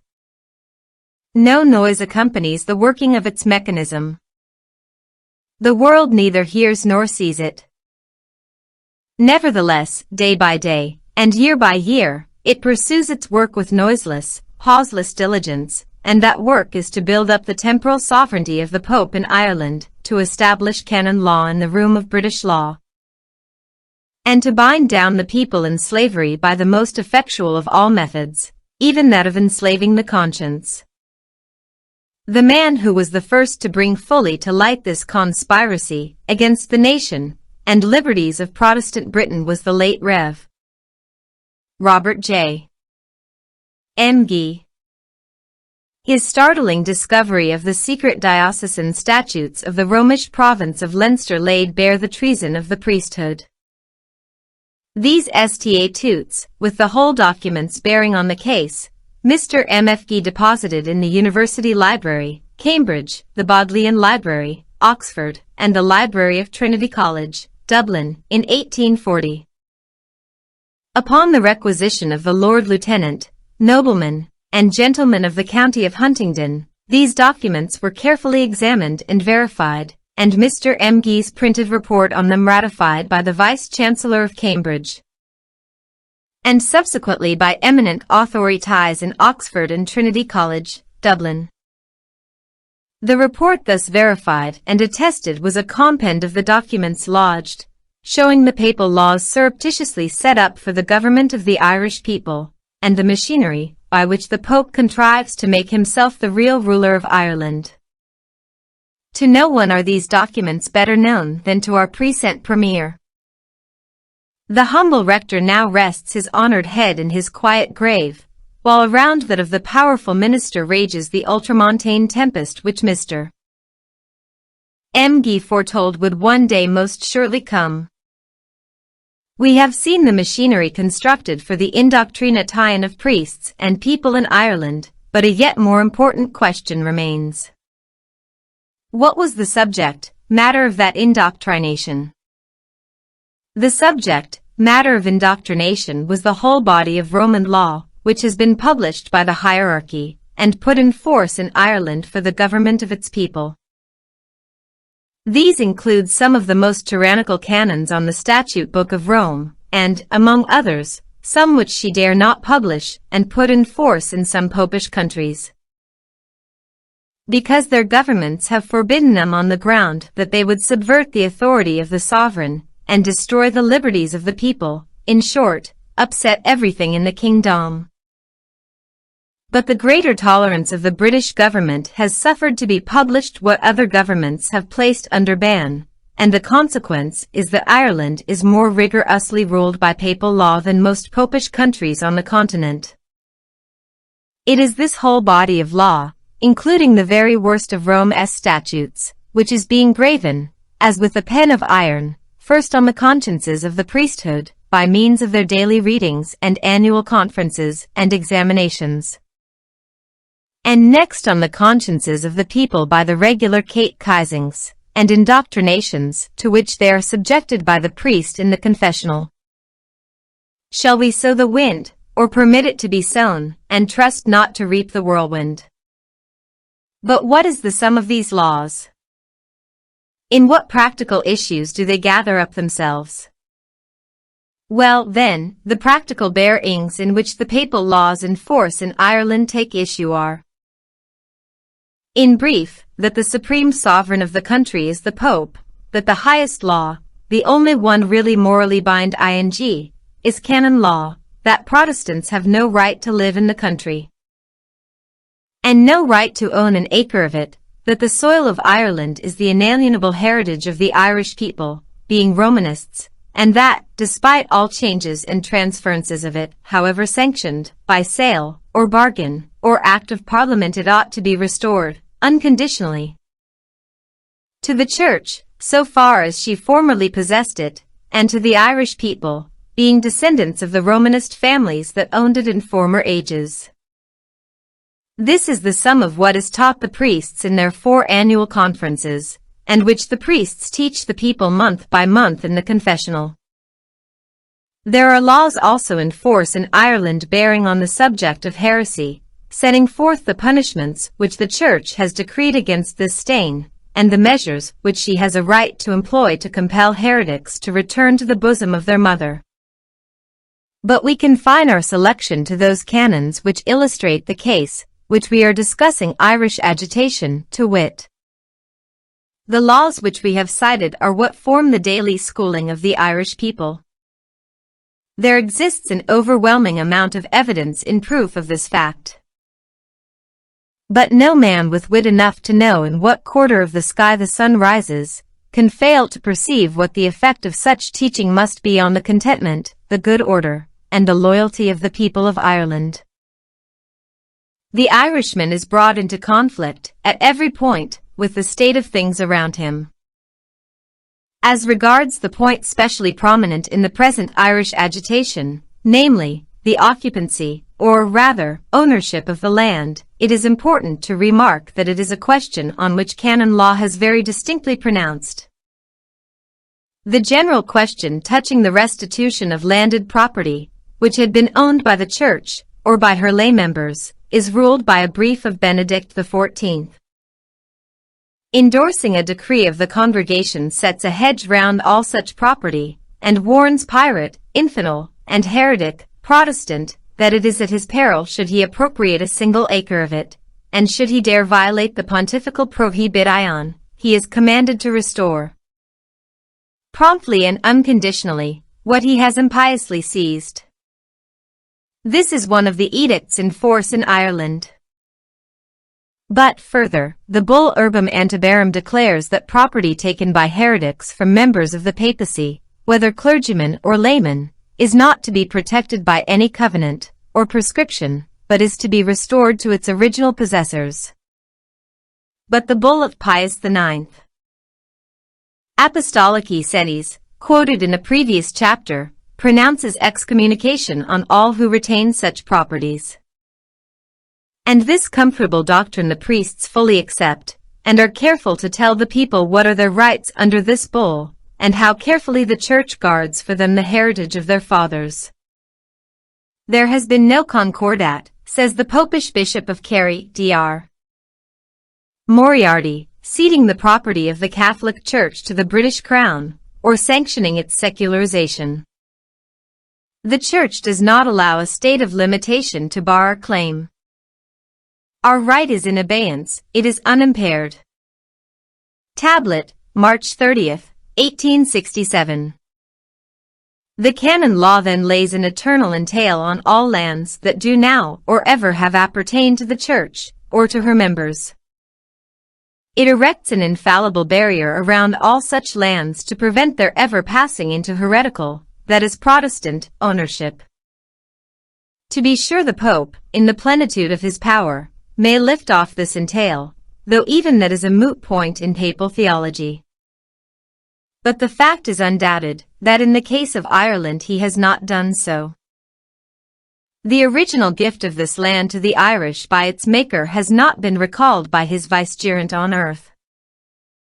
The everlasting entail is there still, covering mountain and bog, corn, field and grassy meadow, and though it has not been able to prevent its seizure by heretics, it curses the usurpation, and holds those who have been guilty of it to be robbers and tyrants.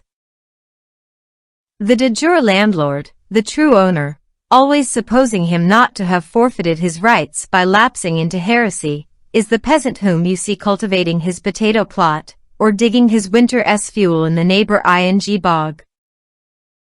He is the owner of a mud cabin, a well-fed pig, and a numerous family not quite so bounteously nourished as the aforesaid pig, the co-occupant of his cabin.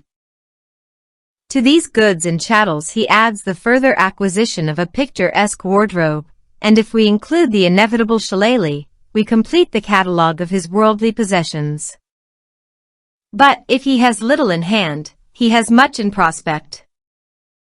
He is, in fact, a great land owner in disguise. The acres, waste or cultivated, which he surveys from his cabin door, are his, and his right to them is secured by title deeds, more ancient by far than those of the proudest noble in the land. So has he been taught from his youth up. The truth of what has been so taught him he never for a moment doubts. At church or market, lying down or rising up, his dream is ever of a great era of jubilee, when this state of limitation, as Dr. Moriarty has ingeniously phrased it, shall come to an end, and there shall come to himself and his co-religionists a great forthgoing from this house of bondage, and every man shall enter into his original possession.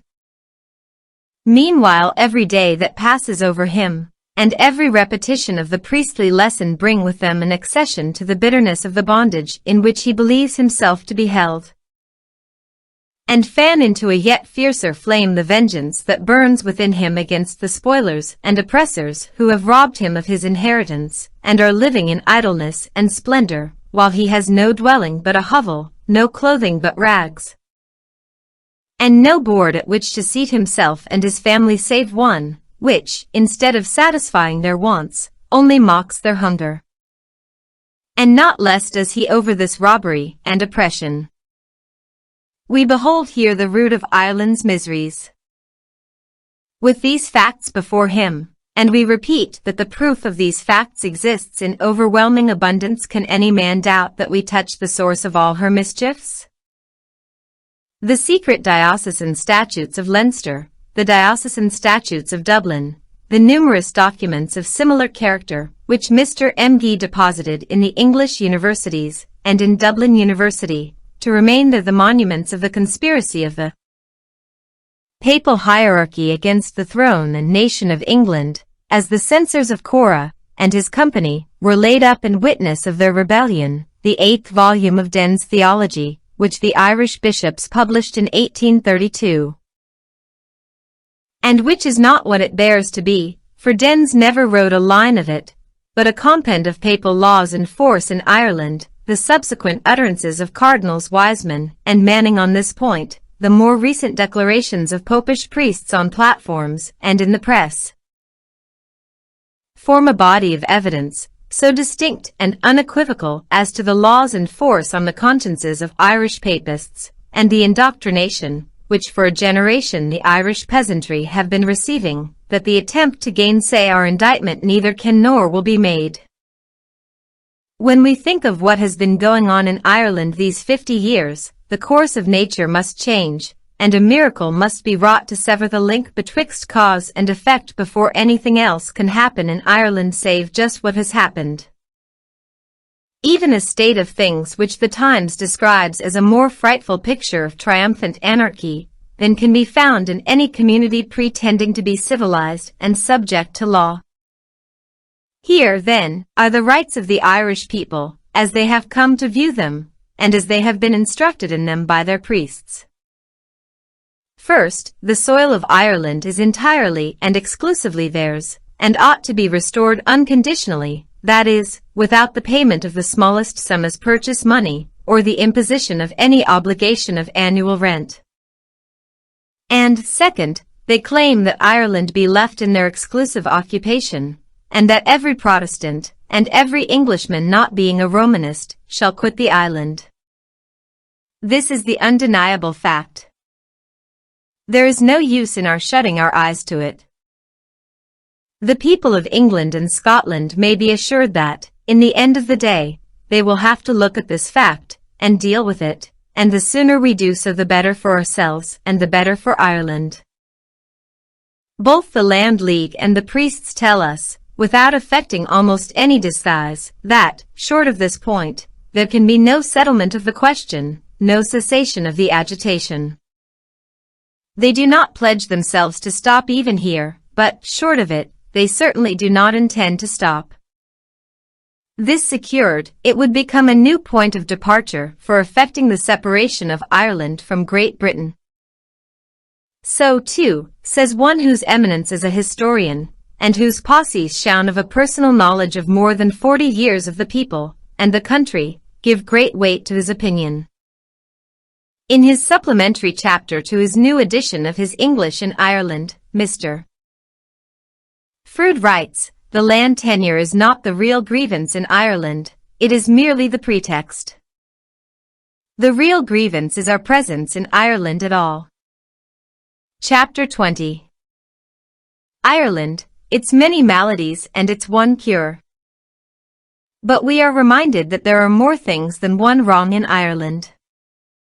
Priestcraft is not the only scourge of that unhappy country. There are other grievances besides which afflict it. This we frankly admit. It is not one thing, it is everything that is wrong in Ireland. Landlords are at fault. Of the landowners of Ireland, how many are absentees, spending the revenues of their estates out of the country? They are strangers most of all on their own lands, and would not know the faces of their tenants, even though they saw them. There are other landlords who live, indeed, in the country, but who shirk the duties of their position, never dreaming that they were sent into the world for any higher purpose than to hunt, to shoot, to fish, and to enjoy themselves. And then there are landlords who tyrannically use the right of eviction against their tenants. Not a few of those who bought their lands under the Encumbered Estates Act have been chargeable with this harshness and cruelty. They had bought their properties as a profitable investment, and a profitable investment they intended to make them. They bought cheap, writes Mr. Froude, because the land was burdened with paupers. They flung them out to sink or swim, to live or die. Where a tenant, by his own labor, had drained and fenced, had built cabin and cattle, shed, and had made bog or mountain grow grass to feed cows, his rent was raised on him, or he too was ordered to go. The land laws, too, are no more immaculate than the landlords. In the class of cases just cited, the law is seen giving the improvements not to the tenant who has made them, but to the landlord. This was a crying grievance. But this grievance was partly remedied under the Land Act of 1870, which gave better protection to the Irish tenant than the English farmer enjoys. There are faults, too, on the side of the Irish farmers. Some are skillful and industrious, and, it may be, draw down eviction upon their heads by the very thing which ought to shield them from it, even the augmented value of their farms. But they are the exception. The greater part of Irish cultivators are unskillful, slovenly, idle. Under them it is deterioration that is taking place, and the landlord has simply to choose between the eviction of his tenant and his own inevitable ruin.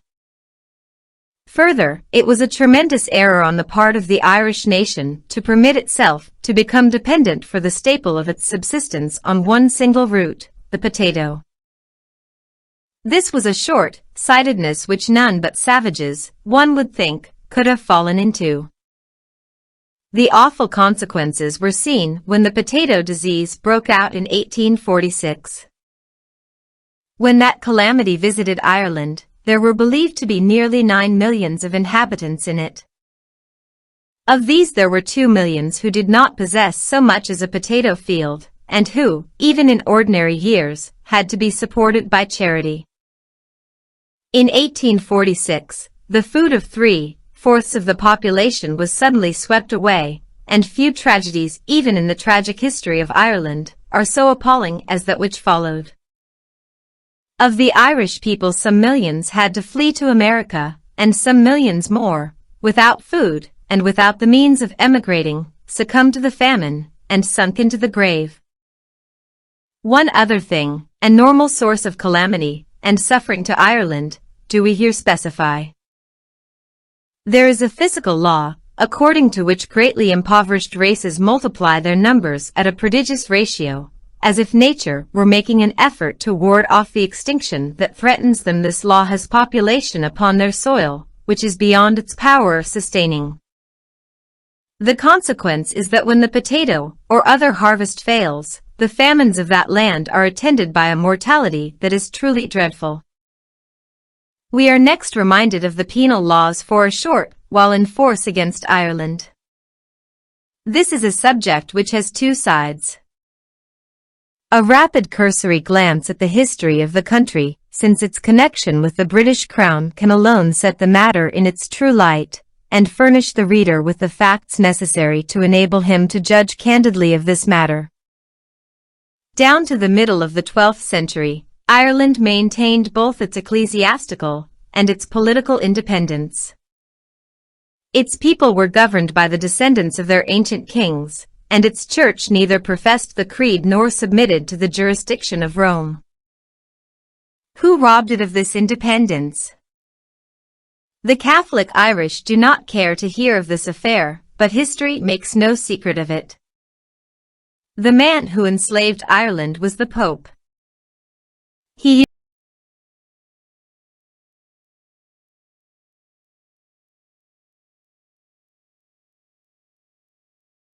usurped the rights of its church, and he brought in the arms of a foreign power to crush its civil independence.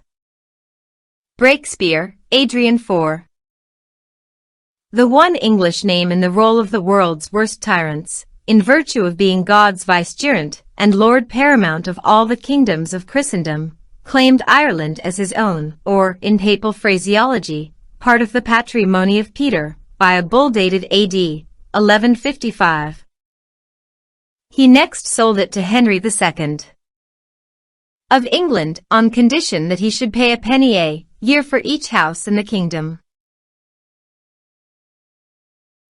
The English king, so far, had been no very exemplary son of the church, but now he crouched down before the pontiff, and consented to hold Ireland as a fief of the papal see. But the infamous bargain betwixt the king and the pontiff could not be consummated, but with the connivance of the Irish bishops, to several of whom the Pope had recently sent palls. These men, seeing in the affair the prospect of a vast accession of riches and dignities to themselves, entered into secret negotiations with Henry, and before their countrymen were aware that the Pope had sold them to the English monarch, and that the bishops were preparing to betray the liberties of the country, the latter had opened the gates of Ireland to the soldiers of England. At a meeting of the Catholic Association in Dublin, O'Connell, speaking of the landing of Henry II to take possession of his new territories, gives us both a history and a picture. For once we can join issue with the agitator. It was on the evening of the 23rd of August, October, 1171, that the first hostile English footstep pressed the soil of Ireland. It is said to have been a sweet and mild evening, when the invading party entered the noble estuary formed by the conflux of the Suir, the Nowre, and Barrow at the city of Waterford.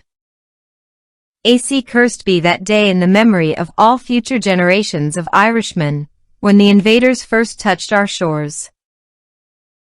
They came to a nation famous for its love of learning, its piety, and its heroism. They came when internal dissensions separated her sons and wasted their energies. Internal traitors led on the invaders. Her sons fell in no fight, her liberties were crushed in no battle, but domestic treason and foreign invaders doomed Ireland to 7 centuries of oppression. The independence of Ireland, says Dr. William Phelan, was not crushed in battle, but quietly sold in the synods of the prelates, those internal traitors to whom the orator alluded, but whom he was much too prudent to name. This transaction, brought about as we have seen by the mutual ambition and treachery of 3 parties, the Pope, the English king, and the Irish bishops, was the fountain head of the miseries, which have ever since flowed in a continuous stream upon Ireland. Up till this time, each sept had determined the form of its worship, appointed its clergy, and arranged all its ecclesiastical matters, without control by any authority outside its own territory. Ireland, it is true, was no longer the highly civilized and Christian country it had been in the 7th and 8th centuries. It had been first desolated, and next barbarized by the frequent incursions of the northern corsairs in the 9th and 10th centuries. Nevertheless, it still enjoyed a measure of rude freedom, broken only by the feuds of its rival petty chieftains. But now new elements of discord were introduced. The expectations of no one of the three parties, who had been concerned in the great original wrong done the country, were fully realized. The English king was not able fully to conquer and occupy Ireland. The Pope's tribute was not regularly paid, and although lands, abbacies, and cathedral seats, in short, wealth in every form was lavishly poured on the clergy, their boundless desires were not satiated, and Ireland became the battleground of three powerful and hostile parties, who fiercely warred against one another, but were united in their hostility to the Irish people, who were trodden down into dire slavery and unspeakable misery. The remains of the early Christian Church of Ireland were crushed out. Its adherents were driven into the remote wilds of the country, and finally disappeared in the universal submission of the nation to the yoke of Rome. There followed a night of ignorance so dark that even the memory of the Irish primitive church was lost, and Ireland came to believe that she had always been in communion with the Romish See. Of the three parties into which Ireland was divided, and whose rival hatreds kept it in a state of perpetual distraction, the bishops were by much the more powerful. The English had little influence beyond the Pale somewhat circumscribed region lying around Dublin.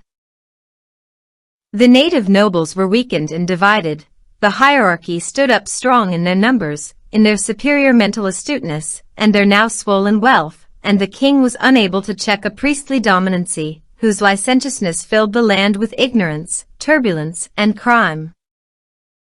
The native population, between the two millstones of their nobles and their priests, implored the king to extend to them the benefit and protection of the English laws.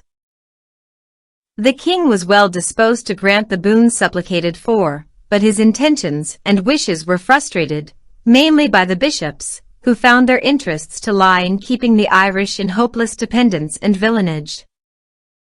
Such is a brief but truthful history of Ireland for 4 centuries. The great source of Irish misery has been, says Dr. Phelan, not the power of England, but its want of power. We come now to the Reformation. England threw off the yoke of Rome from her own neck, and we would have expected to see her use wise endeavors to break that yoke from off the neck of the sister kingdom, seeing they were her own soldiers who had so largely assisted to rivet it. England, now reformed and Protestant, had a grand opportunity presented to her of atoning for her great crime in taking part with the Pope in plunging Ireland into darkness. Overjoyed she might have been to recompense its poor people for the ages of suffering that had passed over them since that sweet and mild evening in 1171, when her soldiers first landed on their shore, by kindling among them the lamp of the gospel. England, herself being judge, in that she had renounced the popish faith as idolatrous and damnable, would, in so acting, have been bestowing on Ireland both a temporal and an eternal salvation. What a different future would have been in store for both herself, and have been the lot of both islands had England seized the golden opportunity. She would have cured the vice inherent in the first connection of the two countries, and, wiping from the memories of both nations the crimes and the miseries that had flowed from it, she would have established a new and eternal union between herself and Ireland at the altar of a common faith. Steps in that direction England did indeed take, but viewed in the light of the occasion, and of the solemn responsibilities she had incurred to the Irish people, they were glaringly inadequate. She neither, with few exceptions, sent the right men, nor took the right methods, nor went about the matter in the right spirit, nor adopted the right scale. To plant the Reformation in Ireland was worth the forethought, the money, the labor with which kingdoms are established. In truth, there was no conquest in all the earth, not even that of the largest and richest continent on the globe, which would have so recompensed England, as she would have been recompensed by the diffusion of the faith of the Bible among the Irish people. But alas! The littlenesses, the intrigues, the selfishness, the worldliness which had poisoned the whole intercourse of the two countries since their connection began, desecrated an effort which, if it was to succeed, must stand forth, not only unpolluted by these stains, but pure and wholly beyond the measure of all other causes. The unhappy consequence has been that Ireland is as popish at this day as it ever was, and that it is more under the dominancy of the hierarchy than during the Calamy II era, which we have rapidly traced. This is the great sin of which England has been guilty, although the agitator is silent respecting it, and we never find it catalogued in the list of wrongs, injustices, and oppressions which Great Britain is alleged to have inflicted on the sister island. Lesser iniquities are held up to scathing reprobation, but no orator ennobles his eloquence, or sanctifies and sublimes the passions which he seeks to rouse, by holding up to righteous condemnation this parent iniquity, this deep, this everlasting wrong. The great evil of a blinding and demoralizing superstition remaining uncured after the Reformation, all other evils remained, of course, uncured. The arrogancy of sacerdotal tyrants, the marauding habits of the nobles, the wretched system of agriculture, which had descended from times before the Anglo-Papal subjugation, and which abused the fertility of a generous soil, all remained. And with them remained the barbarism of the native population. The history of Ireland, since the beginning of Elizabeth's reign, is little else than a record of great rebellions, which were marked by frightful violences and atrocities, suppressed sometimes with difficulty, but always with a stern severity, and punished by the proscription of the estates of the insurgent chieftains, to be followed by devouring famines, and a deeper plunge of the country into the gulf of misery. As an illustration, let us take what happened at the end of the Second Great Rebellion in 1580. These rebellions were in truth religious wars, not less so than those between the Catholic League and the Huguenots in France. They were headed by the O'Neills, the descendants of the ancient sovereigns of Ireland, planned in concert with Rome, and prefaced by the bulls of Pius V and Gregory XIII. Excommunicating Queen Elizabeth as a heretic, hateful to God and man, summoning the Crusaders to arms in the holy cause of the Church, and stimulating their zeal by granting them a plenary indulgence and remission of all their sins, according to the form which is accustomed to be used for those who war against the Turks for the recovery of the Holy Land. The crusade, though thus blessed, ended in the overthrow of its leaders, and the deeper misery of Ireland. A famine followed the exterminating army. Appalling picture of such horror to be found in any language, is given by Spencer, notwithstanding that the same was a most rich and plentiful country, Munster, yet, ere 1 year and a half, they were brought to such wretchedness as that any stony heart would rue the same.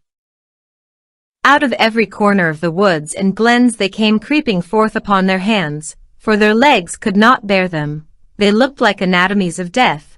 They spake like ghosts crying out of their graves. They did eat the dead carrions, happy where they could find them, yea, and one another soon after, insomuch as the very carcasses they spared not to scrape out of their graves.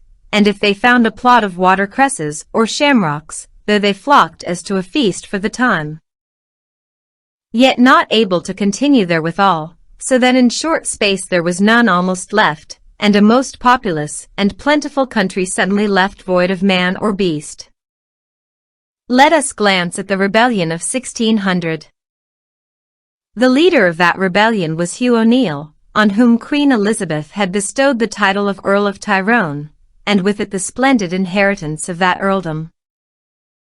The parties behind the scenes, the real instigators of the insurrection, were again the Pope and the Irish hierarchy. It is the wont of the priests to put forward a layman, whose is the toil and peril of executing their projects, while they remain in comparative obscurity and safety. Should these projects prosper, they reap the benefit; should they miscarry, they slip their own necks out of the halter, and leave their tool to come in their room. O'Neill believed that he was striking for the sovereignty of Ireland, but the pontiff, Gregory XIII, who sanctioned his rising and blessed his arms, had destined the throne to a natural son of his own, or failing this, he would give it to Spain. To kindle the flame of insurrection, the Pope renewed his excommunication of Elizabeth. Let us mark the consistency of the papal policy. We now see it enjoining what aforetime it had condemned. When the English were invaders, it had sanctioned the overthrow of the independence of Ireland and anathematized resistance to them. But now, when England's ascendancy had settled down into a regular government and had been repeatedly acknowledged in solemn covenants, and could not be opposed without treason, the pontiff enjoined resistance as a duty. We have given thanks to God, the Father of mercies, said Gregory in his rescript to his beloved son Hugh O'Neill, who has still left in Ireland many thousands of men who have not bowed the knee to Baal. For these have not gone after impious heresies or profane novelties, but have fought manfully in detestation of them, for the inheritance of their fathers, for the preservation of the faith, for the maintenance of unity with the one Catholic and Apostolic Church, out of which there is no salvation. But, after all, were the Irish to enjoy the inheritance of their fathers if their sanguinary piety had proved successful? Gregory had otherwise arranged it. When the best blood of the sons and the sons of Ireland had been drained in mutual carnage, says Dr. Phelan, Spain was to seize upon the defenseless prize. New forfeitures were to make provision for a new race of armed colonists, and the Inquisition was to exercise its holy office in vindicating the island of saints from the imputation of heresy. The rebellion came to an end on no battle field, but in a submission which Tyrone, deserted by many of his followers, found it prudent to make to the English sovereign. 3 rebellions had now run their course, and what had they done for Ireland? Several of its counties, trodden by armies, were a desert. The schools which Henry VIII had planted in it, and which gave a feeble hope of a happier future awaiting that dark land, were extinguished. The native nobility were crushed, the English crown was still weak, and now the hierarchy, without a rival, stood up more imperious and powerful than ever. The deserted lands, and depopulated cities and villages. English code was introduced in the room of the ancient Brehon laws.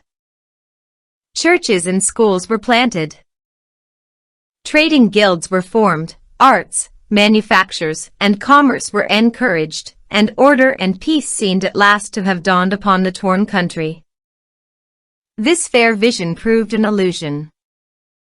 In the course of 40 years, agriculture, commerce, and civilization had taken root, and begun to flourish, when suddenly a dreadful tempest gathered and burst over the colony, and swept it away. This was the insurrection of 1641. It was headed by Roger O'More and Phelim O'Neill, the 2 most powerful chiefs in Ireland, and its object was the entire destruction of the Protestant population, the full restoration of the Roman Church, and the recovery of all the forfeited lands. It was marked by indescribable atrocities, and settled into a war of 10 years, which left the country in utter misery. The butcheries did not cease till Cromwell presented himself upon the scene.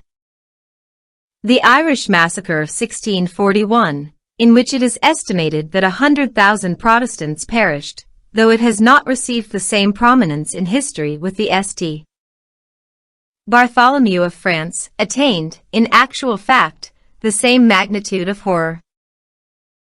We are not sure that all our readers will have nerve to peruse the extract we here give from Sir John Parsons' history of the massacre, which he compiled from the testimony of eye-witnesses, given upon oath. In some parishes 200 families were murdered and destroyed. To many the bloody villains showed so much favor as suddenly to dispatch them. For others they held a sudden death too easy. They therefore imprisoned some in beastly dungeons, full of dirt and mire, and their clapping bolts on their heels, suffered them to perish at leisure. Others they barbarously mangled, and left languishing on the highways, crying out, but for so much mercy as to be delivered out of their pain. Others they buried alive.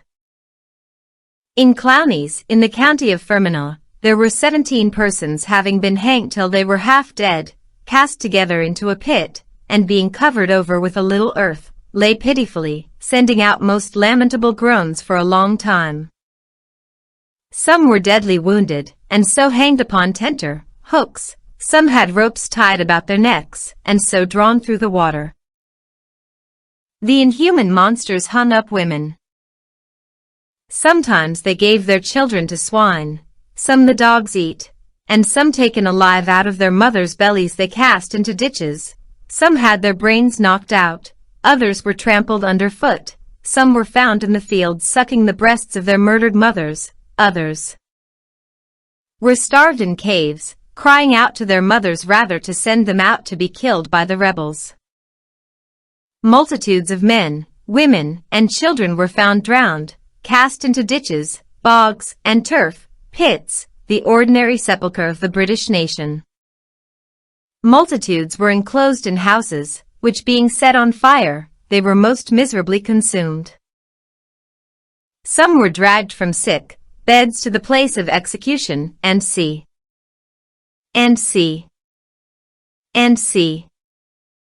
Custalia fando, tempireta lacrimis. The tragedy of 1641 did not close the era of Irish conspiracies and crimes. The history of the country since that period has been much what it was before it, a monotonous but melancholy record of gloomy discontent and smothered insurrection, breaking out at short intervals into open rebellion, to be followed by the pale spectre of famine and the black spectre of death. There is one great feature which has characterized all these paroxysms. Whatever was alleged as the provoking grievance, hatred of the Protestant faith, and a wish to effect its extinction, and that of its professors, was sure to come to the surface in the end, and to show itself as the predominant feeling and the real aim of the outbreak. This led to the enactment of what are known as the penal laws. These statutes were framed not as punishments, but as safeguards. They were erected as barriers against such terrific explosions of rancorous were meant to repress. They declared the papist incapable of sitting in Parliament. They deprived him of the elective franchise. They forbade him to practice at law, and they put certain restrictions upon him as regards education, and the right of purchasing and holding heritable property. Some few personal annoyances did they subject him to, light, indeed, compared with those he had been accustomed to inflict on others. Some of these disqualifications may have been unjust. We condemn persecution even of our persecutors, but in the main they were temperate, and for the time necessary, provisions against a terrible danger. To term them persecution is simply to abuse language. It is much as if one should cry out against the honest traveler, who carries arms of defense on a dangerous road, and accuse him of offering insult and violence to the brigand who lies in wait to rob and murder him. If it shall be maintained that these statutes, long since repealed, have left their stain on the Irish race in their present degradation, we reply, that degradation must be sought for in other causes. History has a comparison, or contrast rather, which is decisive on this point. Put the French Huguenots alongside the Irish Papists, and consider the two. The Huguenots were under penal laws indeed. They were burned at the stake, they were tortured, they were massacred, they were slaughtered on the battle field, their civil and their religious rights were proscribed, they were hunted on the mountains, chased into exile, and thrown by hundreds and thousands into prison and the galleys. 2 centuries of such treatment could not degrade them, or sink them into crime. They maintained the grandeur of their character, and the purity of their virtue in the midst of it all, and not only so, but, as if purified by the fires through which they passed, they scattered the seeds of Protestantism, of literature, and of art in all the countries of their banishment. Compare this with the condition of the Popish Irish. Look at them in all lands, on the wharfs of England, in the cities of America, on the shores of Australia, in whatever quarter of the globe you behold them, they occupy the same low point in the moral and social scale. They are hewers of wood and drawers of water to the rest of mankind. And this brings us to the point. Ireland's disease is neither political, nor social, nor agricultural, it is moral, and till it be recognized as such, we shall never succeed in removing it, for political or agricultural remedies will never heal a moral malady, and we but lose time and labor in the attempt. All things, as we have already said, are wrong in Ireland, but one thing is wrong, and that one thing is man. In that ruined country, he is the greatest, the most melancholy ruin. If we can explain this ruin, we shall be able to explain all the rest, and we shall wonder no longer over the mysterious wreck of a country which nature has blessed with a soil more fertile, and a climate more genial than she has given to her sister island of Britain. You may multiply hypotheses and explanations without end, nothing will explain the mischiefs and miseries of Ireland save the moral and religious condition of its people, and the explanation of that condition is to be found in one word, popery. There needs no initiation into the mysteries of statecraft, no researches into physiological or ethical science, no studies even in national economics, to solve the riddle we are dealing with. It is, in truth, no riddle at all. The priest, yes, the priest has made the Irishman what he is, and the Irishman has made Ireland what it is. We speak, of course, of Irishmen and Ireland so far as they are dominated by the faith of the priest, for outside that dark boundary line Irishmen are like other people, and Ireland is like other countries, the only difference being, people are endowed with a quicker genius. And this marked and striking contrast, we mean between the portion lying in eclipse and the portion lying in light, is an attestation to the truth of what we write. In it we hear the very land itself crying out against the system that has cursed it. Lifting up its voice, it condemns the blindness of man. The Irish earth groans to be delivered from the yoke which Adrian IV bound upon it, that being brought into the liberty of Protestant lands its imprisoned fertility may burst forth like captive from dungeon, its potato patches be changed into corn fields, its bogs into arable lands, and the country show itself in the full rich beauty of old days. We return to the one grand fountain of evil, the well, spring of 7 centuries of woes. The priest has touched the Irishman with his torpedo finger, and changed him into a being without conscience, without intelligence, without liberty. All his powers are benumbed. His activities are frozen at their source. Place him upon a patch of earth, and say to him, this acre of land, or these half-dozen acres, are yours, the man, so malignly transformed, is more helpless than the animal. The latter has instinct to direct it. Turn the ox or the pig loose, they will set about searching for their food, and will continue the search day after day, fattening and prospering, and happy up to the measure of their animal capacities. But man has not instinct to guide and prompt him, and reason the priest has robbed him of. He has no forethought, no energy, for you cannot give to a slave the resource and the conscious dignity of a freeman.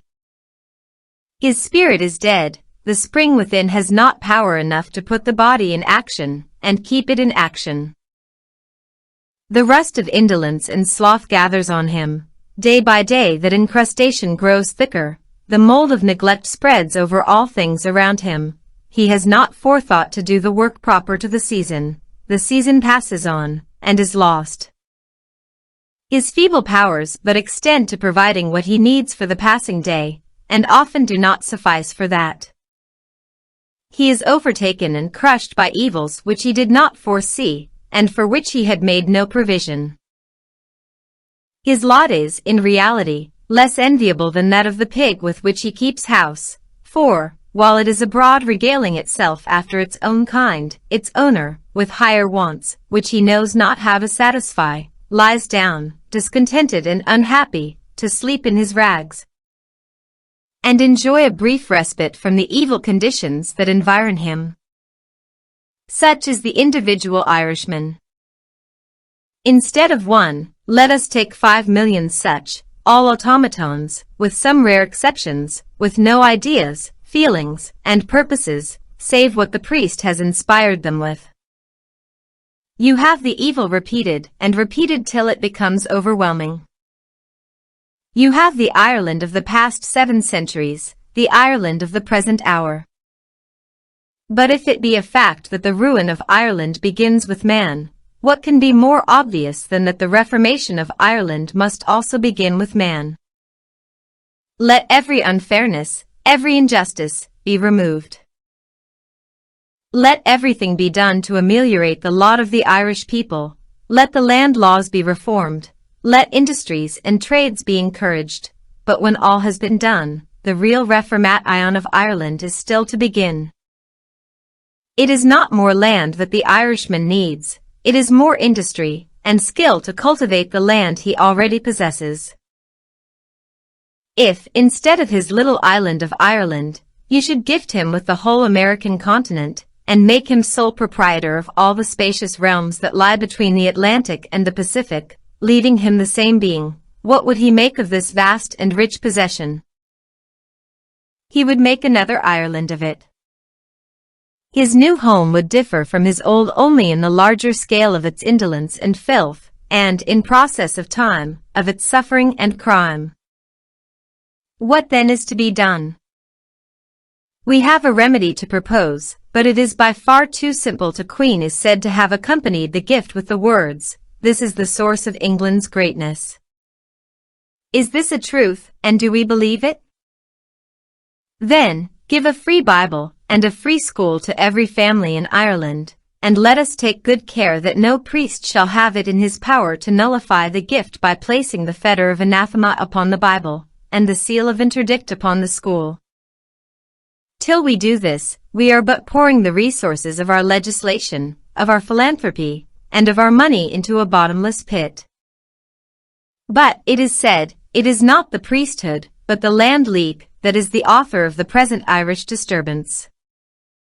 So might it have been said of almost every outbreak which has ever occurred in Ireland. Rome is the fruitful mother of mongrel societies, which she sends into the world under different names. Her spawn in Ireland is variously known as Whiteboyism, Ribbonism, Fenianism, and now Land Leaguism, all forming, in fact, but one society. Let us take the Land League. Observe the numerous links between it and the Church. Its ostensible leader, no doubt, is a Protestant. The convenience of this for the priesthood it is not difficult to see. But, with the exception of Mr. Parnell, every man of the Land League party in the House of Commons, one indescribable excepted, is a Romanist. It is the members of the Popish Church that form those overwhelming land meetings that take place almost every week. Who do we find in the chair? Very frequently a Roman Catholic priest. Who do we find beside him on the platform? Roman Catholic priests. From whom have come some of the most inflammatory speeches? From Roman Catholic priests. From whom have come letters addressed to the promoters of the Land League approving of the object? From Roman Catholic bishops. The Universe, a Popish journal, December 17, 1880, says, Ireland was the scene, last Sunday, of a large number of land meetings. At almost all these meetings a priest was in the chair, and at all several priests were present on the platform. At a meeting at Claremore's, the Rev. M. Corbett urged the people to remember that they themselves had every right and title to the land. At a meeting, August 16, at Leenane, not far from the residence of Lord Mountmore's, a letter was read from the Rev. R. Radigan, Roman Catholic curate of Clifton, in which he stated, I need hardly say I wish you may have a most successful meeting, which means that you will fix your determination on the destruction of landlordism, good or bad. The following is conclusive as regards the power of the priests to repress these crimes, if they chose to exert it. It is reported in the Weekly Register. Lord Granite owns some property in the county of Longford, on which were settled some tenants, whom he wished to eject. The bailiffs sent to serve the process of ejectment were met by about 3,000 persons, armed with scythes, pitchforks, and other such like rude weapons. The magistrate, though accompanied with a body of police, withdrew. Next day he returned with a large body of cavalry, in addition to the police. This did not overawe the mob. The parish priest was sent for. What neither police nor military could do, the priest effected. He advised the mob to submit to the law. It obeyed, and the writs were served. Lord Granite is a Roman Catholic. But the most conclusive proof of all, that we owe this Irish agitation to Roman Catholicism, is the perfect agreement between what has been these years past the teaching of the priesthood, and what is now the demand of the Irish agitators. The two things, in fact, are identical. The priests, as shown in the immediately preceding chapter, have been systematically indoctrinating the people in the idea that the land of Ireland cry raised at the land meetings for the instant and unconditional restoration of it. Is it the interest of the priesthood that the misery and lawlessness of Ireland should be cured? Its continuance is a first necessity for the priests and their church at this hour. Order and intelligence could not be introduced into Ireland without uprooting its popery. But Ireland is the foothold from which Rome attacks the Protestantism of Great Britain, and through Great Britain the Protestantism of the world. The loss of its popery would weaken Rome along her whole line. At a former era, when Rome was seeking to stimulate the war propensities of the Irish chieftains, she discovered, among her other treasures, an ancient prophecy linking the fate of the Roman Church and the fate of Irish popery curiously together. In 1543, the Bishop of Metz, in the name of the Council of Cardinals, wrote thus to his son O'Neill, Thou and thy fathers were ever faithful to the Mother Church of Rome. His Holiness Paul, the present Pope, and his Council of Holy Fathers, have lately found an ancient prophecy of one St. Laserianus, an Irish Archbishop of Cashel. It saith that the Church of Rome shall surely fall, when the Catholic faith is once overthrown in Ireland. It would be curious indeed if it should be found that the Bishop of Metz, in his random vaticinations, had hit upon the truth, and that the forgery of the 16th century had become the accomplished fact of the 19th, or of some following century. Asterisk had the three nations been united in one faith, as they would have been had England done its duty by Ireland, the fabric of the British power would have stood up in the midst of the earth a pillar strong enough to sustain the order of the world, and a pharos lofty enough to enlighten it. May we indulge a moment our fancy in contemplating the vision? We see Britain going forth in her circuit among the nations. She is clothed with magnificence as with a garment. On her head is the diadem of glorious sovereignty. She carries in her right hand the lamp of life to chase away the night. She holds in her left the sword of law to plant order and liberty. Her coming is like the rising of the morning star. As she passes onward, letters and arts spring up around her steps, the fetters of the enslaved fall off, and the bowed down arise and stand erect. Wiser than Greece, stronger than Rome, she opens to the nations the gates of a new, a blissful, and a glorious age. We lift our eyes from this dazzling vision to fix them on a struggling, if not dissolving empire. Disasters and humiliations darken the horizon all round, and insurrection rears its head at the center. British Protestantism has been conducting a series of retreats during the past half-century, and Romanism during the same period has been achieving a series of advances. It has won one stronghold after another, and holds them in pledge of final victory. There remains but one other stronghold to be won, and when that has been gained, the victory will be complete. What is that one remaining stronghold? It is the throne. The Romanists will never rest till the statute of the Protestant succession has been repealed. This great war can have no termination, but at the center of our empire, at the foot of our throne. Shall British liberty or Roman tyranny sit upon it? That will be the question. And the nearer it comes to this, the strife, so far from subsiding, as many hope, will become the more obstinate and bitter. When it has come to this, then will come the supreme hour to our empire, and if British liberty is to be saved, it will have to be saved by the sword.